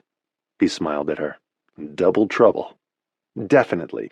We've had a great time together. I'm going out to visit them in March. The artist is having her first show in L.A. I promised to go. I wouldn't miss it. She seemed happy when she spoke of her girls, and he noticed it. He felt the same way about his only son. He liked how open and honest she was, how comfortable and at peace with herself. She didn't seem to be looking for anything, and wasn't manipulative. She was just a very nice person. She wasn't angry or bitter, didn't have an ex-husband she hated, or have an agenda. A lot of the women he met did. He avoided them whenever possible. But Hallie had an aura of peace around her that drew him nearer and made him feel comfortable with her. She was very appealing. So what have you been doing in the 3 days you've been here? I love walking in this city, he said. Art galleries, shopping, and I spent yesterday at the police station. He looked surprised. You got arrested? He teased her. Not yet. I treated myself to lunch at a very nice restaurant, and my handbag got stolen, she said seriously. It was kind of an epic event that's never happened to me before. Everything I need was in it, and I loved the bag. It was a very nice one I've had for a long time. I was very upset. She shrugged with a small smile, not wanting to make too much of it. The police said I'll never see my bag again. It's on its way to Asia or Liechtenstein or somewhere by now. They're big markets for stolen high-end bags. Was it the big black alligator one you were carrying on the plane? She nodded. I picked it up to put it on the luggage card for you. I thought you had a bowling ball in it. He smiled at her. I did, my favorite one. Not to mention my hairbrush, favorite lipstick, passport, and credit cards. It was a clean sweep. Apparently, the thief was a professional. The police have it on video, and so did the restaurant. They're looking for him, but they say they won't find the bag. I'm so sorry. He looked sympathetic, and then thought of something. Did you have money in your bag? I did, all my money for the trip. How have you managed since yesterday with no credit cards and no cash? She grinned, feeling a little foolish. The drivers from the car service lent me a company card to buy a new phone, and they let me charge the ride home yesterday and to here today. Other than that, I'm penniless. She tried to make light of it, but it had been a deeply upsetting experience. She didn't want to share how upset she was. And I have to get the locks changed, since the keys and the address of the house were in the bag, which was stupid of me. Oh, Hallie, that's awful. I'm so sorry. He pulled his wallet out of his pocket then and put 500 euro bills on the table and a credit card. Keep the card as long as you need it. he said generously. He was deeply sympathetic to her. "I have new cards on the way," she assured him. "I'm fine, really." She was embarrassed to take money from him, and a credit card. He barely knew her, and she was touched by the kind gesture. "You can't go around with no money," he said. "That's not safe. We can square accounts later. Your having my credit card gives me an excuse to see you again." He looked pleased to have an excuse.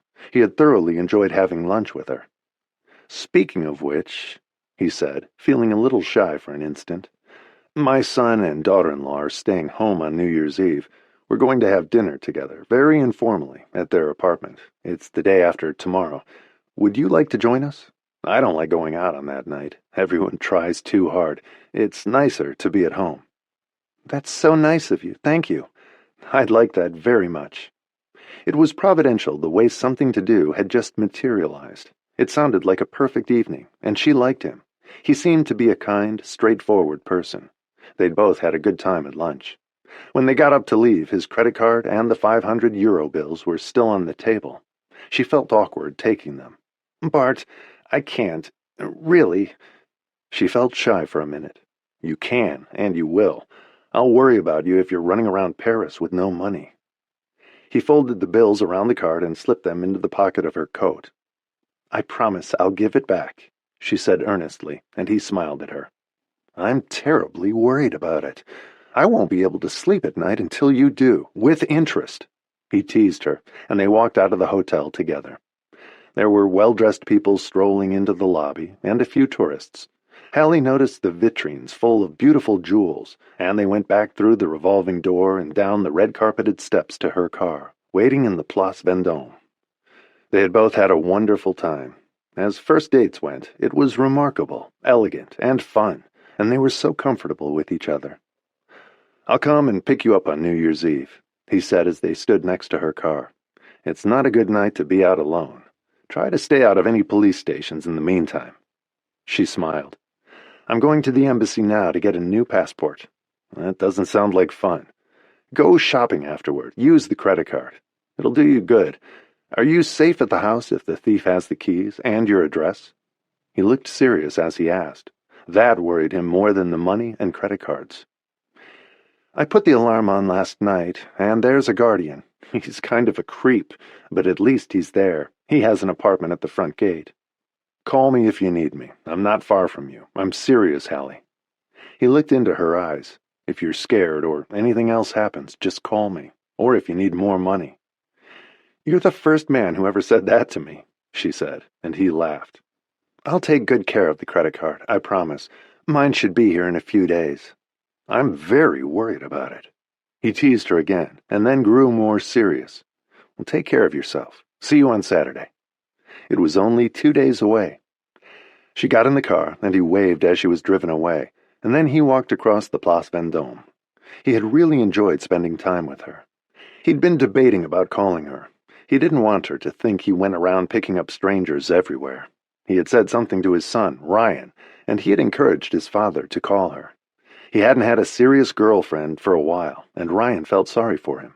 He was so successful, but so alone, and Ryan wanted his father to be happy. He had reminded him that one had to seize the moments and the opportunities when they happened. And as Bart walked down the Rue de Castiglione to the Tuileries garden, thinking of her, he was glad he had. Chapter 10. It took Hallie an hour at the embassy to fill out the forms to cancel her stolen passport and order a new one. Millie sent copies of her last passport and driver's license to her new phone, so at least she had some form of ID. No one had turned in her stolen passport at the embassy. And then she went back to the house. She'd had a really nice time with Bart. He was good company, and he loved his job as CEO of one of the country's leading corporations in electronics. He seemed to have a great relationship with his son.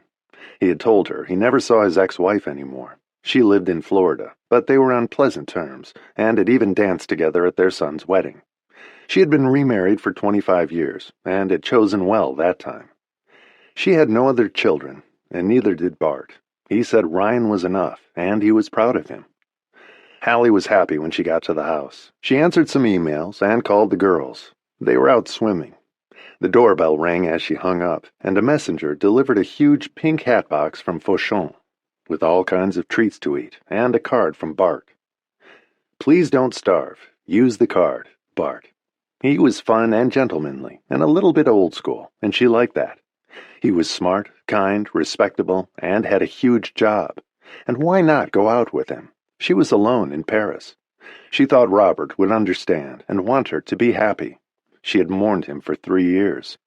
She put the alarm on, and as the night wore on, she got more nervous, knowing the thief had her keys. She slept with the lights on again, and in the morning her cell phone rang, and a male French voice sounded very serious and identified himself as Major Augustin Leopold. He sounded very official. "Madame Holbrook." He dropped the H in her name, but the caller spoke English fluently, despite his accent. "Yes?" She couldn't imagine who it was.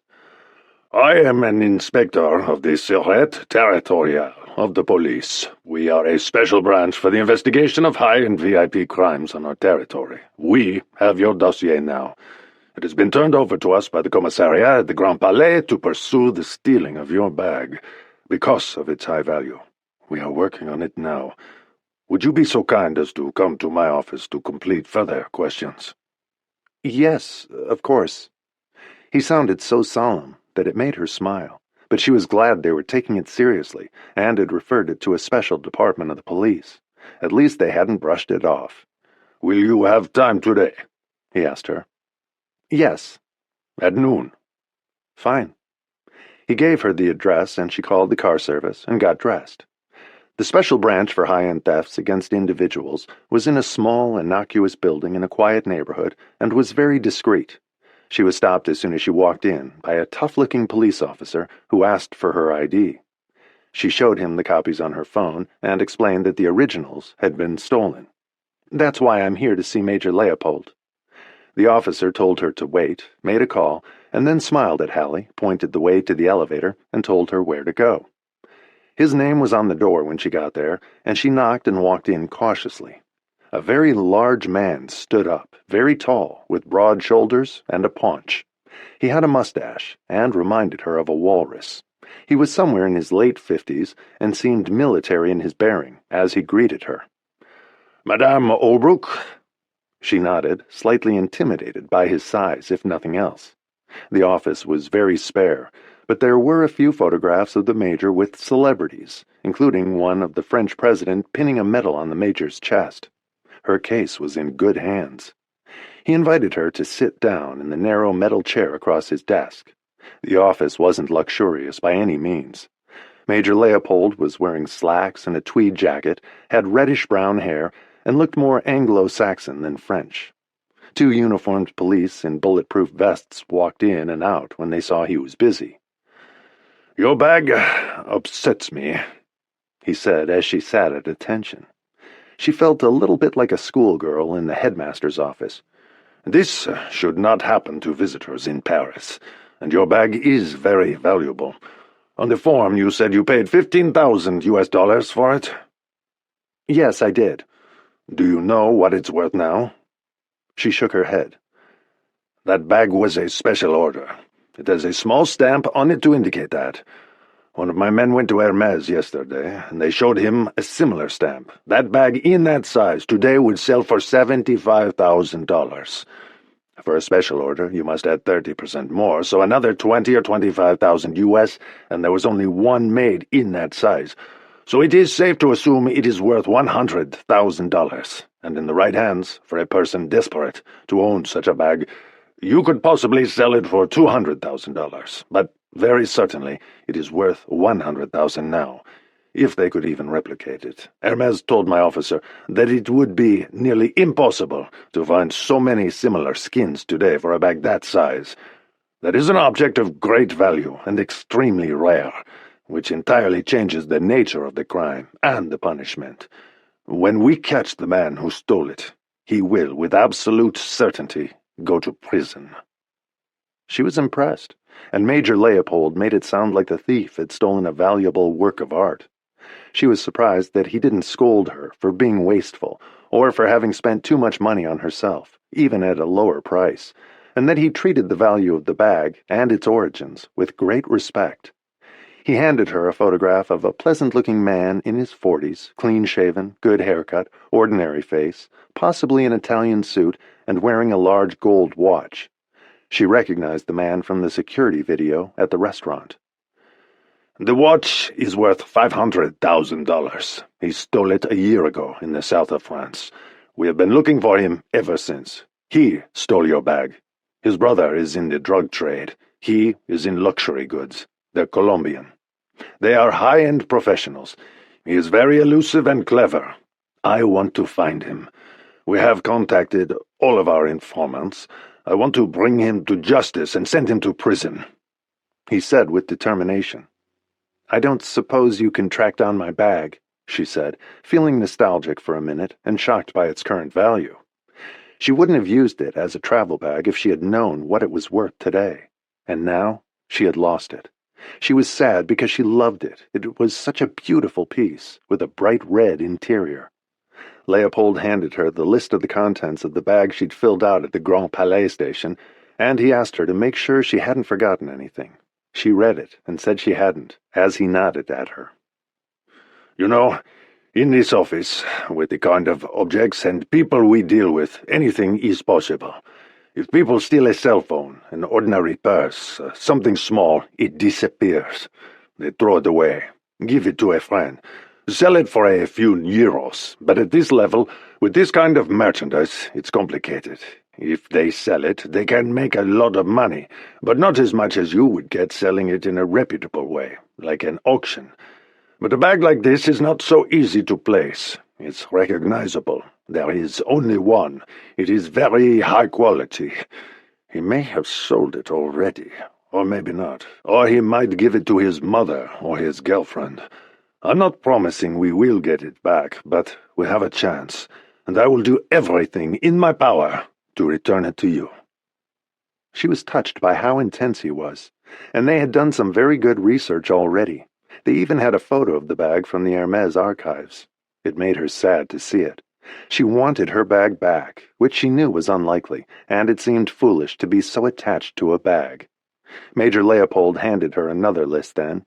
They were charges on her credit cards that the Colombian thief had made. "Do you know any of these stores?" he asked her. "Have you purchased anything there?" She read it carefully, shook her head, and handed it back to him. "These charges were all made after the bag was stolen, in one area of Paris, perhaps where he lives." "My assistant in New York canceled my cards within an hour after the theft, when she got my text." "Some stores don't check. American Express notified us of the activity on the stolen card. You will not be billed, but these will be added to the charges against him. His name is Tomas Maduro. But he uses many names. We know a great deal about him. Now we have to find him. He blends in well, which is how he steals where he does. He fits right in. He eats in the restaurant and steals a bag. He goes to a theater or the opera, and he steals a bracelet, and the woman wearing it never feels it leave her wrist. Very professional. He and his brother are pros. We will find him, Madame Holbrook. I don't know when, but we will." He stood up and thanked her for coming, and assured her he would be in touch, even after she went back to New York. He had her escorted to the front door by one of the police officers in the bulletproof vests, and they locked the door behind her. She was fascinated by the department, and especially by Major Augustin Leopold. Meeting him had been an experience. She was no closer to getting her bag back, but at least she knew now that a team of highly skilled, specialized detectives were working on it. She went to Hermes herself after that and looked around. She was still in shock over the value of her bag. It was worth more than some of her jewelry. The next day, on New Year's Eve, she talked to the girls. They were throwing a New Year's Eve party on the boat that night for just their little group. They were in Antigua, and they were planning to stay aboard. There was too much activity in the port, and none of them wanted to go out that night. They felt safer on the boat. And there were mega-yachts like theirs all around them. The trip had been wonderful so far. They had 3 days left on the boat, and then they were flying home. They all agreed it had been the best vacation of their lives, and everyone got along. Olivia was still sad their mother hadn't been able to join them, but she would have been sick if she'd come. They'd had a few choppy nights, which didn't bother any of them, but Hallie would have been miserable. She was better off in Paris. Hallie put on the one simple black dress she had brought. She hadn't worn it yet. She had no reason to, but it seemed appropriate for a sedate New Year's Eve with Bart and his son and daughter-in-law. She wore her hair up again, and the dress showed off her legs. She wore a pair of black suede heels that the girls had given her. They always picked beautiful shoes for her, with dizzyingly high heels. Hallie had invited Bart to come up for a drink when he came to pick her up, so he could see the house. It looked pretty and festive. She had bought flowers that afternoon. They were bright red and were reminiscent of the holidays. She had been in Paris for 4 days by then, and still had 10 days left in her trip. Bart was staying as long as she was, which was convenient, and he and Ryan were going skiing in Switzerland the following weekend, while Hallie was still there. She showed him around the house, and he liked it as much as she did. It was chic and neat. He commented on the beautiful furniture and art, and the owner's great taste. The atmosphere of the house was warm, personal, and inviting. She already felt at home there. The only problem she'd had was the theft of the bag, and knowing that the thief had the keys and the address. And Henri Laurent had been a problem, but he didn't seem dangerous, just rude and annoying, and a little eccentric. She had accepted the fact that he hated her. He was irritating, but not a big deal. They each had 1 glass of champagne, and then went to Bart's son's apartment. It had a perfect view of the Eiffel Tower, with a terrace that overlooked the Seine, and Hallie could see the Grand Palais in the background as she stood on the terrace with Bart. There were stars in the sky, the Eiffel Tower was sparkling, and the setting was incredibly romantic. She hardly knew him, but she was very attracted to him. She recognized the signs. She could easily have fallen for him, but she didn't want to be too hasty. This was only their second date. But she could tell that he felt the same attraction, and Paris was a magical setting.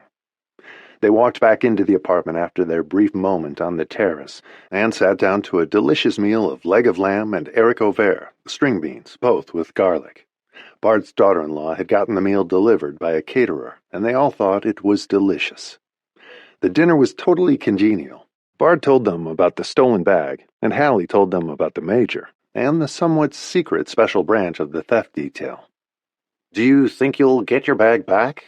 Ryan asked her. He was an extremely personable, bright young man. He had gone to Princeton, then gotten his law degree at Harvard.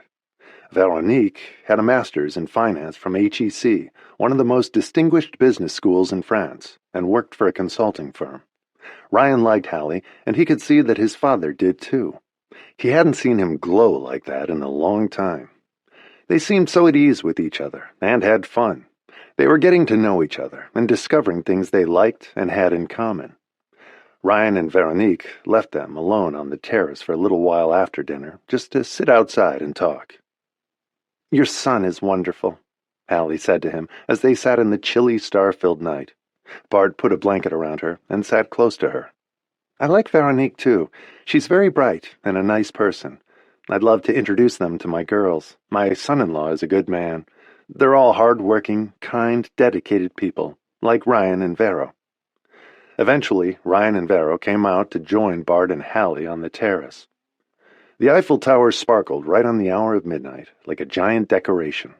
Ryan put his arms around his wife and kissed her, and Bart kissed Hallie a little more passionately than he had planned. She didn't stop him, and she looked shy afterward, knowing Bart's son and daughter-in-law had seen them, but she didn't want Bart to stop. They held hands afterward, sharing a lounge chair with blankets over them, and when the young couple went inside, Bart kissed her again, gently this time.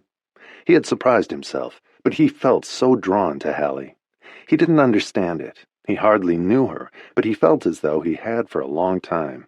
It was so easy being with her, and she was such a warm person. She felt peaceful that night, and as though she was in the right place, with the right people. She leaned her head against Bart's shoulder, and they didn't speak for a little while. It was nice just being there together. It was so strange that she had met him coming to Paris for her big adventure. The trip had gotten off to a rough start with the stolen bag, but she was surprised how safe she felt with Bart. She stayed until 1:30, and Bart wouldn't let her go home alone. She thanked Ryan and Veronique for a wonderful New Year's Eve and wished them a happy year ahead. "I think it will be," Ryan said, looking tenderly at Vero, and they obviously had a secret they didn't want to share yet. Hallie had a feeling she knew what it was, but didn't say anything to Bart. She saw them kiss as she and Bart were leaving to take her home. She was thinking as they left that despite her mistakes, and Bart's, with his forced marriage and her decision to have the twins out of wedlock at such an early age, their children had done things right, and had chosen the partners that truly suited them, and were together because they wanted to be, not because they had to be, pregnant at the wrong time with the wrong person. Hallie had no regrets, and the twins had been the joy of her life, but Locke had played such a small part in her life and the girls', and Bart had married a woman he didn't love, and it had only lasted for a couple of years. They had both chosen the wrong partners, but had lovely children anyway. And as a result of their youthful mistakes, neither she nor Bart had ever married or remarried. "You did a great job with Ryan," she said as they walked to find a cab. There were horns honking and people laughing and shouting in the street to celebrate the new year. "I can't take all the credit for that. My ex-wife was a good mother, even though she was just a kid herself. We weren't suited to each other, but she was always there for him, and he has a good relationship with both of us. Sometimes I think that's more to his credit than ours. He's a good guy." "Did your daughters suffer from not having a father around all the time?" "Not really," she said, thinking about it. "They never had that, so they didn't miss it. Maybe they did in theory, but in reality, they were happy children, and they got extra attention from me. They never went through a divorce or a sense of loss about their father. He came around from time to time, like a big playmate. He was like a child himself. And when they were 13, I met a wonderful man, who was more of a father to them than their own." "What happened to him? Is he still in their life?" "No," she said softly. "He died 3 years ago. That was the hardest thing my daughters and I had ever been through. Robert and I lived together for 10 years, and I'm grateful we all had those years with him. It was an added gift in their lives, and mine." "And now?" Bart asked her, wondering if there was someone in her life at home. He didn't think so, but he wanted to be sure before he made a fool of himself, or did something she didn't want. He was so drawn to her. He wanted to be sure that the attraction was mutual, and he hadn't misread it. But she didn't seem like the kind of woman who would kiss him if she had a man waiting for her at home. "It took me a long time to get over losing him, but I feel peaceful about it now. One day you wake up and realize you're ready to go on. Robert wasn't a sad person, and he was a very generous man. I don't think he would have wanted me to be alone forever," she said quietly. They stopped walking, and Bart gently put his arms around her and kissed her, and afterward they kept walking in the direction of her house. "I'm not sure I've ever really been in love," Bart said. "I put all my energy and feelings into my work, and Ryan. I never wanted to get tied down to the wrong person again. And I never met the right one." He wanted to add, "until now," but it was too soon to know that for sure. It felt that way, and he wanted time to get to know her, so he didn't make another mistake. But she seemed like a very special person. When they reached her house, he waited while she unlocked the door. He walked her inside and kissed her again. He was gentle and tender, and he made it easy for her to come back from where she'd been for the past 3 years. He left after a few minutes, waiting outside until she set the alarm and signaled to him from the window, and he smiled and waved, and walked back to Ryan's apartment, thinking what sweet times he and Hallie had ahead of them if everything they were discovering about each other turned out to be true in time. It was too soon to know, but he loved being with her. She was an honorable woman, and everything about it felt right. He had only seen her 3 times, but he felt wonderful when he was with her. The boat stayed at anchor off Antigua on New Year's Eve. It sounded more festive and fun to celebrate on the boat, among good friends. The chef prepared an exquisite meal. They had crab and lobster that had been flown in for them, and pasta with caviar. They laughed a lot at dinner and danced on deck afterward. There was a constant friendly banter between all of them, some more than others. They had turned out to be the perfect group to travel with, and had made memories they would never forget. It was Seth and Valerie's first married Christmas, and at midnight Peter kissed Olivia with all the passion that had brought them closer every day, and the others smiled at them. After he had kissed her, he whispered to her, "If you tell me that you and Valerie switched tonight, I'm going to throw you overboard." And she laughed.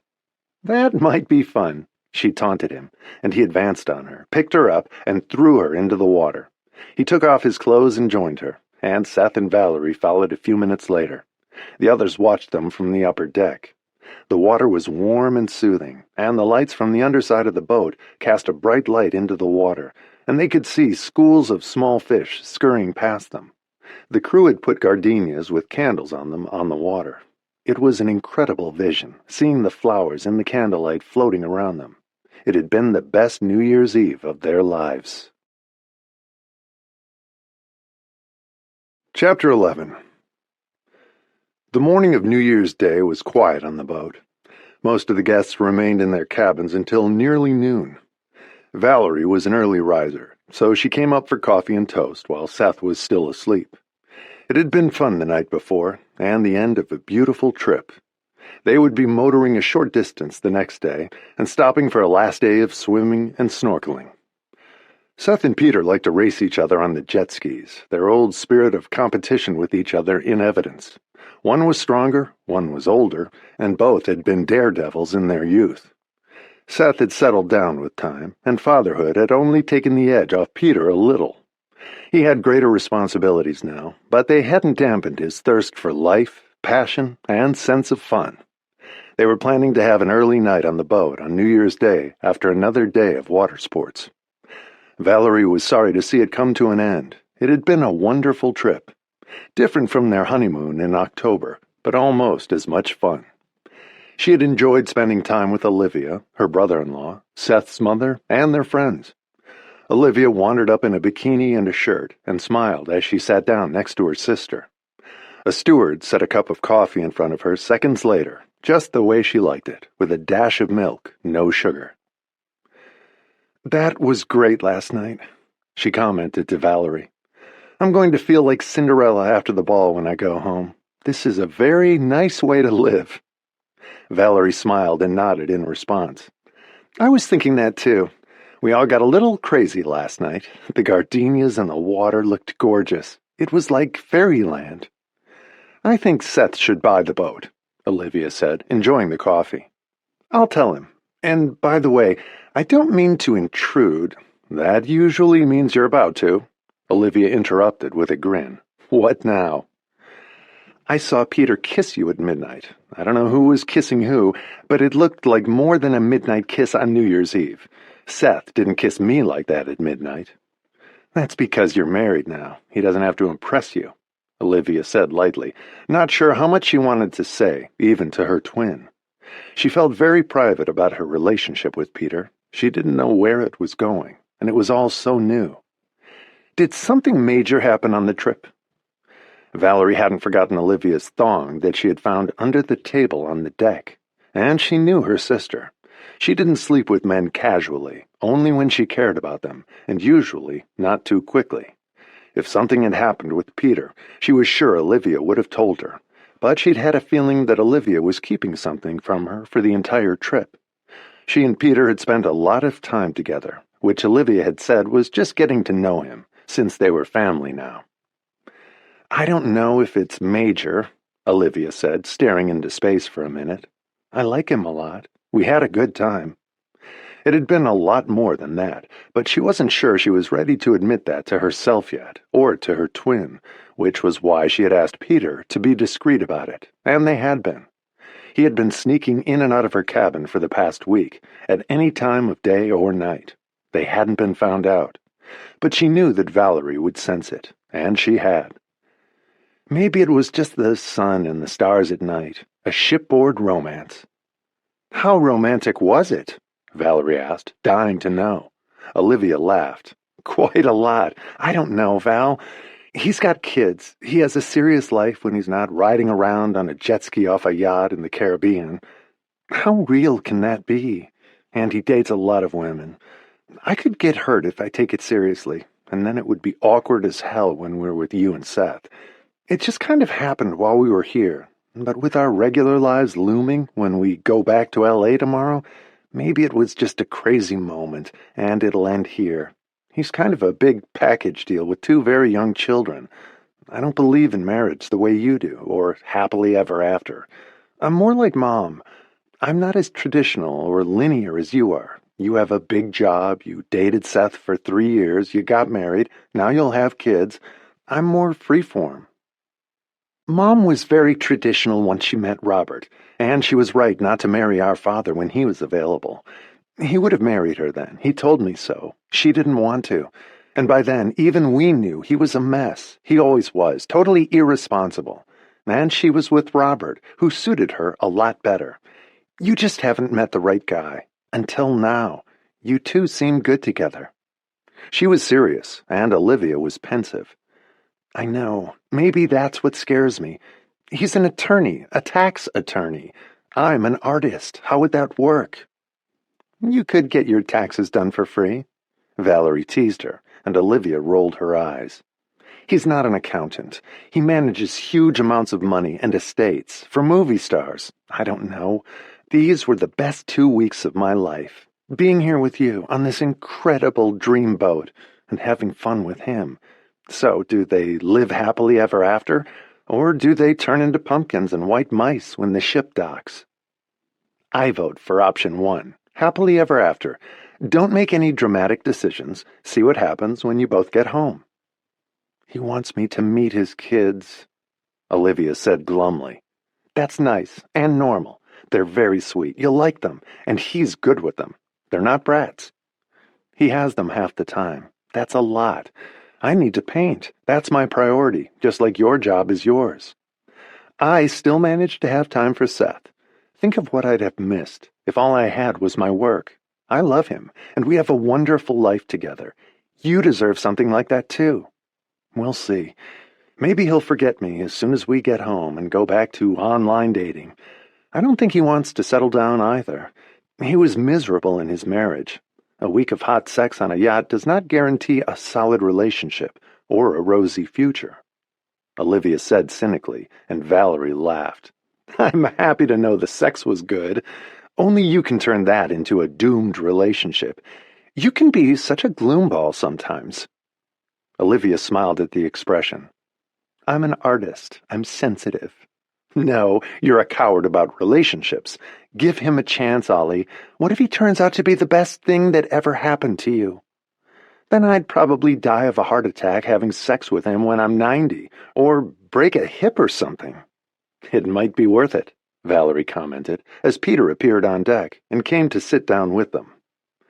What might be worth it? He asked them as his cappuccino magically appeared in front of him.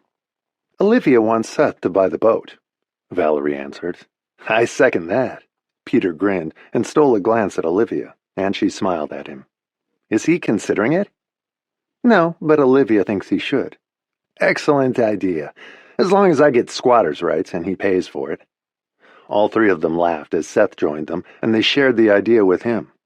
Fine, if my tax attorney says I can afford it, he said, glancing at his brother. You can if you sell your new house and get a night job to increase your income. I'll think about it, Seth said, and leaned over to kiss Valerie. The others joined them shortly after, and the day got off to a good start. Peter and Olivia got dropped off at a small nearby beach that looked deserted. One of the deckhands took them in the dinghy and promised to pick them up in an hour. They lay side by side on the white sand, drying off after they swam. You look serious today, Peter said to her, and she rolled over on her side to look at him. I'm sad to go home in 2 days. They wouldn't be able to meet in her cabin at any time of day or spend the nights together, although he lived on the hills above West Hollywood, not far from her. But he had his kids half the time, or close to it. I am too, he admitted. He'd been thinking about it for the last few days. What happens now? We go back to our own lives? Or do we try to build on what we started here? It was the question he had wanted to ask her for days, and was afraid to. What if it was just a fling for her? He wanted it to be more. I vote for keeping it going when we go home." He gently touched her face with a finger, brushed some sand away near her eyes, and kissed her, hoping that would convince her. "Can we do that? What about your girls?" "What about them? They're with their mother half the time, and you could spend time with us, like normal people, when I have them. And when she has them, we can hang off the chandeliers and do whatever we want." He grinned at her, and she smiled. "It's not that complicated, Olivia. It can work if we want it to. The question is, do you want it to work?" "I think I do," she said softly. "That's not good enough," he said. "We have to know we want to, because there are going to be times that are hard, or we fight, or the kids are a problem, or my ex-wife, or something isn't working for you, or we disappoint each other. But there could be great times, too. I want to try to make it work, Olivia. My wife and I both made a mess of my first marriage. I learned a lot from it. I want to do it right with you, and really try." He was so earnest as he said it that she put her arms around him and kissed him, and she was smiling when they stopped. "I'm in. I want to give it a try and make it work, too." They were lying on their sides, talking and kissing. "I have the girls for a week when I get home. You could meet them then. Dinner or ice cream or Disneyland or something." Olivia smiled, thinking about it. It was a whole new world for her. "I'll miss you every night. I'm picking them up as soon as we land, and I want to give them a few days to settle in. This will be a change for them, too. They've never met the women I've dated before, so it's a little bit of a big deal for them. Can you manage for a few days?" He looked worried. "I think so. I may have withdrawal at first, and I have a lot of work to do for my show in March." The deckhand arrived with the dinghy to take them back to the boat then. They swam out to it and sat wet and smiling on the way back to the yacht. They had made an important decision on the beautiful little beach, and as soon as they were back on the yacht, Peter followed Olivia to her cabin and locked the door behind him. "Welcome to my life, Olivia Holbrook," he said softly as he took off her bikini top, dropped it to the floor, and kissed her. "I thought maybe it was just a shipboard romance," she said in a hoarse voice. "That too," he said, as her bikini bottoms landed on the floor with his wet swimming trunks. "And that's not over yet." He kissed her, and they made it to her bed to celebrate what they had decided that morning. This was the beginning, not the end, after all. The new year was off to a great start. Bart and Hallie went for a walk in the Bois de Boulogne on New Year's Day. They watched the children playing, families on bicycles, people walking their dogs, lovers kissing, old men playing pétanque.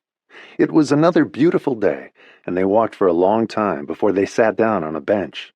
There were peacocks walking past them, and they had seen swans on a lake. "Everything always looks beautiful in Paris," Bart commented, "and there is always an underlying feeling of romance to it, and a quality of life you don't feel in the States. France is all about beauty and history and family and people kissing." He smiled at her as he said it and leaned over and kissed her, since he had dared to kiss her the night before, and she kissed him back. "I'm lucky to have met you on the plane," he said happily, and she smiled in answer. "So am I. I thought I was just going to go to my favorite shops in the Louvre. I wasn't expecting to meet anyone.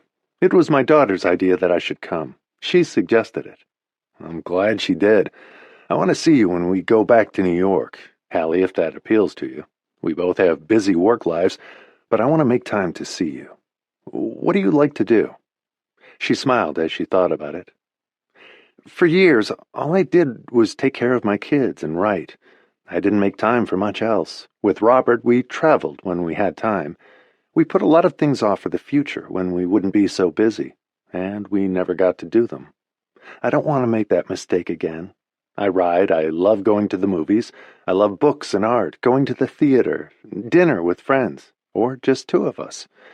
I volunteer at a center for abused women and children. I've been very involved with that for a long time, and it's important to me. I like spending time with the kids there and helping them see that they can have a good future, even though some pretty awful things happened to them in the past. Some of them come to us very damaged physically. With others, The damage is all inside. It's easier to help the children than the women. The damage they suffer is so pervasive, and it's a cycle a lot of them can't escape. He looked interested as she said it. They were sitting on a bench, and he held her hand. How did you get involved with that, instead of something else? I support an entrepreneurial program for underprivileged young people entering the workforce, trying to expand their vision and show them a bigger world of opportunities. It's kind of the same idea, but I meet them after they've managed to get an education and have gotten through college. It's to help them take off the limits other people may try to put on them. The program is called Limitless, and we've had some real success stories. It's my way of sharing what I've learned. Their horizons are so much broader than they realize. If they're bright, they can do anything they have the courage to do. That is a little bit like what I do, except that the kids I work with have been damaged by the people who should protect them and love them most. But once we get them to a safe place, they can make it to a good life. To answer your question, I had a difficult childhood, and I want to help them find their way out of theirs and show them that they can. With the little kids, it's just about loving them and making them feel safe. Most of them have been in danger since they were born. They talked about it for a while and then walked on, still holding hands like two children. Hallie didn't explain what her difficult childhood entailed, and she didn't know if she ever would. It was all she wanted to say for now. The rest was buried in a walled garden she didn't visit anymore. She preferred to live in the sun and bright daylight of the present, not the shadows of the past. Ryan and Vero shared some good news with me this morning, Bart said to her as he drove her home. They're expecting a baby in July. That's very exciting. I think they're going to be wonderful parents. I think so too. She smiled at him. How do you feel about being a grandfather? She asked, and he laughed. She kept noticing how handsome he was. He didn't look like a grandfather to her. A little bit outraged and a little bit scared, and very happy for them. I wasn't ready for that image of myself. You don't look the part, and you're barely old enough to be one. I wouldn't worry about it too much. It's nice that they're so happy about it. They went to have lunch with her parents today to tell them. They invited me to come, but I wanted to see you. Her parents don't speak English, and they'll have a better time without having to translate for me. Do you think your daughter, who got married, will start having children soon? Not for a while. She's only 27 and more interested in her career for now. And I'm not sure how keen her husband is on having kids. He didn't have any in his first marriage. He's 39, and he has a very big job as a producer in television. He loves his work. So does she. They all have babies later now. Ryan and Vero have been married for 3 years. You and I got an early start. He smiled at her. We grew up with our kids. They were the best thing that ever happened to me. They were the only family I had. My mother died when I was 8, and my father when I was 14. I was alone for a long time before I had them. It was his first glimpse of the difficult childhood she had mentioned lightly, and he didn't want to pry. You must have been very strong as a child to come through that, losing your parents so young. She didn't tell him it had been a mercy for her. Children are stronger and more resilient than most people realize. They survive wars without their parents and terrible lives, and some of them come out of it whole. He could sense that whatever had happened to her, she was a survivor and had been one of those who remained whole. But one paid a price for surviving, and he suspected she had. She invited him in for a cup of tea when they got to her house, and he said he should really get back, but agreed to come in briefly. Ryan and Vero would be home from her parents by then, after delivering the good news. Hallie and Bart sat in her cozy kitchen and drank their tea. They were both happy and relaxed. He said he was planning to come back when the baby was born in July, and maybe a time or two before then. Maybe I'll go down to the south of France for a couple of weeks afterward. I love it there. He talked about a house he had rented once in Saint-Paul-de-Vence, and he said he would love to go back. He seemed to have a very pleasant life, and worked hard, too. He wanted to read more of her books now that he had met her. He had read most of them, which touched her, but had missed a few. And then he left, promising to call to take her to lunch and dinner when he'd know his son's plans. She pulled out her manuscript to edit that night and did a little work. She wasn't really in the mood, but thought she should. It was a peaceful night. She took a bath and was going to bed when the phone rang. She assumed it was the girls, since it was earlier in the Caribbean. It was almost midnight, and no one else would call her at that hour on New Year's Day. The caller ID showed a blocked number, but she thought maybe they were calling from a phone on the boat. She answered, and there was no sound, but the line hadn't disconnected, and then after a minute, it did. Hallie thought it must have been a wrong number, or a poor connection from the boat. She got into bed and turned off the light, and then the phone rang again, and she took it out of the charger and answered, and the same thing happened. It didn't disconnect for at least a minute, and it sounded like there was someone on the other end. But they never spoke, and then the call ended. She was almost asleep half an hour later when it rang again. She almost didn't answer, but with both her daughters far away, and she being the only person for them to call in an emergency, she always left her phone on at night and never turned it off. And she answered every call. "Hello?" she answered, wondering if it would cut off again. But this time she was startled when a deep male voice answered her. "Hello, were you sleeping?" he asked in a silky voice. He had an accent, but he spoke English, and she couldn't tell if the accent was French or Spanish or something else. "No, who is this?" "I know who you are, and I know where you are. You do not know me, and if I wanted to come to you now, I could, and you couldn't stop me. I have control of you now." It was a frightening thing to say, and she was shaking as she sat up in bed. She wanted to hang up, but she didn't, waiting to see what else he would say. "You do not have control of me, and I assume you have my bag. I'd like it back, and my papers and my passport." She was surprised herself by what she said, but she was suddenly furious that he was calling her, and obviously trying to frighten her, and he had. "You're a very rich woman. Maybe I will sell it back to you. But not yet. We can discuss it when I call you again." And then he hung up. She sat in her bed, shaking. The call was creepy.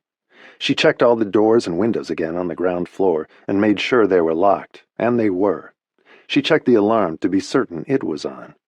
He had the keys, and she had no way of stopping him if he used them, which was a terrifying thought. The locksmith was coming in the morning, as the locks hadn't been changed yet because of the holiday.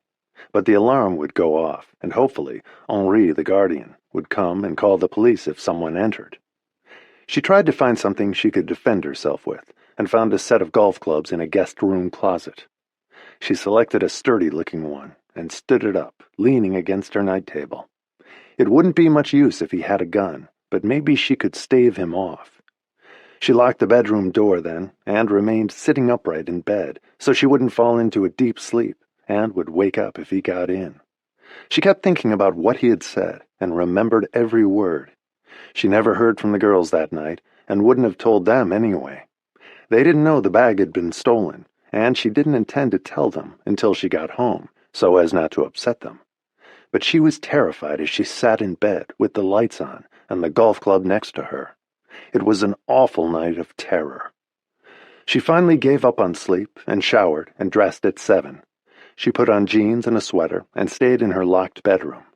But once it was daylight, she didn't think he'd try to get in, and she went to the kitchen to make a cup of coffee. She was still sitting at the kitchen table, feeling dazed and exhausted, when the doorbell rang at 9.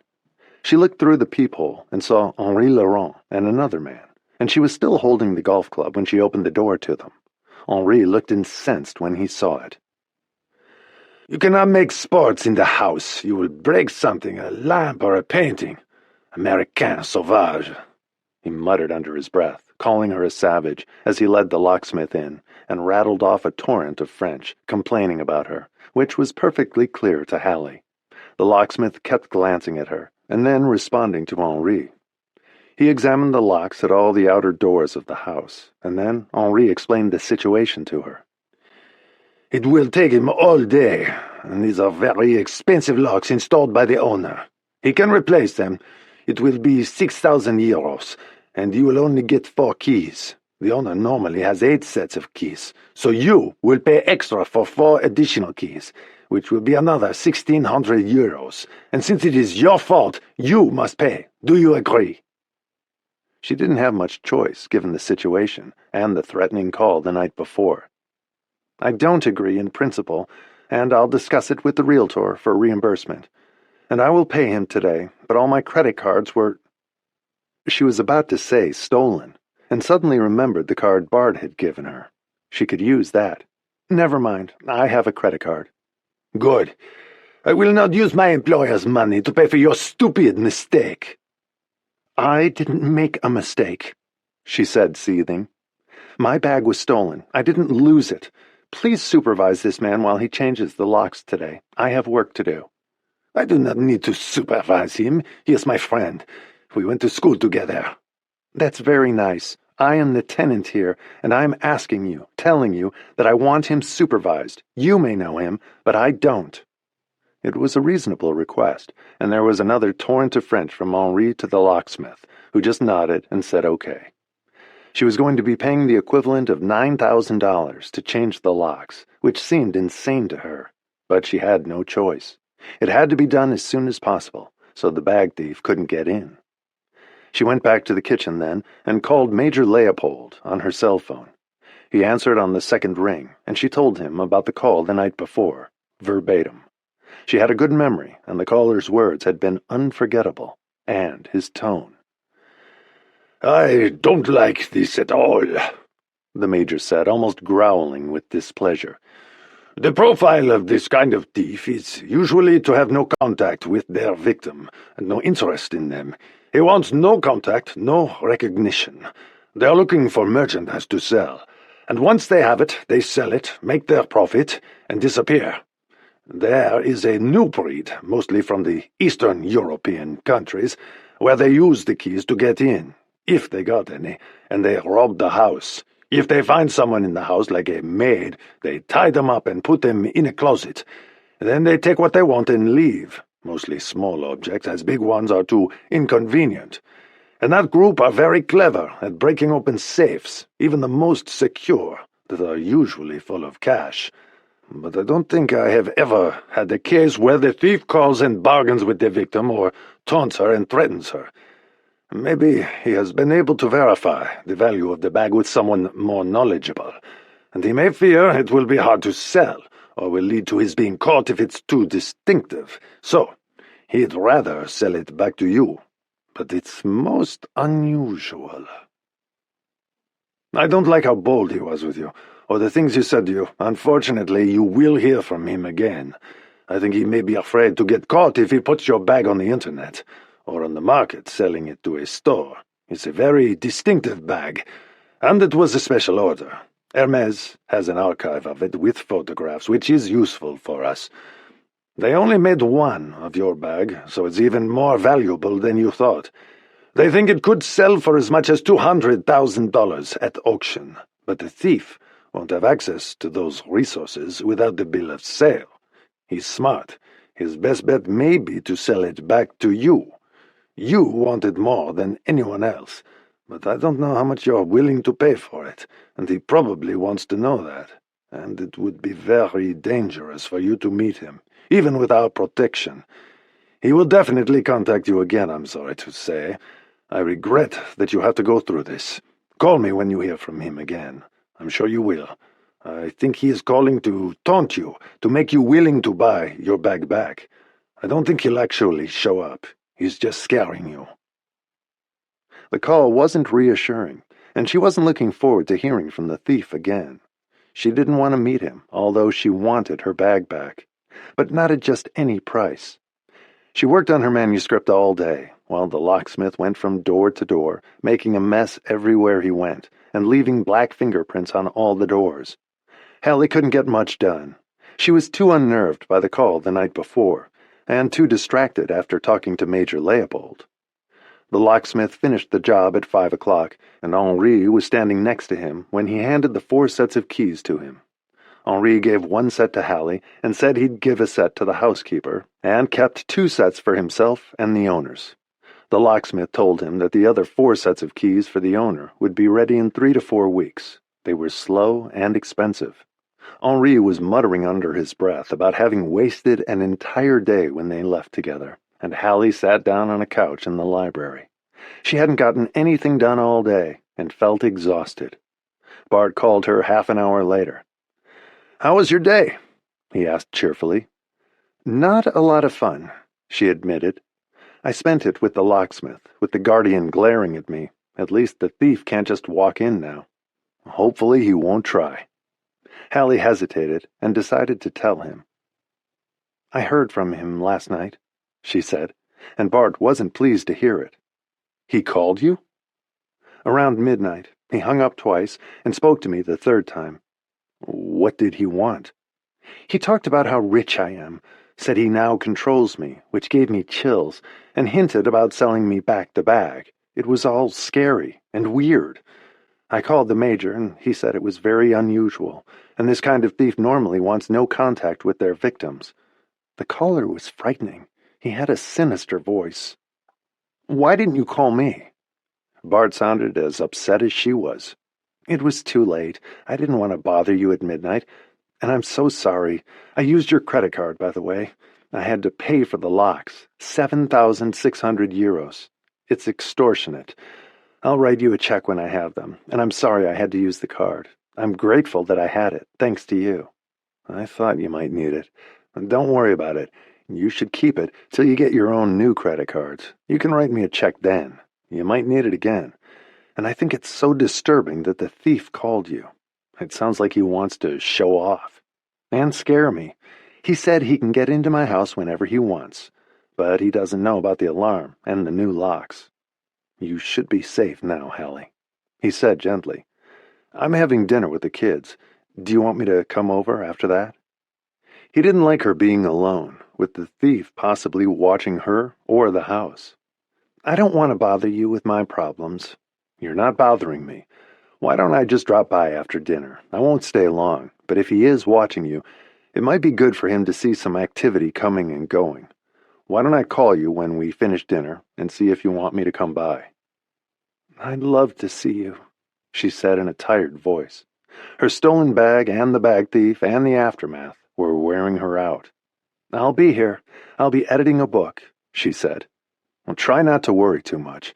The locks are changed, and you have an alarm. You're safe, and the police seem to be on top of it. Let's have dinner one night this week. You need a change of scenery." "I think I do. I might even let you use your credit card," she said, and he laughed. "See you later." He was excited at the prospect of seeing her, and she was still smiling after the call. And he was right. The thief couldn't hurt her. But she was tempted to buy back her bag at a reasonable price, not $100,000. She decided to take a bath and change for when Bart would come by. It was something to look forward to. All the guests were leaving the boat by noon the next day. Seth, Valerie, Peter, and Olivia were all on the same flight to L.A.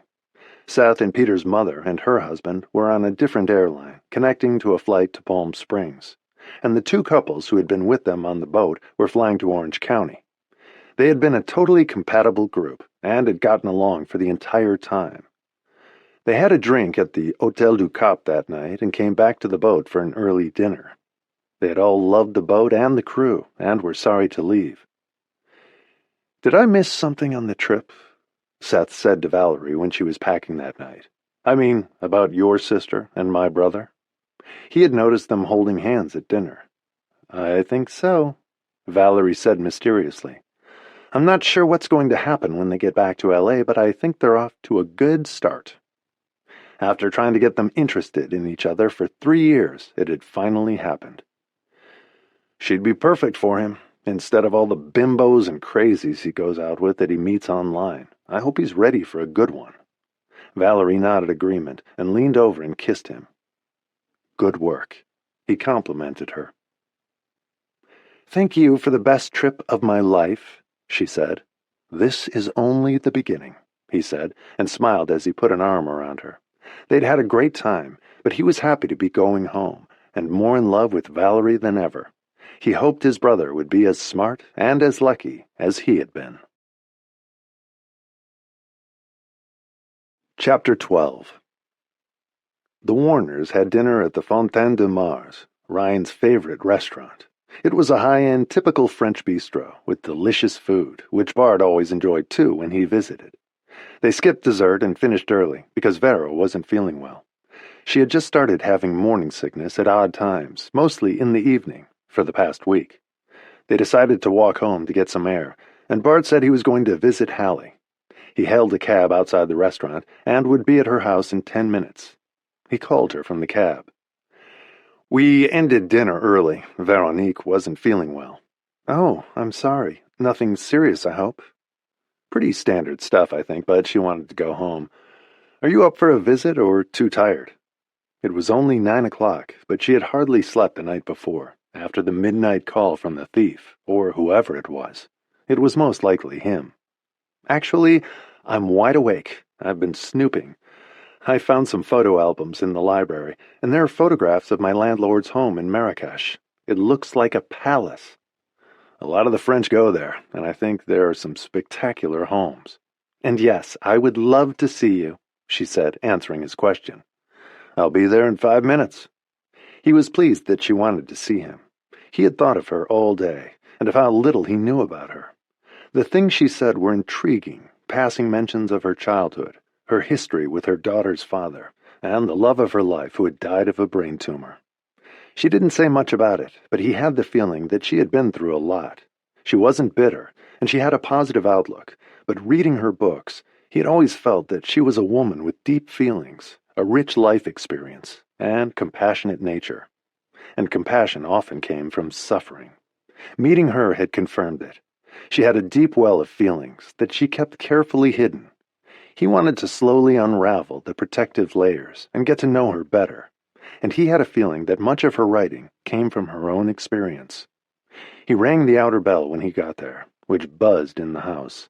She answered through an intercom and let him in, and when he entered the inner courtyard, he saw her waiting for him in the doorway, smiling to welcome him.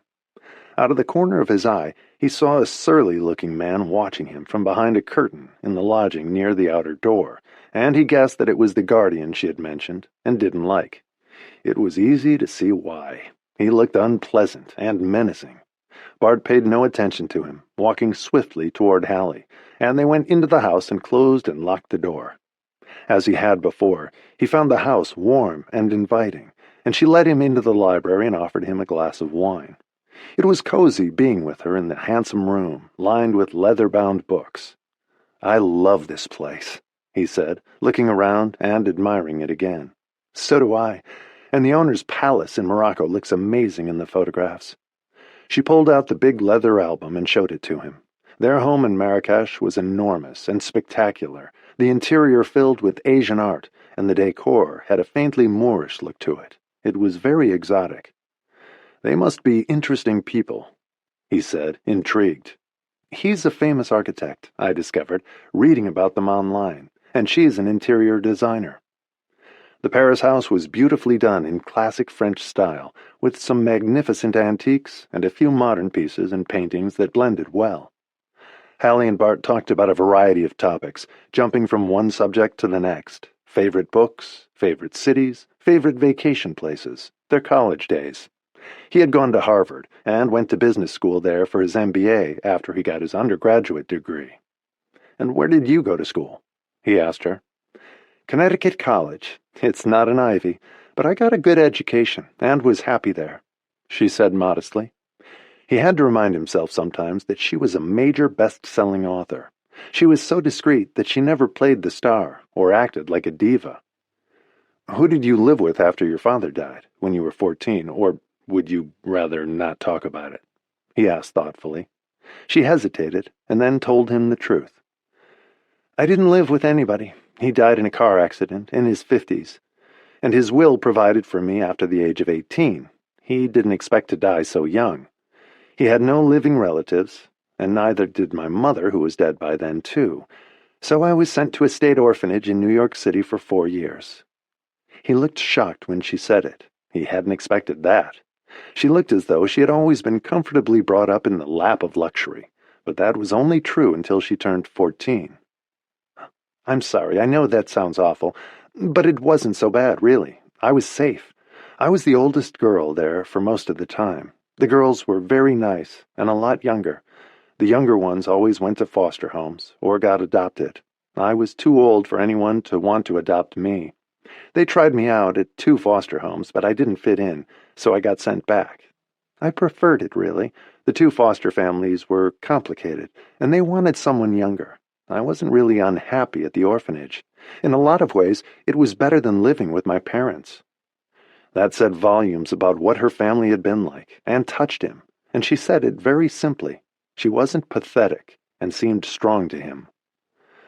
I led a very banal early life, Bart said. I had adoring older parents, and an easy existence. They got along, they didn't get divorced. They weren't unusual. They were very conservative and old-fashioned, which is why they made such a fuss when Ryan's mother got pregnant. They thought I should marry her, but they didn't like her. But they expected me to do the honorable thing anyway. They had a long list of concerns about her, and it turned out that they were right. It was all pretty standard stuff. But your being sent to an orphanage when your father died sounds like something out of a novel. It wasn't what I expected. I was shocked at first, like a prison sentence. But I tried to make the best of it, and it showed me another side of life. There was nowhere else for me to go. I left the orphanage when I turned 18. I had graduated from high school early, and the trust my father left for me kicked in. It wasn't much, but it was enough to live on, and provided for my college education, so I took advantage of it, and put it to good use. She seemed very peaceful as she said it. She seemed to have no bitterness about the situation her father left her in. She was matter-of-fact about it. They talked for 2 hours, and then he put down his glass. The red wine she had served him was an excellent French wine that she had bought herself. She wasn't emptying her landlord's cellar. She purchased her own. It struck him how resilient she had had to be to survive in a state-run orphanage. It couldn't have been as easy as she made it sound, but she had definitely made her peace with it. He heard no resentment in her tone, and she didn't criticize her father for landing her in that situation. It showed remarkable generosity on her part. She walked into the front door when he left. They stopped talking, and he kissed her gently and held her for a minute. She loved the feeling of being in his arms. It comforted her after the aggravations of her day. "Will you call me if anything happens, Hallie? I mean it. I don't want you scared all night again. I can come over and sleep on the couch." "I'll be fine now that the locks are changed," she reassured him, and she looked happy and peaceful after chatting with him. Once again, they had covered a lot of ground. She locked the door behind him and turned on the alarm, put their glasses in the kitchen, and went upstairs to her bedroom. It was a pretty room. She sat on the bed and opened her computer. She had no emails from the girls. They were still on the boat until the next day. She was checking her other emails when the phone rang. She didn't look to see it, but she thought it might be Bart, thanking her for the evening. She picked her phone up with a smile. "I know you're home. I saw your friend leave." The same deep foreign voice said, the one she had heard the night before. He was watching her house, maybe right outside. "You won't escape me. I know you want your bag back. You'll have to pay me for it. I know what it's worth. You're just like all rich people. You think you can cheat the poor and use them. You want to poison people's minds with your trashy books." "I don't know what you want. If you return my bag, the police will stop looking for you. That must be worth something to you," she said very directly, trying to sound calmer than she felt. Her hand was shaking again as she held the phone, but her voice was steady. "It's worth nothing. The police are fools. They won't catch me. They never have before." As she listened to him, she determined that the accent wasn't French, Spanish maybe, since the police said he was Colombian. "If you call the police, I'll kill you," he said, and a chill ran through her. It was as though he were watching her, standing in the room. "Don't forget, I have the keys to the house where you are staying. I can walk in any time I want. But you have to get me the money first. All you had were 5,000 euros in your bag. I need more than that. When I'm ready, I'll tell you how much I want. Sleep well, Allie." And then he hung up. For a moment she couldn't breathe. His voice had been so oppressive and his words so frightening. He sounded cold-blooded, and she had every intention of calling Major Leopold in the morning. But she had to get through another night first. At least he didn't seem to know that the locks had been changed, but he had seen Bart leave, so he had been right outside, watching the house. And all kinds of information about her was in her bag. She had another thought then. She picked up her computer and typed her name into the search line. Her bio came up immediately, with her age and the number of books she had published, and a guess about her net worth was in the first line. He had obviously read it too, and thought she was infinitely richer than she was. She made a very healthy living from her books, but she didn't have anything like the fortune they claimed. And all it did was spur someone like him on. She hated the kind of information that floated around the internet, which incited criminals and creeps. She wrote down what he had said as she remembered it, to tell the Major the next day. She didn't get undressed. She just lay on her bed, with the golf club near at hand, wondering what they would do about him. Major Leopold admitted that they had never been able to catch him, and had tried for years. She wondered if he had stalked and threatened his other victims, or only her. Something about what he'd found in her bag provoked him, maybe just the value of the bag itself. Even she had to admit that it was outrageous. In some places, you could buy a house with what the bag was worth now. She felt guilty about that at times, but she worked hard to earn a living, and she couldn't go home to get away from him. Without a passport, she was trapped in France until she got the new one. Eventually, she could go home and escape him, but without her bag, and she would love to have it back, not for its monetary value, but because it was a familiar object she loved, and it was hers. She felt breathless periodically throughout the night when she thought about him. She hated the fact that he wanted to frighten her, and he had succeeded, and more than anything, she hated the word victim. She had grown up as one, her mother's victim, her father's, his friends. She had vowed never to be a victim again, and now she was. Tears filled her eyes as she thought about it. She wanted not to be afraid of him, but she was. He was stealing her peace of mind from her, her feeling of safety, which was worse than the theft of the bag. Several times during the night, she thought she couldn't breathe and would faint. Her heart was pounding, and she dozed off at 6 a.m, and then woke up with a start 2 hours later. She helped herself to a cup of coffee in the kitchen. She tried to read the paper online, but she couldn't concentrate. She called Major Leopold at 9 o'clock sharp, and he answered on the first ring this time. She read the thief's words to him exactly as she had written them down. "He's a really bad guy. He's trying to terrorize you. I loathe men like that, who victimize women," he said with feeling. "I'm not a victim," she said in a harsh tone, reacting to it viscerally. "He committed a crime against me, but I'm not a victim," she repeated to convince herself. "He has no right to do this to me." It was a reign of terror to control her by fear, so she would give him what he wanted. It was all about money for him. For her, it was about something much more important. He was dragging her back into a world of helplessness and fear, and jeopardizing her recovery that had been solid for years. "You answered the phone," Leopold reminded her. "He was watching my house, right here. I had a friend visiting. The caller saw him leave." "He wants to frighten you into paying what he wants for your own bag. It's blackmail. He rules by terror." "Very effectively," she added. "Should I hire a bodyguard?" she asked him. "I don't think you need one. I think he just wants to scare you into paying some crazy price. If I was worried, we could assign a policeman outside, but I don't think it's necessary." The bag's real price was crazy enough. In the right auction, it was worth a fortune, but she didn't want to sell it or buy it. She wanted it back. It was rightfully hers, just like her safety and peace of mind. "We will find him this time. I have too many people working on it not to. We can track his every move through our cameras and informants. Sooner or later he'll make some stupid mistake, and we'll catch him. Until then, you're safe at home, and with a car service and driver, you'll be fine." She didn't feel fine, though. She was terrified again. She called Bart after talking to the detective who was championing her case, and diligent about it. "Peaceful night, I hope?" Bart said when he answered. "Not exactly." She read him her note of the conversation, too. It gave him chills, just as it had her. "Hallie, you can't go on like this. He's stalking you. I have an idea. Maybe it's crazy. You told me the inspector said they've been trying to catch him for years, and they haven't been able to. He said they're closer than they've ever been. They have all their informants looking for him. I have a friend in Washington in the FBI.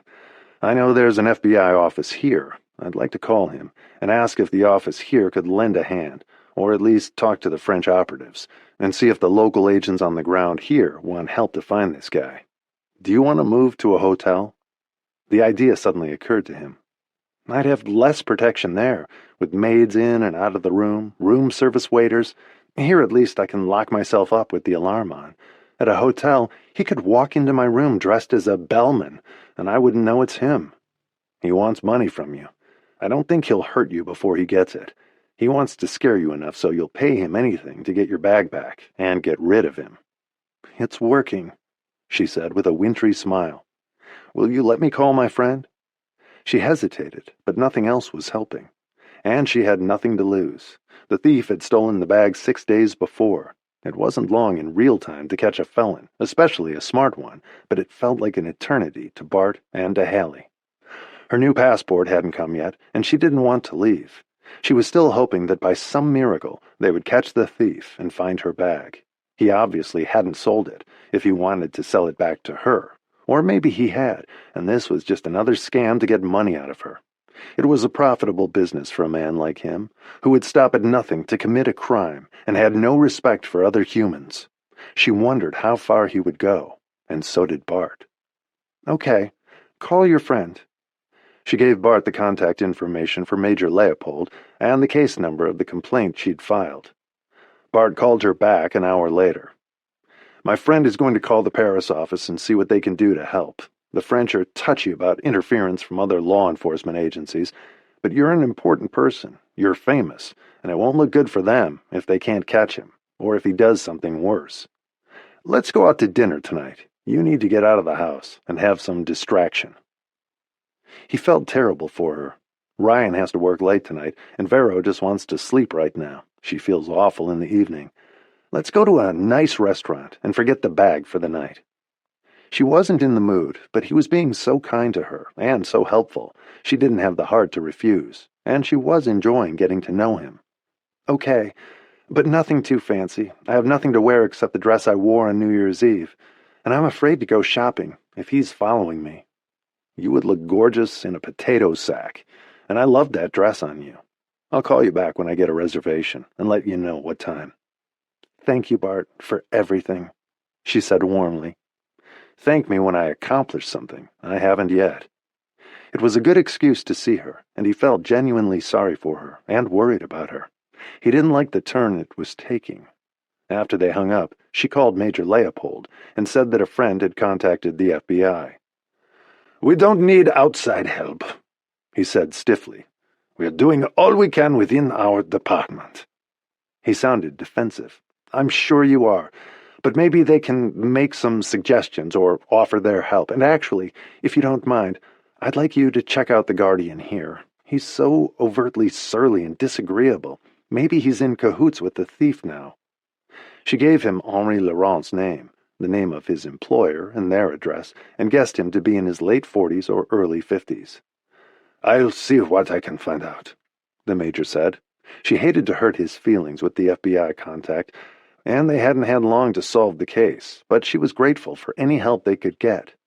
If they took too long, the thief might sell the bag in a panic for any amount before they caught him. If there was any hope of getting her bag back, she wanted to at least try. Bart sent her a text that said he'd pick her up at 8, but he didn't say where they were going. She didn't care, as long as it was with him. His presence was very comforting and kept her going from one day to the next. She felt strangely disoriented, being in a foreign country with a thief threatening her life. She tried to continue editing her manuscript that afternoon and couldn't concentrate. Both her daughters called her. They were sad to leave the boat and had loved their trip. They conferred after they talked to her, and even Olivia thought she sounded fine. Hallie started getting ready at 6, and at 7:30 she was sitting in the study waiting for Bart to arrive. She was wearing the same black dress she'd worn on New Year's Eve, with a different necklace and big gold flower earrings with diamond centers. The doorbell rang at the dot of 8, and she let Bart in with a broad smile. "Thank you for all the time you're spending with me. I know you have things you want to do with your son." "I do, but they're both working, and they won't miss me. And they want to spend quiet time with each other." He had a car and driver outside, and they left the house quickly. The reservation for dinner was at Alain Ducasse, where Bart knew they'd get an extraordinary meal. He wanted to distract her and impress her. She was quiet and poised on the way to the restaurant, and she relaxed visibly as the evening wore on. He could see how stressed she was before that. She put a good face on it, but he could tell she was nervous. But with a little glass of Chateau d'Yquem at the end of the meal, after an excellent Bordeaux before that, she was in a warm haze as Bart paid the check, and a few minutes later they walked out of the restaurant and through the Plaza Athénée Hotel to his car waiting outside. He had Hallie get in, quickly, in case they'd been followed, and gave the driver the instruction to take them to Hallie's house. It had been a delicious meal and a lovely evening, and they headed toward the Alexandre Trois Bridge to cross over to the left bank. For Hallie, being with Bart put the stalker into perspective. As unpleasant as it was a nasty episode, and having her bag stolen and everything in it had upset her, but it wasn't fatal or a tragedy, and she felt safe again being with Bart. The bag and the thief shrank in importance, balanced by a civilized evening. She felt as though she was getting her bearings again. The calls from the thief had made her feel helpless and vulnerable. They passed in the vicinity of the Faubourg Saint-Honoré as they chatted in the car, and were suddenly faced by a wall of police and additional squads in riot gear. They were all carrying machine guns, and the riot police had bulletproof shields. It looked like a war zone, and Bart frowned as he glanced out the car window. There was a tank, and police buses and vans lined the streets. A wall of riot police stopped their progress, and a police officer holding a machine gun approached the car, with a fierce expression, with his partner right behind him as backup. Bart and Hallie were being driven in a Mercedes, and were obviously a respectable couple with a driver, as both police officers signaled to lower the windows, and glanced into the car. Nothing they saw was alarming, but they were expressionless, as they demanded everyone's ID papers. Terrorists hid in many guises, and no one was exempt. The driver handed over his license, and Bart handed the police officer his passport. Hallie didn't react for a moment, and whispered to Bart, "I don't have a passport yet." He nodded, and spoke calmly to the officer, who was flipping through Bart's passport, and handed it back. His partner had given the driver back his license. They looked expectantly at Hallie, and she showed empty hands. She spoke to them in her limited French. "I'm American. My passport was stolen a week ago. My bag was stolen. It was in it." The policeman answered her in heavily accented but adequate English. "You must have an identity card or passport," he said firmly. She showed him the copy on her phone, getting nervous as Bart stepped in.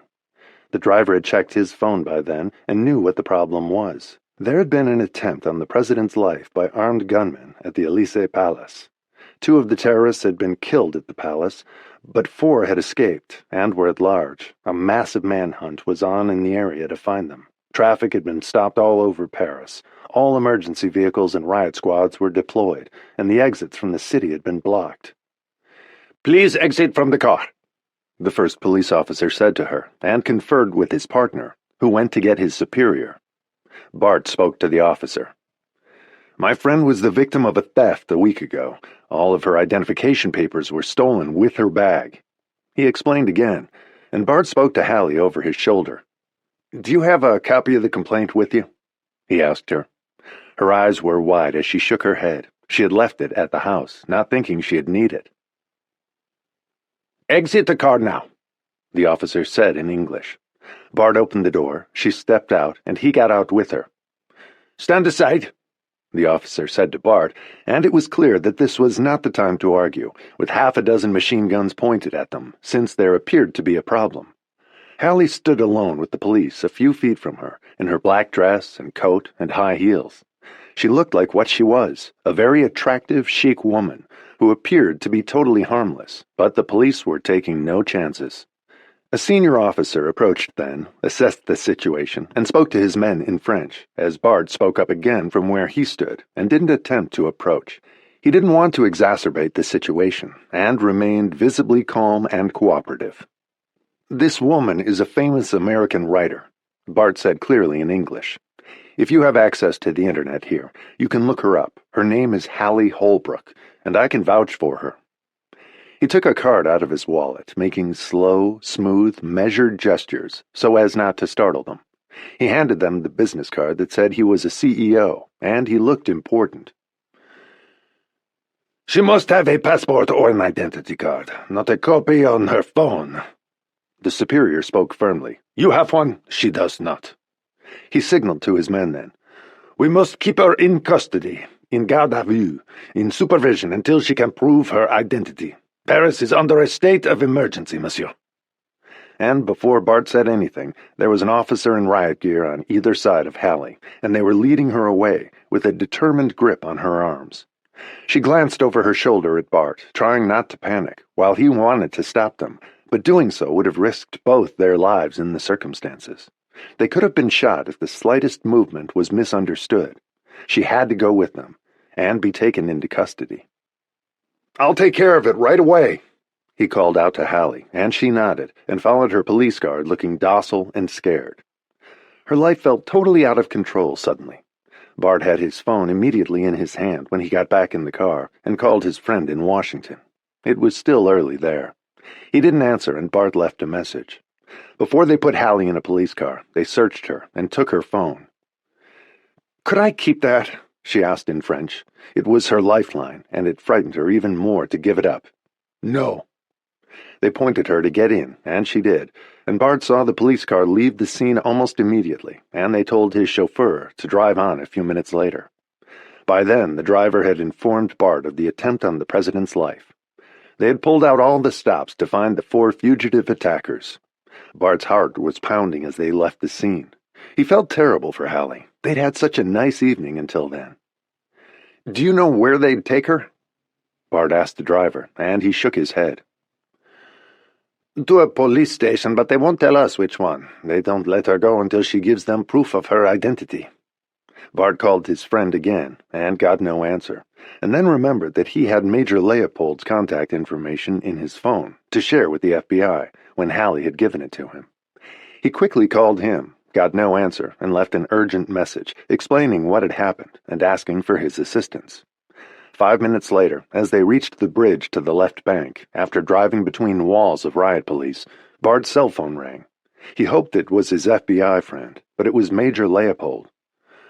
"I have located Madame Holbrook and vouched for her," he said calmly. "I am very sorry. Paris is in an uproar with a manhunt for the men who tried to kill the president, and she had no physical papers. I need to give her a temporary identity paper. I should have thought of it," he said, feeling sorry for her. "Thank you very much, Major. Where is she?" "At the police station, being held until someone picks her up. I can assure you she is well. I told them that she is a very important American. They took her out of the cell and put her in an office at the police station. Can you pick her up, or I can send an officer from our detail?" he explained. "Tell me where it is, and I'll go straight there." She was at a station near the city hall, the Hotel de Ville. "I'm very sorry. This is an unusual circumstance," the major explained. "She is a foreigner with no identity she could prove, and they have to follow regulations in a state of emergency, particularly an attempt on the president's life. This is very serious. They are mobilizing all our forces." Bart had never seen so many police in his life, in all manner of uniforms, although mostly the heavy-duty CRS riot police. "I understand," Bart said. "The poor thing has had a rough time between the theft of her bag, the thief's threats and stalking her, and now being taken into custody." "Please extend my profound apologies to Madame. It was a formality," Leopold said regretfully, and Bart told his driver to go as fast as he could to the address the Major had given him. Bart was eager to get there and rescue her from the traumatic end to their evening. He expected to find her in a state of hysterics or fury when he got there, but neither was the case. Bart gave his passport to the officer at the desk of the police station at City Hall. The officer in charge had already been notified that an American VIP had been rounded up at the Faubourg, and she had been cleared by a senior officer of the Sûreté Territoriale. Someone would be arriving to get her. They had Bart wait while a female officer went to retrieve Hallie from the office and handed her her cell phone as they walked her back to where Bart was waiting. Hallie thanked the officer politely with a small smile. It had been quite an evening. The officer was surprised that Hallie wasn't complaining or hysterical, and was calm and polite. She told a colleague that a Frenchwoman would have been raising hell, but the American was astonishingly gracious and well-mannered.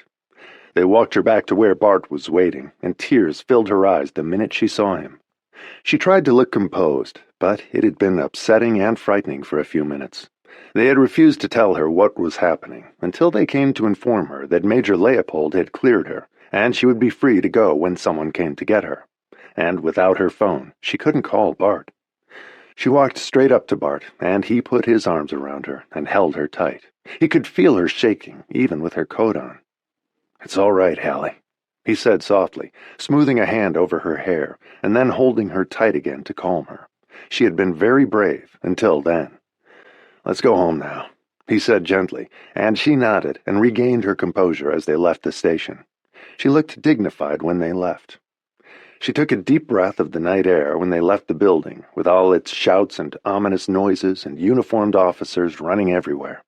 Bart looked her over carefully. There was no visible damage, and she still looked impeccable. "Are you okay?" She nodded with a cautious smile. "Yes," she said as she exhaled. "It was pretty scary for a minute. I didn't know what they would do to me, or where they would take me. I'm sorry to have caused you all this trouble, Bart. I didn't even think of needing ID papers." "You couldn't know, and even if you did know why it was happening, you couldn't have stopped the police without the proper ID. Just put it behind you. I'm sorry it happened at all, to spoil our evening," he said sympathetically. "I had a wonderful time at dinner." She smiled at him and was relieved when they got back to her house. She wanted to take a shower and get rid of all the dust and grime and terror of the police station. Bart walked her into the house and was sad to see how exhausted she looked. It had been an upsetting experience. She'd had too many lately, and they had taken a toll. There were shadows under her eyes. "I thought they were going to keep me there, or arrest me for not having ID. Thank God you had given me the major's number. He called me back very fast and got right on it." She nodded, almost too tired to speak, and he kissed her and left a minute later. She walked upstairs, took her phone out of her pocket, and glanced at it as she dropped her coat on the bed. She saw that she had 4 messages that had come in while the police had her phone. 2 from her daughters, who must have wondered where she was, and 2 from a blocked number, and tears filled her eyes when she saw them. She knew they had to be from the stalker, and she suddenly had the same feeling she used to have as a child with her mother, that no matter what she did or where she hid, she could not escape the beating that was coming. It had taken her years of therapy to get over that feeling of dread and a punishment she could not avoid, no matter how fast she ran or where she hid, or how good she was. She crawled into the bed then without getting undressed and curled into a ball as the tears rolled down her face. Like her mother, Tomas Maduro, the bag thief who was stalking her, was an evil she couldn't flee, and no one could save her. She was powerless and alone again. It was déjà vu, and a feeling that brought the past rushing back to her with a vengeance. And in her heart, she became a helpless child again, no matter how old or big or successful she was now. There was no escape, and she thought he would find her and kill her in the end. Chapter 13. The morning after she'd been detained by the police, Hallie woke up feeling as though she had been beaten up. Every inch of her body ached, though they hadn't laid a hand on her, or been rough with her. She looked like what she was, a respectable, expensively dressed woman, middle-aged by technical standards, no matter how young she looked. And even the police had guessed that the matter would be cleared up quickly. If the president hadn't been attacked and almost killed, no one would have cared about the absence of Hallie's passport. But in light of a terrorist attack, they couldn't overlook a single detail of protocol. They had been careful about how they handled her, suspecting that she could be the wife of someone important, and that all hell would break loose when her husband found out she had gotten locked up by the French police. Those things could easily get out of hand, and had before, so they handled her with kid gloves, but she didn't feel like it the next day. They had still detained her and briefly put her in a cell. Her little black dinner dress was badly wrinkled when she woke up still wearing it. She took it off and took a bath, and felt slightly better. She was starting to recognize the danger signs that had plagued her over the years at times of great stress. It had only happened a few times when the twins were young, and it had all come back in a rush when Robert died. She had spent 6 months with a therapist, every day when she needed to. His assessment was that she was suffering from post-traumatic stress disorder, and when they went over the major traumas in her childhood, it didn't surprise Hallie or the therapist. Hallie always knew what it was and where it came from. She knew she was one of the lucky survivors, but the scars of her trauma were deep. After Robert died, she had had nightmares for months, dreaming that her mother was coming after her, to kill her. Hallie was drowning in the dreams, and Robert couldn't save her. And then she would find Robert dead on the beach, or in a forest, or her mother would appear and come after her, and would kill her too. The dreams were easy to decipher, and harder to get rid of. "You've lost your savior and protector, and you're afraid your mother will come back and you'll be helpless again. And this time she'll kill you. Robert dying is the loss of your happiness. You think forever, and in your dream, you're a helpless child again," Dr. Thacker had explained. Hallie had had several acute anxiety attacks before she asked her doctor for the name of a therapist. She didn't want to spend the rest of her life having panic attacks and nightmares. She'd been happy for a long time, and even without Robert, she wanted to get back there. It had taken longer than she wanted, but a year after Robert died, she felt like herself again. She missed him, but she wasn't plagued by the ghosts of the past. The therapist had helped her finally put them to rest and bury them. Now they were back, having risen from the grave again. She wanted to deal with them quickly this time, before they made themselves at home. She hadn't particularly liked Dr. Thacker, but he specialized in trauma and was good at what he did.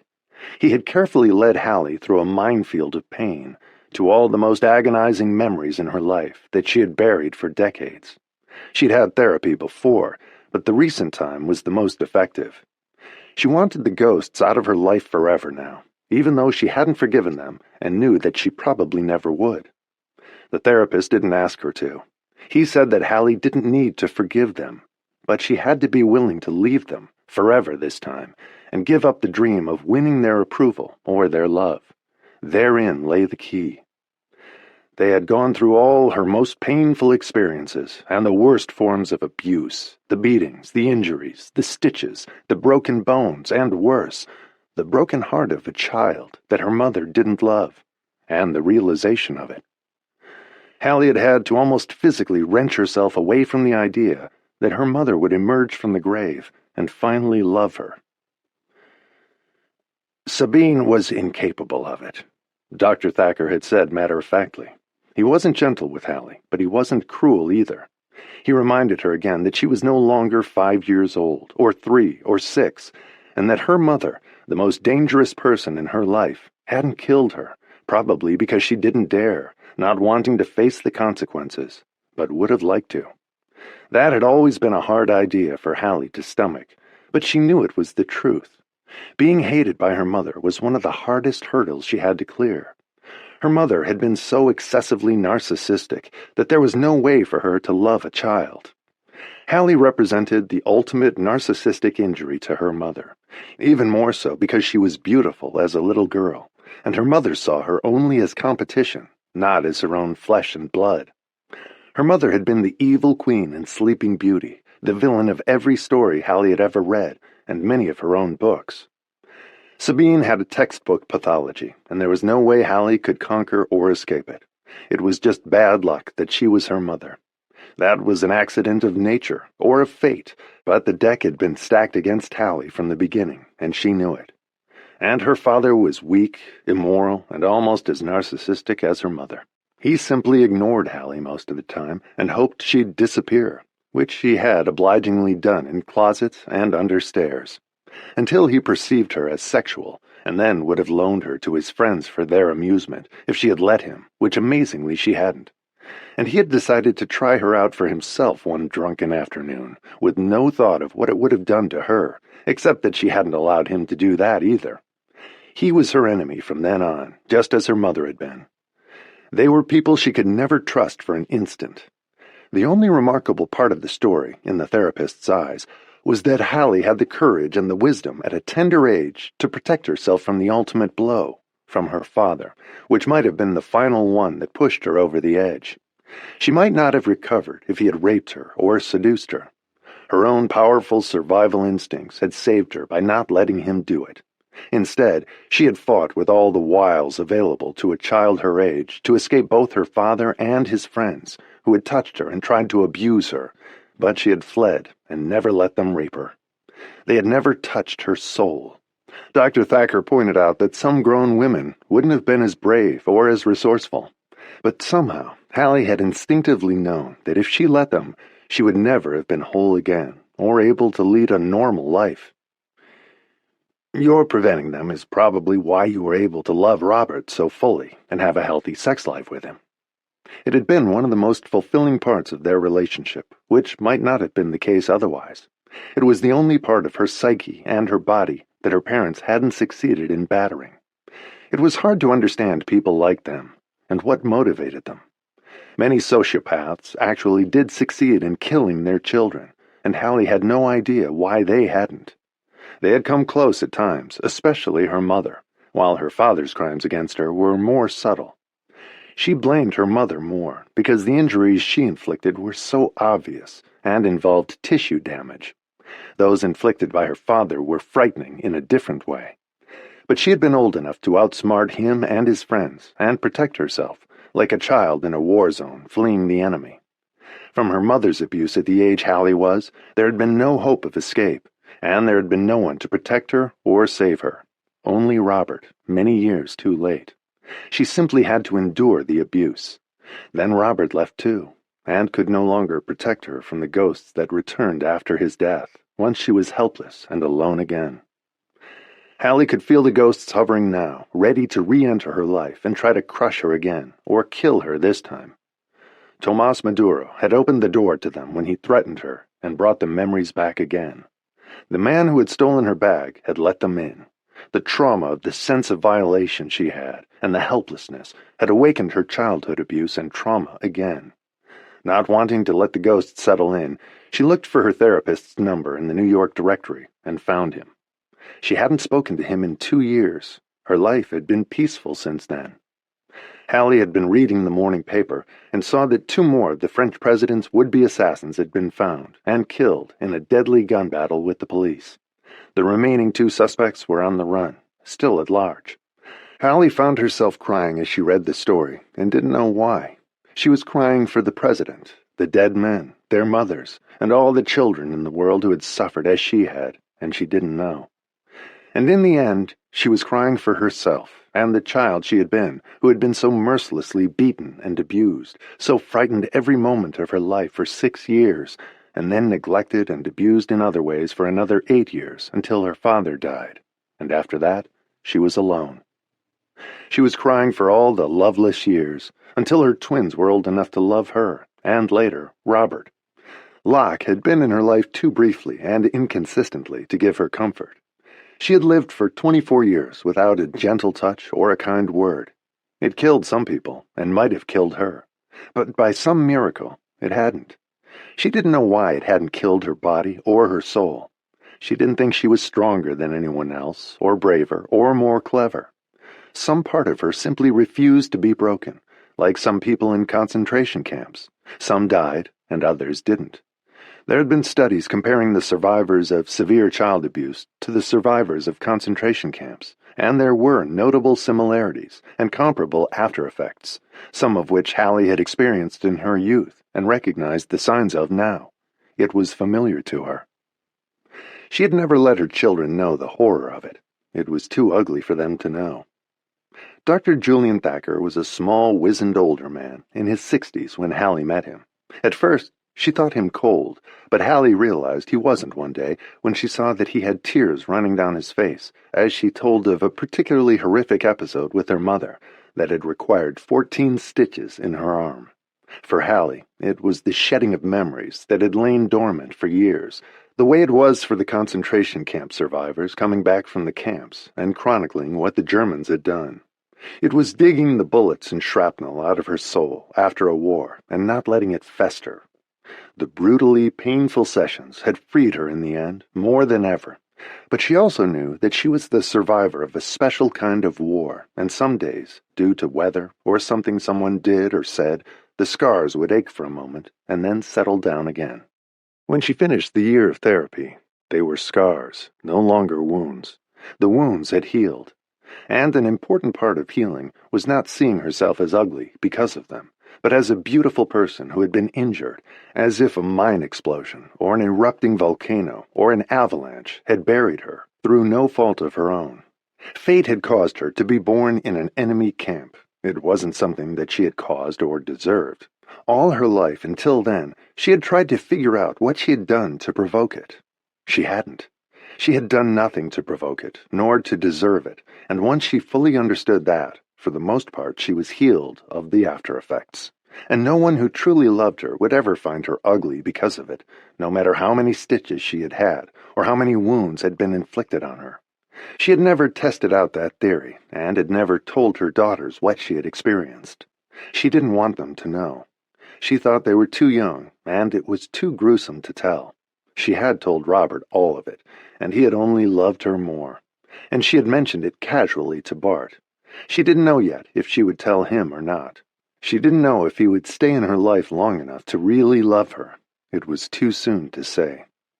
Julian Thacker was a traditional psychiatrist who had a few unorthodox theories of his own, but his style of confrontational therapy had worked for Hallie. She had faced all the painful events in her life squarely to rid her of the post-traumatic stress symptoms. She waited until it was 8 a.m. in New York, which was his call hour. He didn't seem surprised to hear from Hallie, as though they'd spoken the day before, when it had been 2 years. Hallie knew she could say anything to him. Nothing shocked him. He had helped her to be proud of being a survivor, not ashamed. "Where are you?" Dr. Thacker asked. "I'm in Paris," Hallie said, and there was obviously more to say, or she wouldn't be calling. "Are you alone?" "Yes, sort of. I came alone, but I met someone here." "Is there another man in your life at the moment?" "No, I haven't dated anyone since Robert. I'm just starting now." "The nightmares are back," Hallie said with a sigh. "Do you think it's because of the new man? Are they the same nightmares as before?" Dr. Thacker went straight to the heart of the matter. He always did. And she was scrupulously honest with him, and in her life. The honesty was an important part of the healing. "It's not him," Hallie said quickly. "And the nightmares are similar. My mother tries to kill me, and succeeds in the end." "And your father?" "I think he's gone." "Did something happen to revive the trauma?" "Something stupid," Hallie said. "My purse was stolen the day after I got here. It's an expensive bag I loved, but so what? It's just a bag. It got stolen with everything in it: money, passport, keys, credit cards, personal stuff. The thief has been calling me, wanting to sell me the bag for an extortionate amount, trying to blackmail me, and he says he's going to kill me. He keeps saying he controls me, and he will kill me if I don't do what he says. I feel helpless again." "Ah, so your mother's back," the therapist said, and Hallie was startled. She hadn't made the association. "Do you believe him? That he'll kill you?" Hallie thought for a minute. "Yes, I guess I do. I know I don't deserve it, but I think he might try." "You're not 5 anymore, Hallie. Have you told the police?"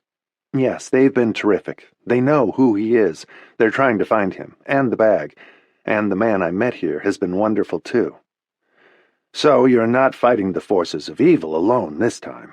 You couldn't stop Robert's death, but the police can stop the thief." "He keeps calling me and threatening me," Hallie said in a frightened voice. The fear made her feel weak and defenseless, as much as the threats. My guess is that they'll protect you, and ultimately they'll catch him. Your mother can't come back. She's been dead for 42 years. Dead people don't come back. She's not a ghost. She was a very sick, disturbed woman who died, who didn't love you, and it was never your fault. It felt good to be reminded of it. The thief is powerless. You don't have to give him any power. He's not your mother. He makes me feel the way she used to. Helpless. There is nothing helpless about you. You're a strong woman. That's your old PTSD talking. It's a flare-up like a broken arm or a knee that aches before it rains. It's raining in your world right now. I doubt that the police will let him hurt you, and you can protect yourself. Are you being careful? I am.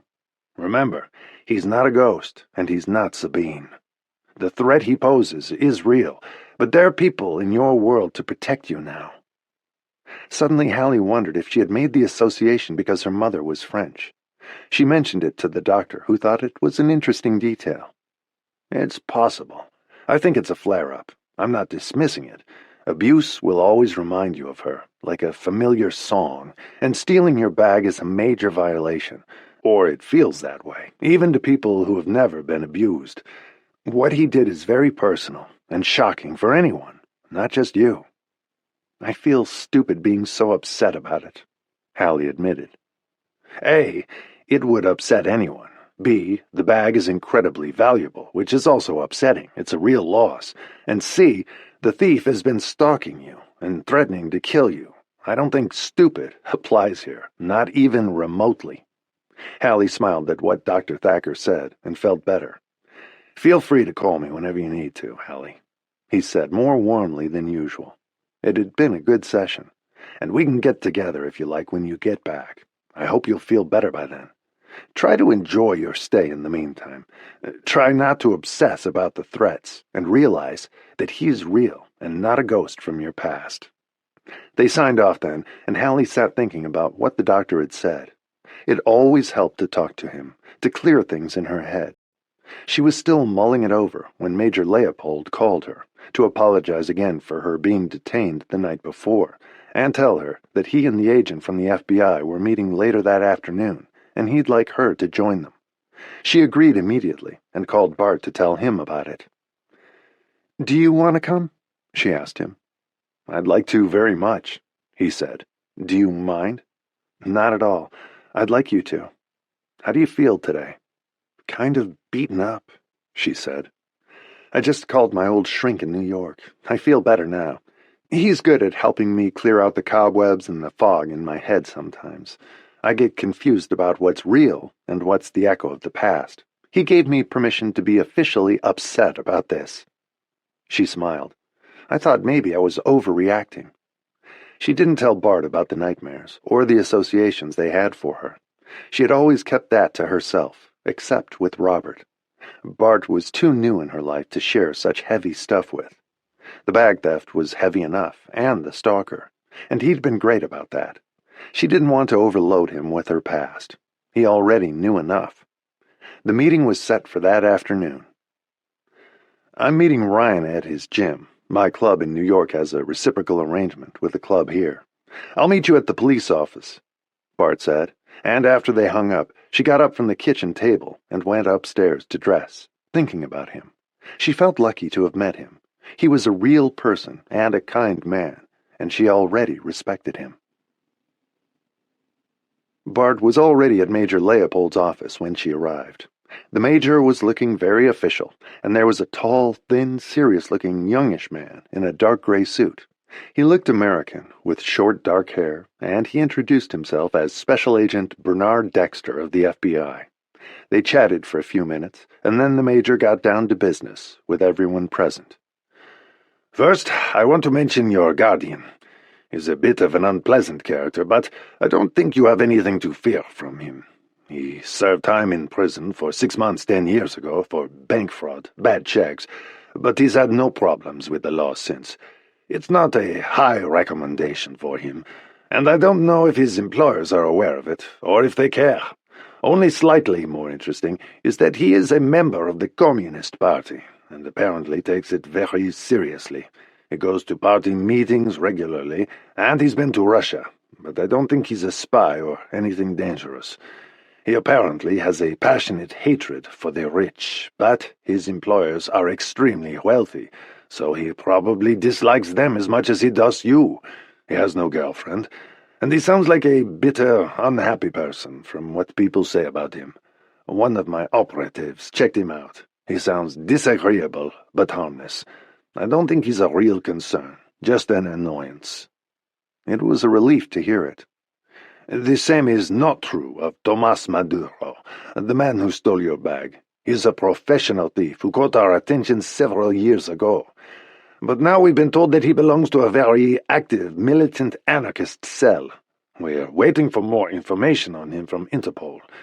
He had trouble with the law in Colombia, but most of the time he has stayed below the radar, and he has several aliases.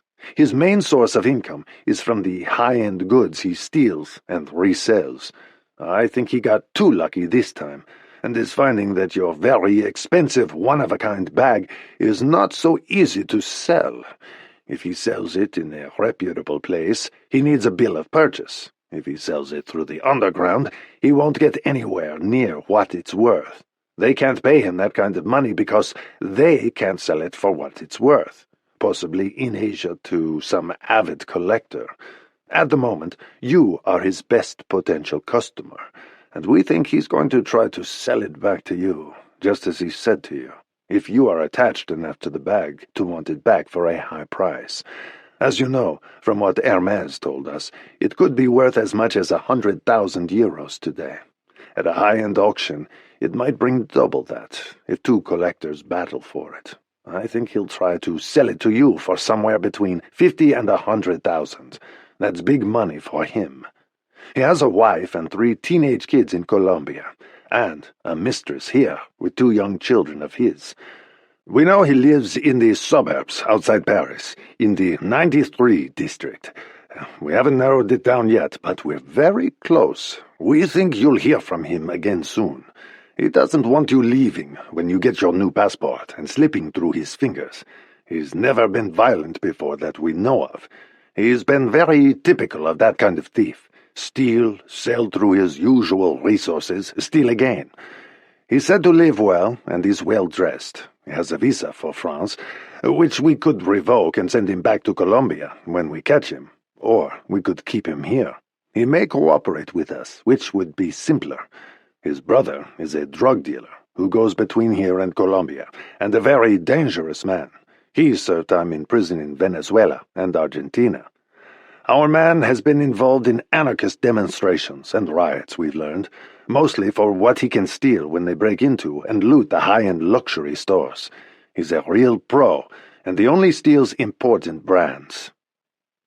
I think we need to wait for him now, until he contacts you again, and see what he says. I think he'll suggest a meeting and a price." "And then what?" Hallie asked. "It depends what he says, and how badly you want your bag back. Of course, we would go to any rendezvous and intercept him. And if we get information on him before that, we'll arrest him, and hopefully he'll still have the bag, unless someone offers him a lot of money first. But I think he'll assume you're his best client, thinking it has sentimental or personal value for you. For now, we wait and see what he does." "I'll see what we can dig up on him, too," Bern Dexter said. He looked like he approved of everything the Major and his department were doing, and what they had found out. They had a wealth of information about Maduro. The meeting broke up after that, and Bard took Hallie home. He was having dinner with his son and daughter-in-law that night at a restaurant with their friends. He enjoyed joining them, and Hallie was going to work on her book some more and have a quiet night at home. He dropped her off with a quick kiss, promising to call her later, and went back to Ryan's apartment. Peter was bringing Savannah and Sophia to visit Olivia at her studio that afternoon. They were spending a week with their father after he got back from St. Bart's. He'd been busy with them, and hadn't seen Olivia since they got back. She couldn't wait for him to be free again. He had only suggested the meeting with the girls the night before. Sophia had had a cold for 2 days and was out of sorts. Savannah had had sleepovers with friends, and he hadn't wanted to overwhelm Olivia with additional kids. The stars had lined up perfectly for their meeting that day. She was nervous about it, and had bought pastries and cookies for them, and she was going to serve them pink lemonade. Peter had briefed Olivia about the girl's preferences and warned her that Sophia was allergic to nuts, so Olivia was careful about what she bought. Sophia was 4, and Savannah was 6. She was missing her front teeth and had red hair, and Sophia had dark hair and eyes like her father. Olivia watched them get out of his SUV in front of her house. They were both in booster seats in the back, and were laughing and talking when they got out. Peter held their hands as they walked through the garden to the kitchen. Olivia was standing in the doorway, smiling when they walked in. She devoured Peter with her eyes. She had missed him, and he kissed her chastely, but with a hand on her bottom, which his daughters didn't see. She was wearing paint-splattered jeans with a pink sweater and pink ballet flats, with her blonde hair in a braid down her back. He introduced the girls, and they eyed the cupcakes and cookies and miniature eclairs on a big plate on the kitchen table, and the 2 pink balloons she had tied to each chair to make it look more festive. "Is it your birthday?" Savannah asked her.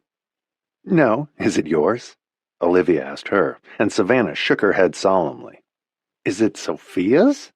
Sophia laughed and squealed, "No!" "Then we'll just have to have a regular old everyday party. How about that?" Both girls giggled. "Why do you have paint on your pants?" Savannah asked her, looking her over carefully. "Because I paint paintings. Do you want to see them?" She had nothing else of interest to show them.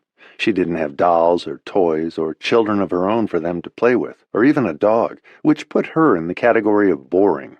She led them into the studio, and they stared at the paintings, puzzled.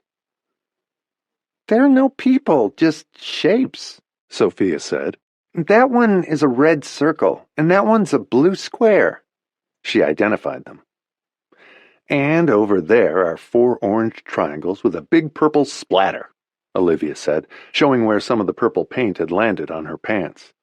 "I got some on my shoe that day, too." The girls laughed. "Our mom gets mad if we get paint on our clothes." "Mine used to, too. Now all my clothes have paint on them, so it doesn't matter." She smiled at Peter, and he melted. She was being so sweet to his girls, and he knew she'd been nervous about it. She called him a dozen times to ask for advice before they came. "Can we try?" Sophia asked, eyeing some red paint and a brush with a big smile. Olivia glanced at Peter, and he shrugged. "Sure, why not?" "Mom will get mad if we come home all covered with paint," Savannah warned. "Okay, then we'll be careful," Olivia said, pulling 2 garbage bags out of a box. She cut a hole at the top and 2 holes for their arms, and slipped them over their heads to cover their pink jeans and sweaters so only their pink sneakers showed. She told them to take their shoes off, and a minute later they were standing barefoot in front of an easel, looking like elves in garbage bags. She set 2 small canvases down on the easel, side by side, gave them each 3 colors of paint and some brushes, and told them to paint whatever they wanted. They squealed with delight and started painting right away. Sophia swished the brushes across the canvas, and Savannah was carefully trying to paint a tree and a dog, and Olivia helped her, standing right behind her. She glanced over at Peter, who was enjoying the scene, and took a video of them. They painted for almost an hour, and then they went back to the kitchen table and had the cupcakes and cookies and pink lemonade. They made a bigger mess with the cupcakes than the paint and had cake all over their faces. When they finished, she washed their hands at the sink and took the garbage bags off, and they looked as pristine as when they arrived. Olivia had them sign their paintings, and she had used acrylic paints, so they were dry by the time the girls left. They took their paintings with them, and the cupcakes and cookies, and the balloons. Olivia helped them into the car, and Savannah looked at her with a toothless smile. "Can we come back and paint with you again?" "Of course." Peter had told them that Olivia was their new Aunt Valerie's identical twin sister, which they found fascinating. They waved as they drove away, and Peter gave her a longing look and thanked her profusely before he left. They had a date the following night and were starving for each other. They had talked every night and texted all day. He took his paternal duties seriously and had spent a good week with his girls, but he had missed Olivia fiercely. He called her when they got home to thank her again. "That was amazing. You said you weren't good with kids. As long as they like to paint, that I can do. They're so sweet and so polite. They liked you too. They think it's funny that you and Val are identical. And they said you're more fun. And I agree, and I'm definitely more fun than Seth," he teased. "I can't wait till tomorrow," he whispered. "I love having them here, but I missed you all week." He was very circumspect with his girls around. She was the first of his dates they had ever met, and it had gone perfectly. Olivia couldn't remember the last time she was as nervous, but it had definitely been a hit, with the painting and the garbage bags and the cupcakes. She smiled as she put things away and loaded the plates in the dishwasher. She couldn't see herself with children yet, and not for many years, but doing things with Peter and his might be fun. It had all gone better than she had expected. Valerie called her later to check. "How did it go with Peter's kids?" she asked her casually. She'd been wondering all afternoon, but didn't want to call until after they left. "Really well. They painted, and we had a cupcake party with balloons and lemonade," Olivia said proudly. "Wow, that's new for you." Valerie was impressed. "Maybe you don't hate kids as much as you think." "Yes, I do," Olivia said with a grin. "But Peter's are really cute. They invited me for a sleepover at their mom's house. I'll bet she'd be thrilled." They both laughed. "So, do you have a boyfriend?" Valerie asked her, desperate to know. "Wait a minute. I haven't even seen him since the boat.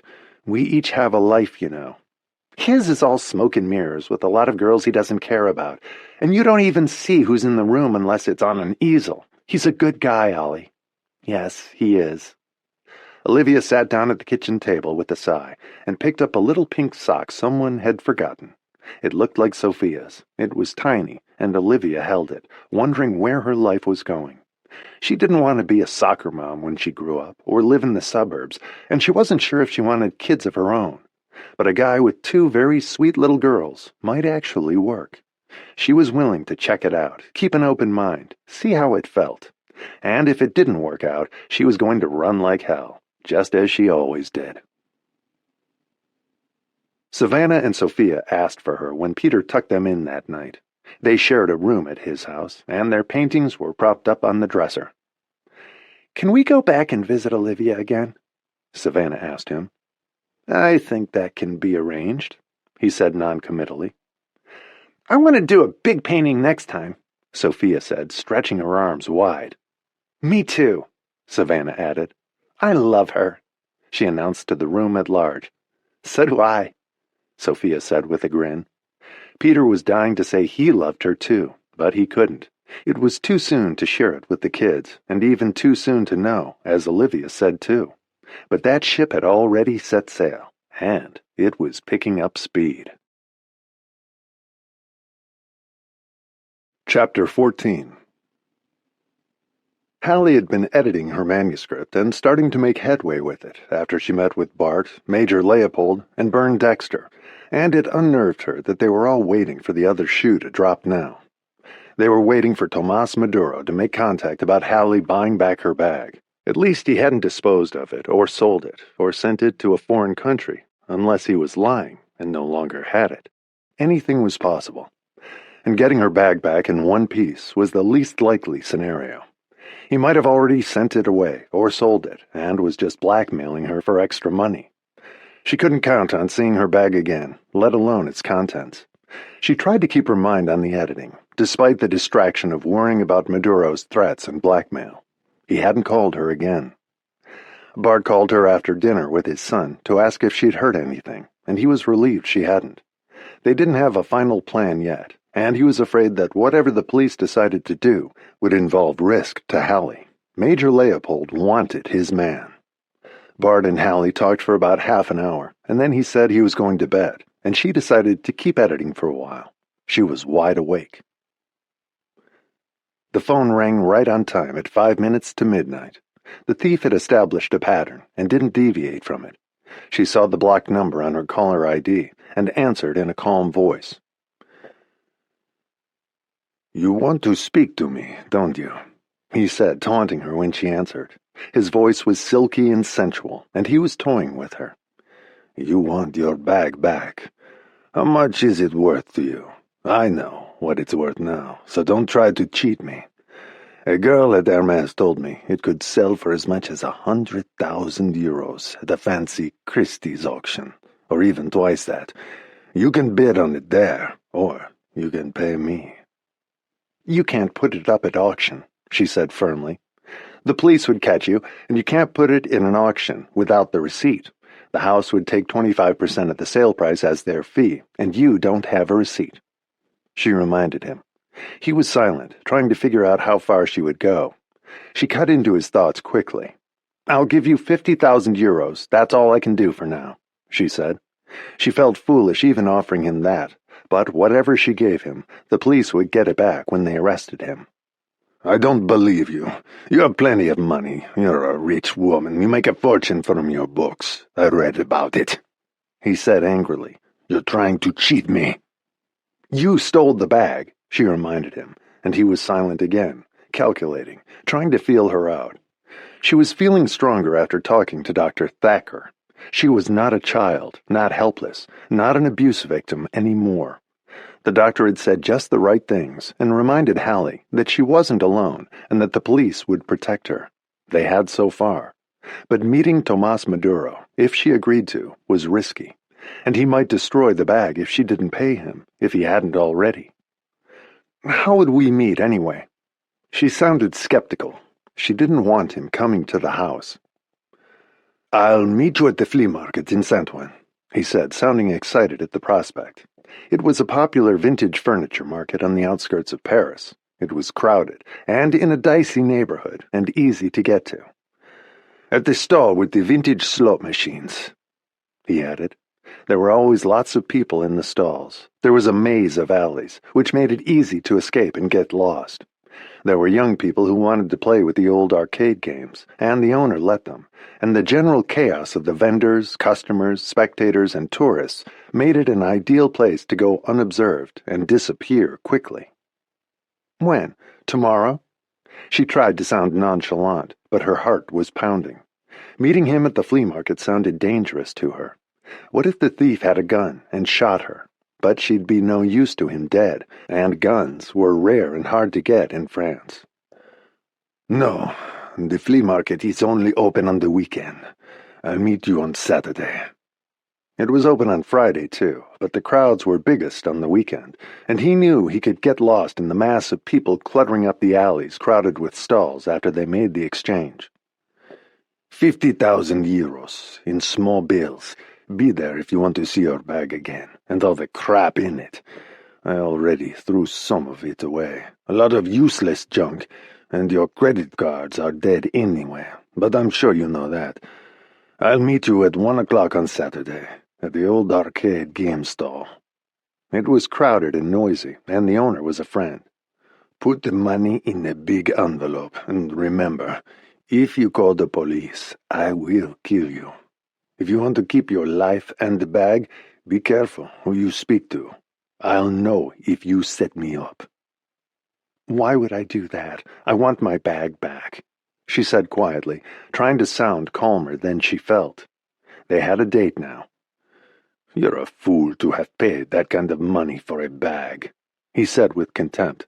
"But it's lucky for me you did. Remember, if you tell the police, I slit your throat, and I will find you to do it."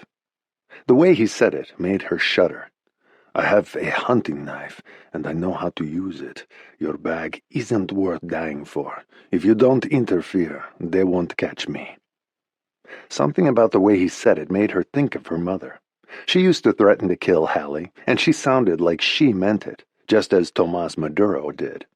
They were both people to whom human life meant nothing.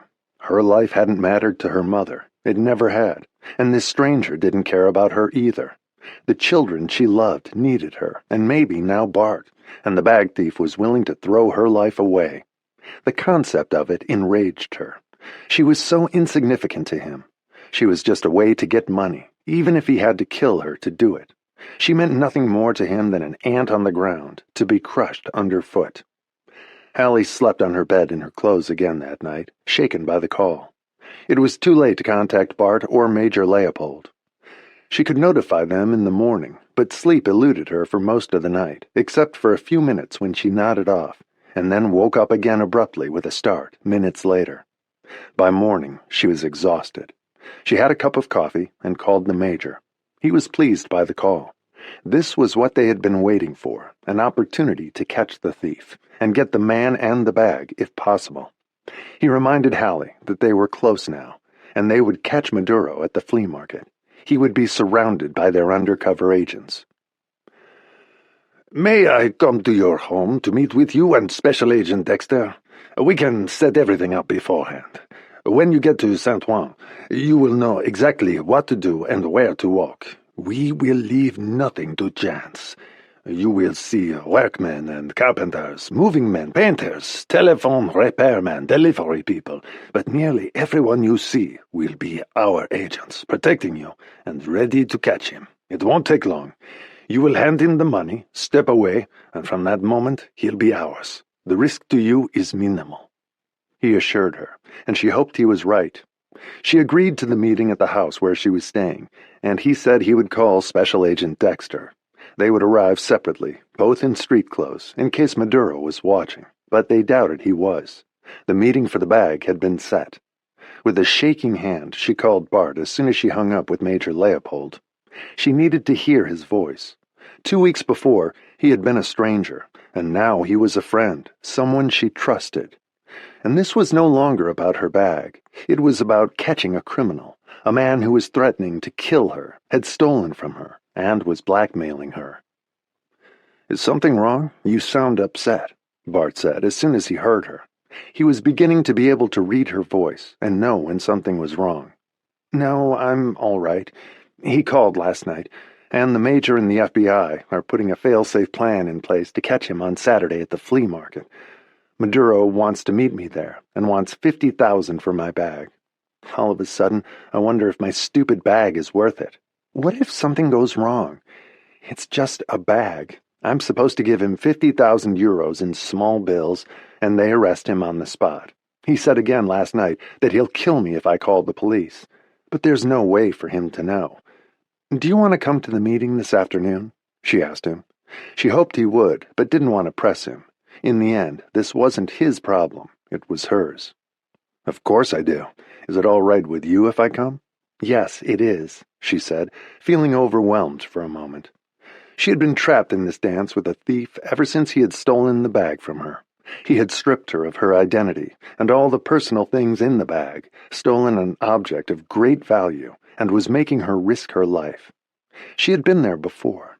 She had to keep reminding herself of what Dr. Thacker had said, that she wasn't helpless, the thief wasn't in control, the police would protect her, and she wasn't a child anymore.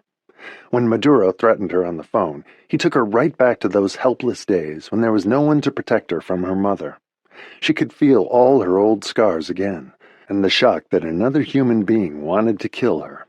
And in her mother's case, the person who was meant to protect her, at least Tomas Maduro, was a stranger. He owed her nothing. Her mother had broken the sacred trust between mother and child. Not in a million years would Hallie have done anything to risk or hurt her own children. It had been incomprehensible then, as it was now, that her own mother hated her enough to want her dead. It was something she knew she would never understand. It was the curse she had tried to break all her life. It was the mystery she could not solve or explain. And her father had let her mother do it, and then violated his own obligation to protect her as well. They had left her alone in a cold world of terror, and then battered her themselves, each in their own way. The conclusion she had inevitably come to then was if her own parents didn't love her, who would? There had been no answer to that for years. In all the groups she had gone to, and the therapists she had seen, she hadn't found the answers. She had found them with Robert, who had loved her so purely and so simply, no matter what, unconditionally, with all her flaws and scars, just as her mother should have, and was unable to. Hallie had been innocent, without guilt. And now she had to prove to herself that she was whole and healed. No one else could do it for her. She had to trust the police and the FBI to protect her from a man who didn't even know her, but wished her harm. In a way, it was easier to survive that kind of hatred from a stranger than a parent. But now was her chance to prove that they hadn't damaged her forever. They had disappeared into the past and were dead. Hallie was alive. The grown-up Hallie, the woman she had become, the mother of her twins, the woman Robert had loved so generously and whom Bart might love one day. She had to prove to herself and to them that this man who meant nothing to her and was a stranger had no power to hurt and control her by making her afraid. She thought about it all through the meeting.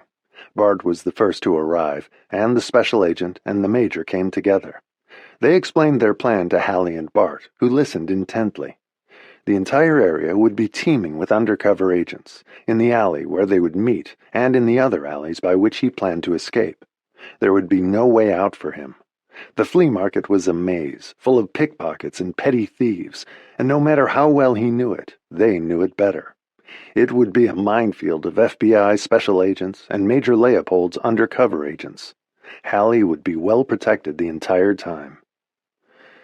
"We will have you covered at all times," Major Leopold told her. "And we'll be backing his people up," Special Agent Dexter said confidently. He was a dedicated ally now.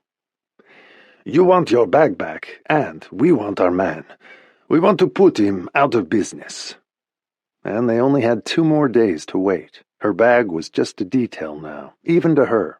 She wanted to prove he had no power over her. She wanted freedom and justice. The bag was just a symbol.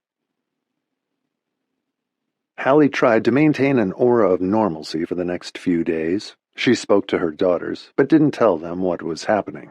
It was as much an internal battle as an external one. She had something to prove to herself, that she was not a child anymore, and she couldn't be controlled by threats and abuse. Bart was free in the daytime, while Ryan and Veronique were at work. He spent all the spare time he had with Hallie, then left her in the evening to spend time with his son. He hated to leave her, even then.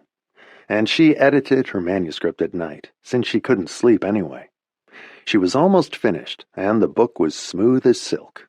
She had worked on all the rough parts. Her editor had done a good job, editing her and asking her the right questions to make the novel tighter and the flow more natural and true to life. The police, the FBI, Bart, and Hallie were all waiting for something to happen, but they had to wait until Saturday. There was no going any faster. Only a few of the stalls were open on Thursdays. Business picked up slightly on Friday and on Saturday. Whatever the weather, the flea market was teeming with activity. It was one of 2 days that people went there to shop or browse, buy or sell, and the day that would provide the most cover for the thief to make good his escape, and he didn't doubt for a minute that he would get the money and get away. Bart kept Hallie company leading up to Saturday. They went for walks and sat in her house, talking quietly about the plan and other things. Sometimes they read or sat in comfortable silence. Memories kept flashing into Hallie's mind, good ones, of when Valerie and Olivia were small, and her happy days with them.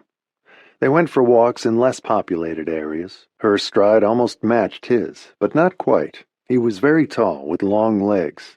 He had a sense that she was fighting some kind of personal battle. The thief had somehow invaded her space, mentally and physically, and he had taken away more than her passport. He had taken her freedom and self-confidence, her sense of balance. Half the time now, she felt like a compass gone awry. She knew that the only way out of the darkness was through it. She was inching her way along. Bart was impressed by how solid she seemed. He knew that she was struggling, worried about the confrontation with the thief, but he couldn't see the inner turmoil, the things she felt she had to conquer herself, that last vestige of her broken childhood. Humpty Dumpty had been put back together, but she wanted to be sure the glue would stick. It was the day before she was to go to the flea market. Bart could sense how tense she was, and nothing seemed to relieve it. "Are you okay?" he asked her, as they sat down to the lunch of pasta and salad she had made. "I'm fine," she assured him, but he wasn't convinced. She was wrestling with her demons, trying to still their voices. "Is there anything I can do to help?" He wanted to know, but there wasn't. This was her war now, but she was grateful for his presence and support. "You're already doing it by being here." It didn't seem like enough to him. It seemed so little. He spent so much time with her, and he was going back to Ryan and Vero that night. Being with Hallie was something he wanted to do for her, to help give her strength to face the confrontation with the thief. She was dreading it, and almost sorry she had agreed to it, instead of just letting it go. But walking away from an object of such great value, and that she loved, seemed like a shocking waste to her. The bag was the symbol of her battles with herself, to recover from the past and move forward to freedom and lead a good life. She couldn't let another abuser win and taint her future, and mark her forever as a victim. It was a war between the two of them, a fight between good and evil. Hallie and Bart were sitting on the couch on Friday afternoon, lost in their own thoughts, when Bart moved closer to her and put an arm around her. He could sense that she was thinking about Saturday. It was heavy on her mind. "By this time tomorrow, it'll all be over. You'll have your bag, and he'll be in jail." Bart reassured her. "Do you suppose I'm just doing this for revenge because he took it?" That troubled her. "You're doing it because it's right, and if you don't stop him, he'll do it to someone else." She nodded agreement. Bart had been reading old copies of the Wall Street Journal to keep abreast of what he was missing while he was away. He felt peaceful sitting beside her, and was trying to share his sense of peace with her. And this time, when he kissed her, he seemed more passionate than before. He wanted to hold her in his arms and hide her so nothing could harm her. They were breathless when they stopped kissing, and Bart didn't want to stop. He wanted more. They'd been spending so much time together that his desire for her was becoming overwhelming, and he knew she had other things on her mind. All she had to do was get tomorrow over with and start living her life again. Bart felt young when he was with her, and stronger than he had in years. He wanted to use his strength to protect her and keep her safe. He wished he could go in her place, but the police wouldn't let him. He didn't like their plan. In effect, they were using her as bait, which upset Bart. It seemed way too dangerous, but Hallie had agreed, and Bart knew he couldn't stop her. At least they'd have a nice weekend afterward, with all of it behind her, and hopefully Tomas Maduro would be in jail. They kept kissing as they lay on the couch together, and the kisses only fueled their desire for each other. It didn't quench their thirst. They were alone in the house. The housekeeper had left. They gently took off each other's clothes, and their bodies found each other. They couldn't stop, and didn't want to. There was no reason to. They abandoned themselves to the passion they had felt almost since they met. Everything he had learned about her told him that his feelings for her were right. They tiptoed upstairs naked in the empty house, laughing like children, and made love in her bed. They were lying on her bed afterward, as he admired the long, graceful lines of her body, and he was overcome with desire for her again, and didn't try to stop himself. He hadn't done that in years, and he was smiling when they stopped. "You make me feel young again," he said to her. "You are young," she said, laughing, and so was she. They still had so much life to live, so many things to do, that they wanted to do together. He texted Ryan that he wouldn't be home for dinner, and called him later and explained that he wouldn't be home that night, and Ryan laughed. "The tables are turning. Now you're calling me, Dad, to say you're staying out for the night. What am I supposed to say to that?" They both thought it was funny, and Bart was laughing too. "You're supposed to say that I'm a lucky guy. I just didn't want you to worry. Thanks, Dad. Enjoy it. You deserve it." Was he shocked? Hallie asked him after the call, looking slightly worried. "No, he was happy for me. So am I." "Yeah, me too." She giggled. He wanted to spend the night with her before she had to face her ordeal on Saturday. Their timing had been perfect. The phone didn't ring that night. It was a perfect first night. They had dinner in the kitchen together, and then went upstairs and made love again.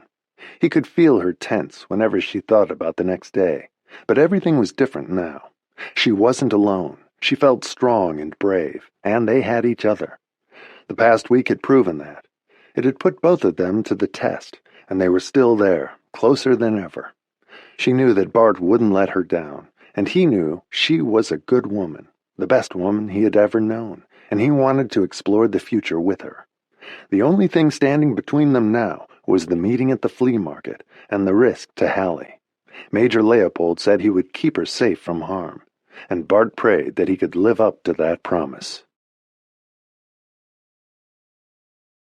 Chapter 15. Bart left the house with Hallie when she went out the next day to go to Saint-Ouen. Something had suddenly changed between them. A barrier was down.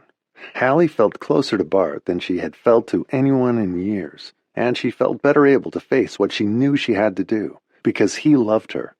Everything had happened so fast between them. But what they had experienced since they'd met was intense, and the danger she was facing made his feelings for her even stronger. He wished that he could go with her. He had said it several times, but Major Leopold had been adamant, and Bern Dexter agreed.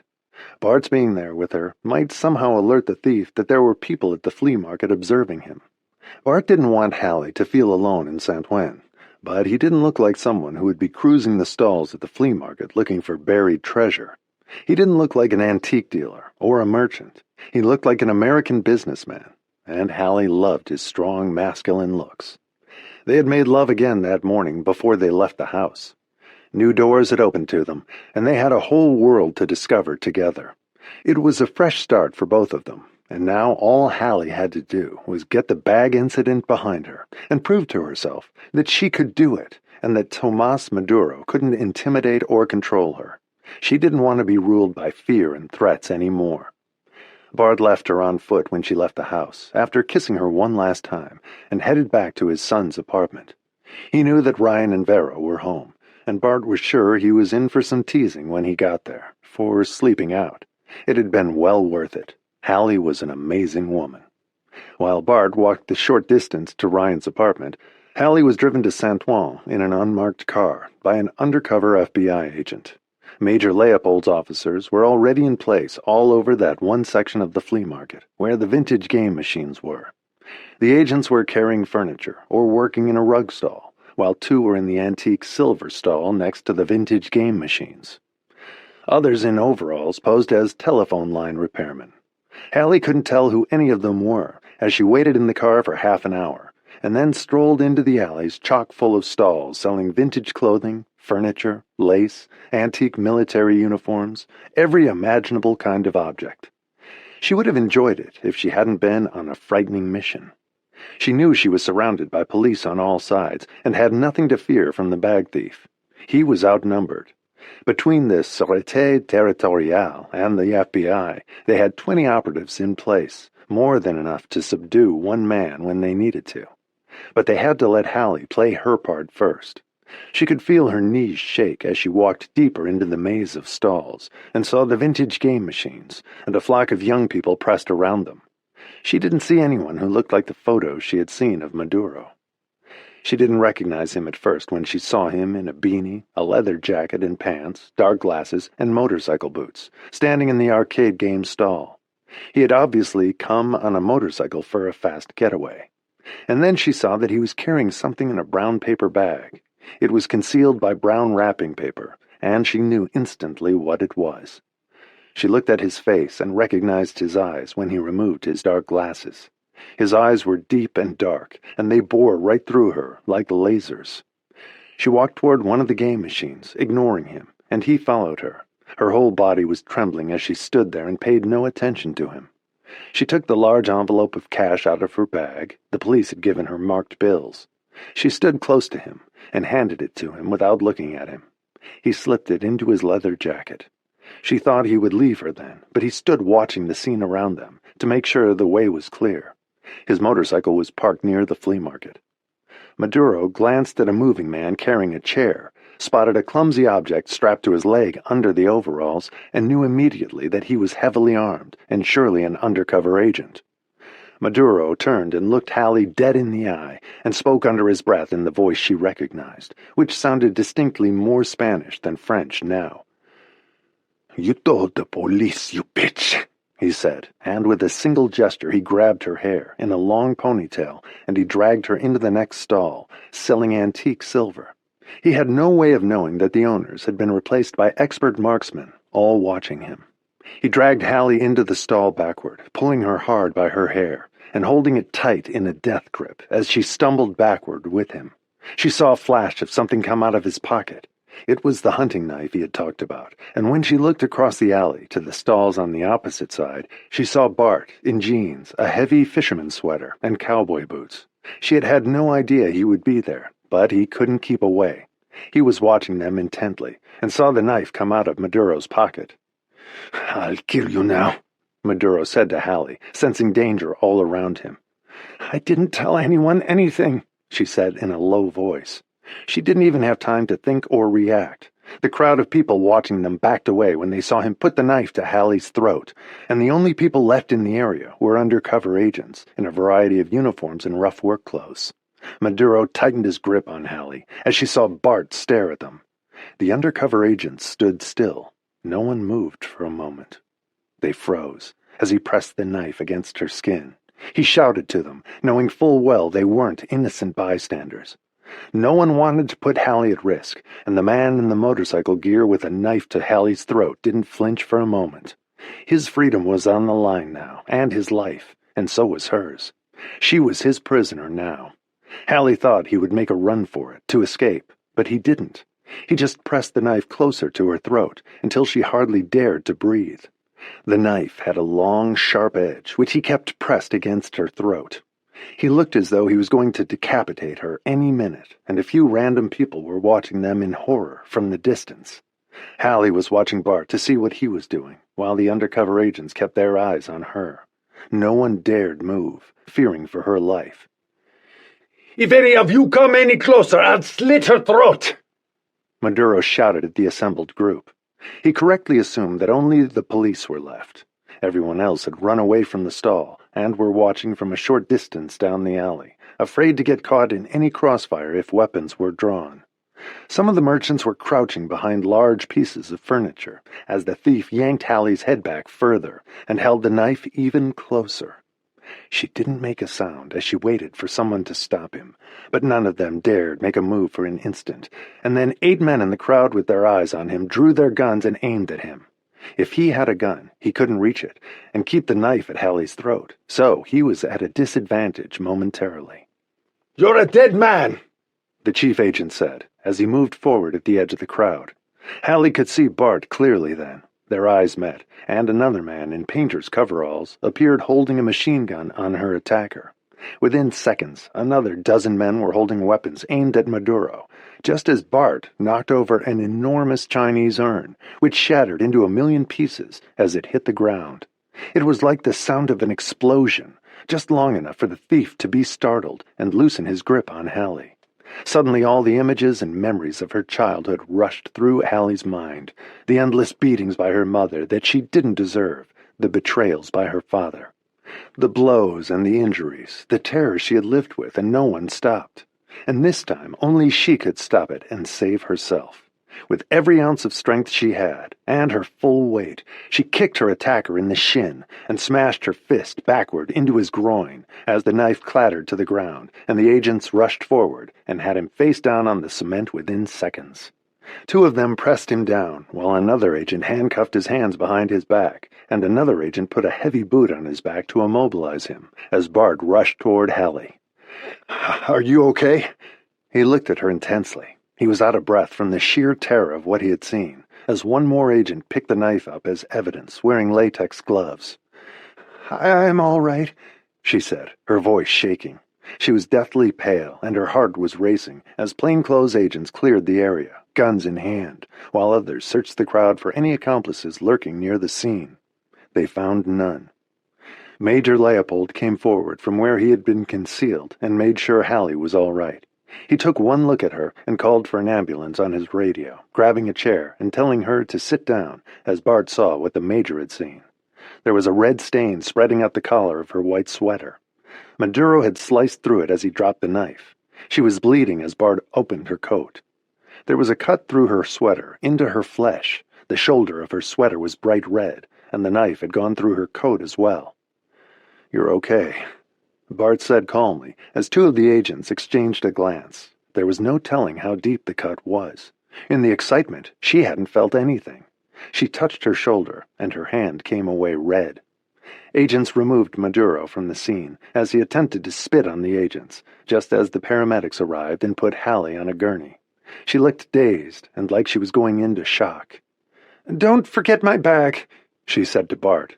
It was lying on the ground in the game stall, still in the brown paper bag, and Maduro had the money in his jacket. One of the detectives picked up the bag and gave it to Major Leopold, while Bart went to ride in the ambulance with Hallie. The paramedics cut through her coat and sweater in the ambulance. Her bra was already bright red, but the paramedics said the wound was only superficial. They used pressure on it on the way to the hospital, as Hallie looked at Bart. She said she felt dizzy as she held his hand. "That was smart of you to create a distraction." She smiled at him, still very pale. "I forgot to tell you I was a Navy SEAL. That was a pretty smooth move on your part, too. You landed a hell of a blow in the right place." He was trying to keep her talking to distract her. "He brought back some old memories for me," she said, looking vague for a minute. She'd been able to fight back and stop the attacks on her. She wasn't a helpless child anymore, just as Dr. Thacker had said. It was finally over. The sirens and flashing lights were on, and they got to the hospital darting through the traffic, with a police escort ahead of them. Bart went into the hospital with her, and she was brave when they sewed her up. Being there reminded her of the countless emergency rooms she had been in as a child, and the many times she'd had stitches. She couldn't let it happen again, even if he had killed her, and luckily he hadn't. She had reacted by reflex, with no thought for her life. Bart looked as shaken as she did when they took her home. She had painkillers they'd given her to take with her, but she said she didn't need them. They had numbed her shoulder at the hospital and given her a tetanus shot so she wouldn't catch anything from the blade that had injured her. The police said they would come to her home later with a statement for her to sign, and they had taken photographs of her shoulder before it was sewn up. Henri Laurent saw them arrive with the police escort, scurried into his lodgings, and locked the door, closing the drapes a minute later. Bart assisted Hallie up the stairs to her bedroom and helped her lie down. She looked exhausted, but she was smiling at him. A door had closed on the past that she knew would never open again. The years of abuse and pain had ended years ago, but the weight of them had finally been lifted off her heart. No one would ever hurt her again. She wouldn't let them. She could defend herself now. "You shouldn't have gone there. They told you not to, but I'm glad you did," she said to Bart in a tired voice. The distraction he had created had saved her by giving her the chance to save herself. "I'm glad I could be of some use. You're a brave woman, Hallie," Bart said, admiring her courage again, still shaken at the thought of what could have happened. "I had to be brave. I had a dangerous childhood with no one to protect me," she said simply. He realized that he had only just begun to know her. "I'm sorry," he said gently. "I've had a crazy feeling since I first saw you on the plane that we were destined to meet. I didn't know why, and I don't usually believe in those things." "Neither do I," she admitted. "You make your own destiny, and you play the hand you're dealt." In this case, it was a good one, and she lived by what she said. She had had the guts to strike out at her attacker, and had saved her own life in the end, in spite of the knife wound in her neck and shoulder when it was over. "Whatever happened before, I won't let it happen to you again," Bart said. "I won't let anyone hurt you." She believed him, and she knew he meant it. He was an honest man. Robert had been the right man for her at the time, and now Bart appeared to be. He was the best person she had met in years, and they were so well suited to each other. It was an incredible stroke of luck. She had known him for 2 weeks. They had already gone through a lot together, and he hadn't let her down. The past was what it was. It had been hard, but she had survived. She lay in bed a little while later, thinking about it, and what had happened at the flea market. It could have ended so differently. Bart had closed the shades in her bedroom and came upstairs with a cup of tea a few minutes later. He sat on the edge of her bed while she sipped it. He was afraid to get into bed with her. He didn't want to hurt her injured shoulder. The memory of seeing her with the knife at her throat was terrifying. "Why don't you come to bed?" she said, setting the cup down on her night table. The bandages made it awkward to move. "I don't want to hurt you," he said gently. I'm okay, really. He scared the hell out of me when he took out the knife, she admitted. I thought he'd kill me. Me too, he said, the vision still vivid in his mind. We have a few more days of our vacation here. We should make the best of it, she said, lying back against her pillows and smiling at him, and he laughed. We've been pretty busy since we got here, and you just helped capture a dangerous criminal. She could say anything to him. She felt totally comfortable with him and trusted him completely. He had held up to some pretty scary events and had been there for her, without fail. He wasn't afraid of the past or the present. They were fine qualities in a man, and she wasn't afraid of the past any more either. There was nothing left to be afraid of. She was free of the past. All the ghosts were gone. Only she and Bart were left. Good had prevailed. The police came with the statement for her to sign a few hours later and brought her bag. She lay in bed afterward looking at it and touching it gently. Only a few of her belongings were still in it. He had thrown out the rest. It didn't matter. She had everything she needed. What were you thinking? Bart asked her gently as he took the bag from her and set it down when the police left. I was thinking that I should call the twins. She smiled at him. Later, he said, getting into bed with her carefully so as not to hurt her. And then he kissed her, and she dozed next to him while he watched her. He fell asleep lying next to her, grateful that she was alive. They had found each other at just the right time. Hallie was grateful for what she had, her life, her twins, a man who loved her and had already proven he was there for her, and wanted to be. What more could one ask? The ghosts of the past had been relegated to the distant history where they belonged, never to return, this time for good. She had understood at last that the shame they carried with them was never hers. She was free at last to lead the good life she had always deserved. The future was theirs.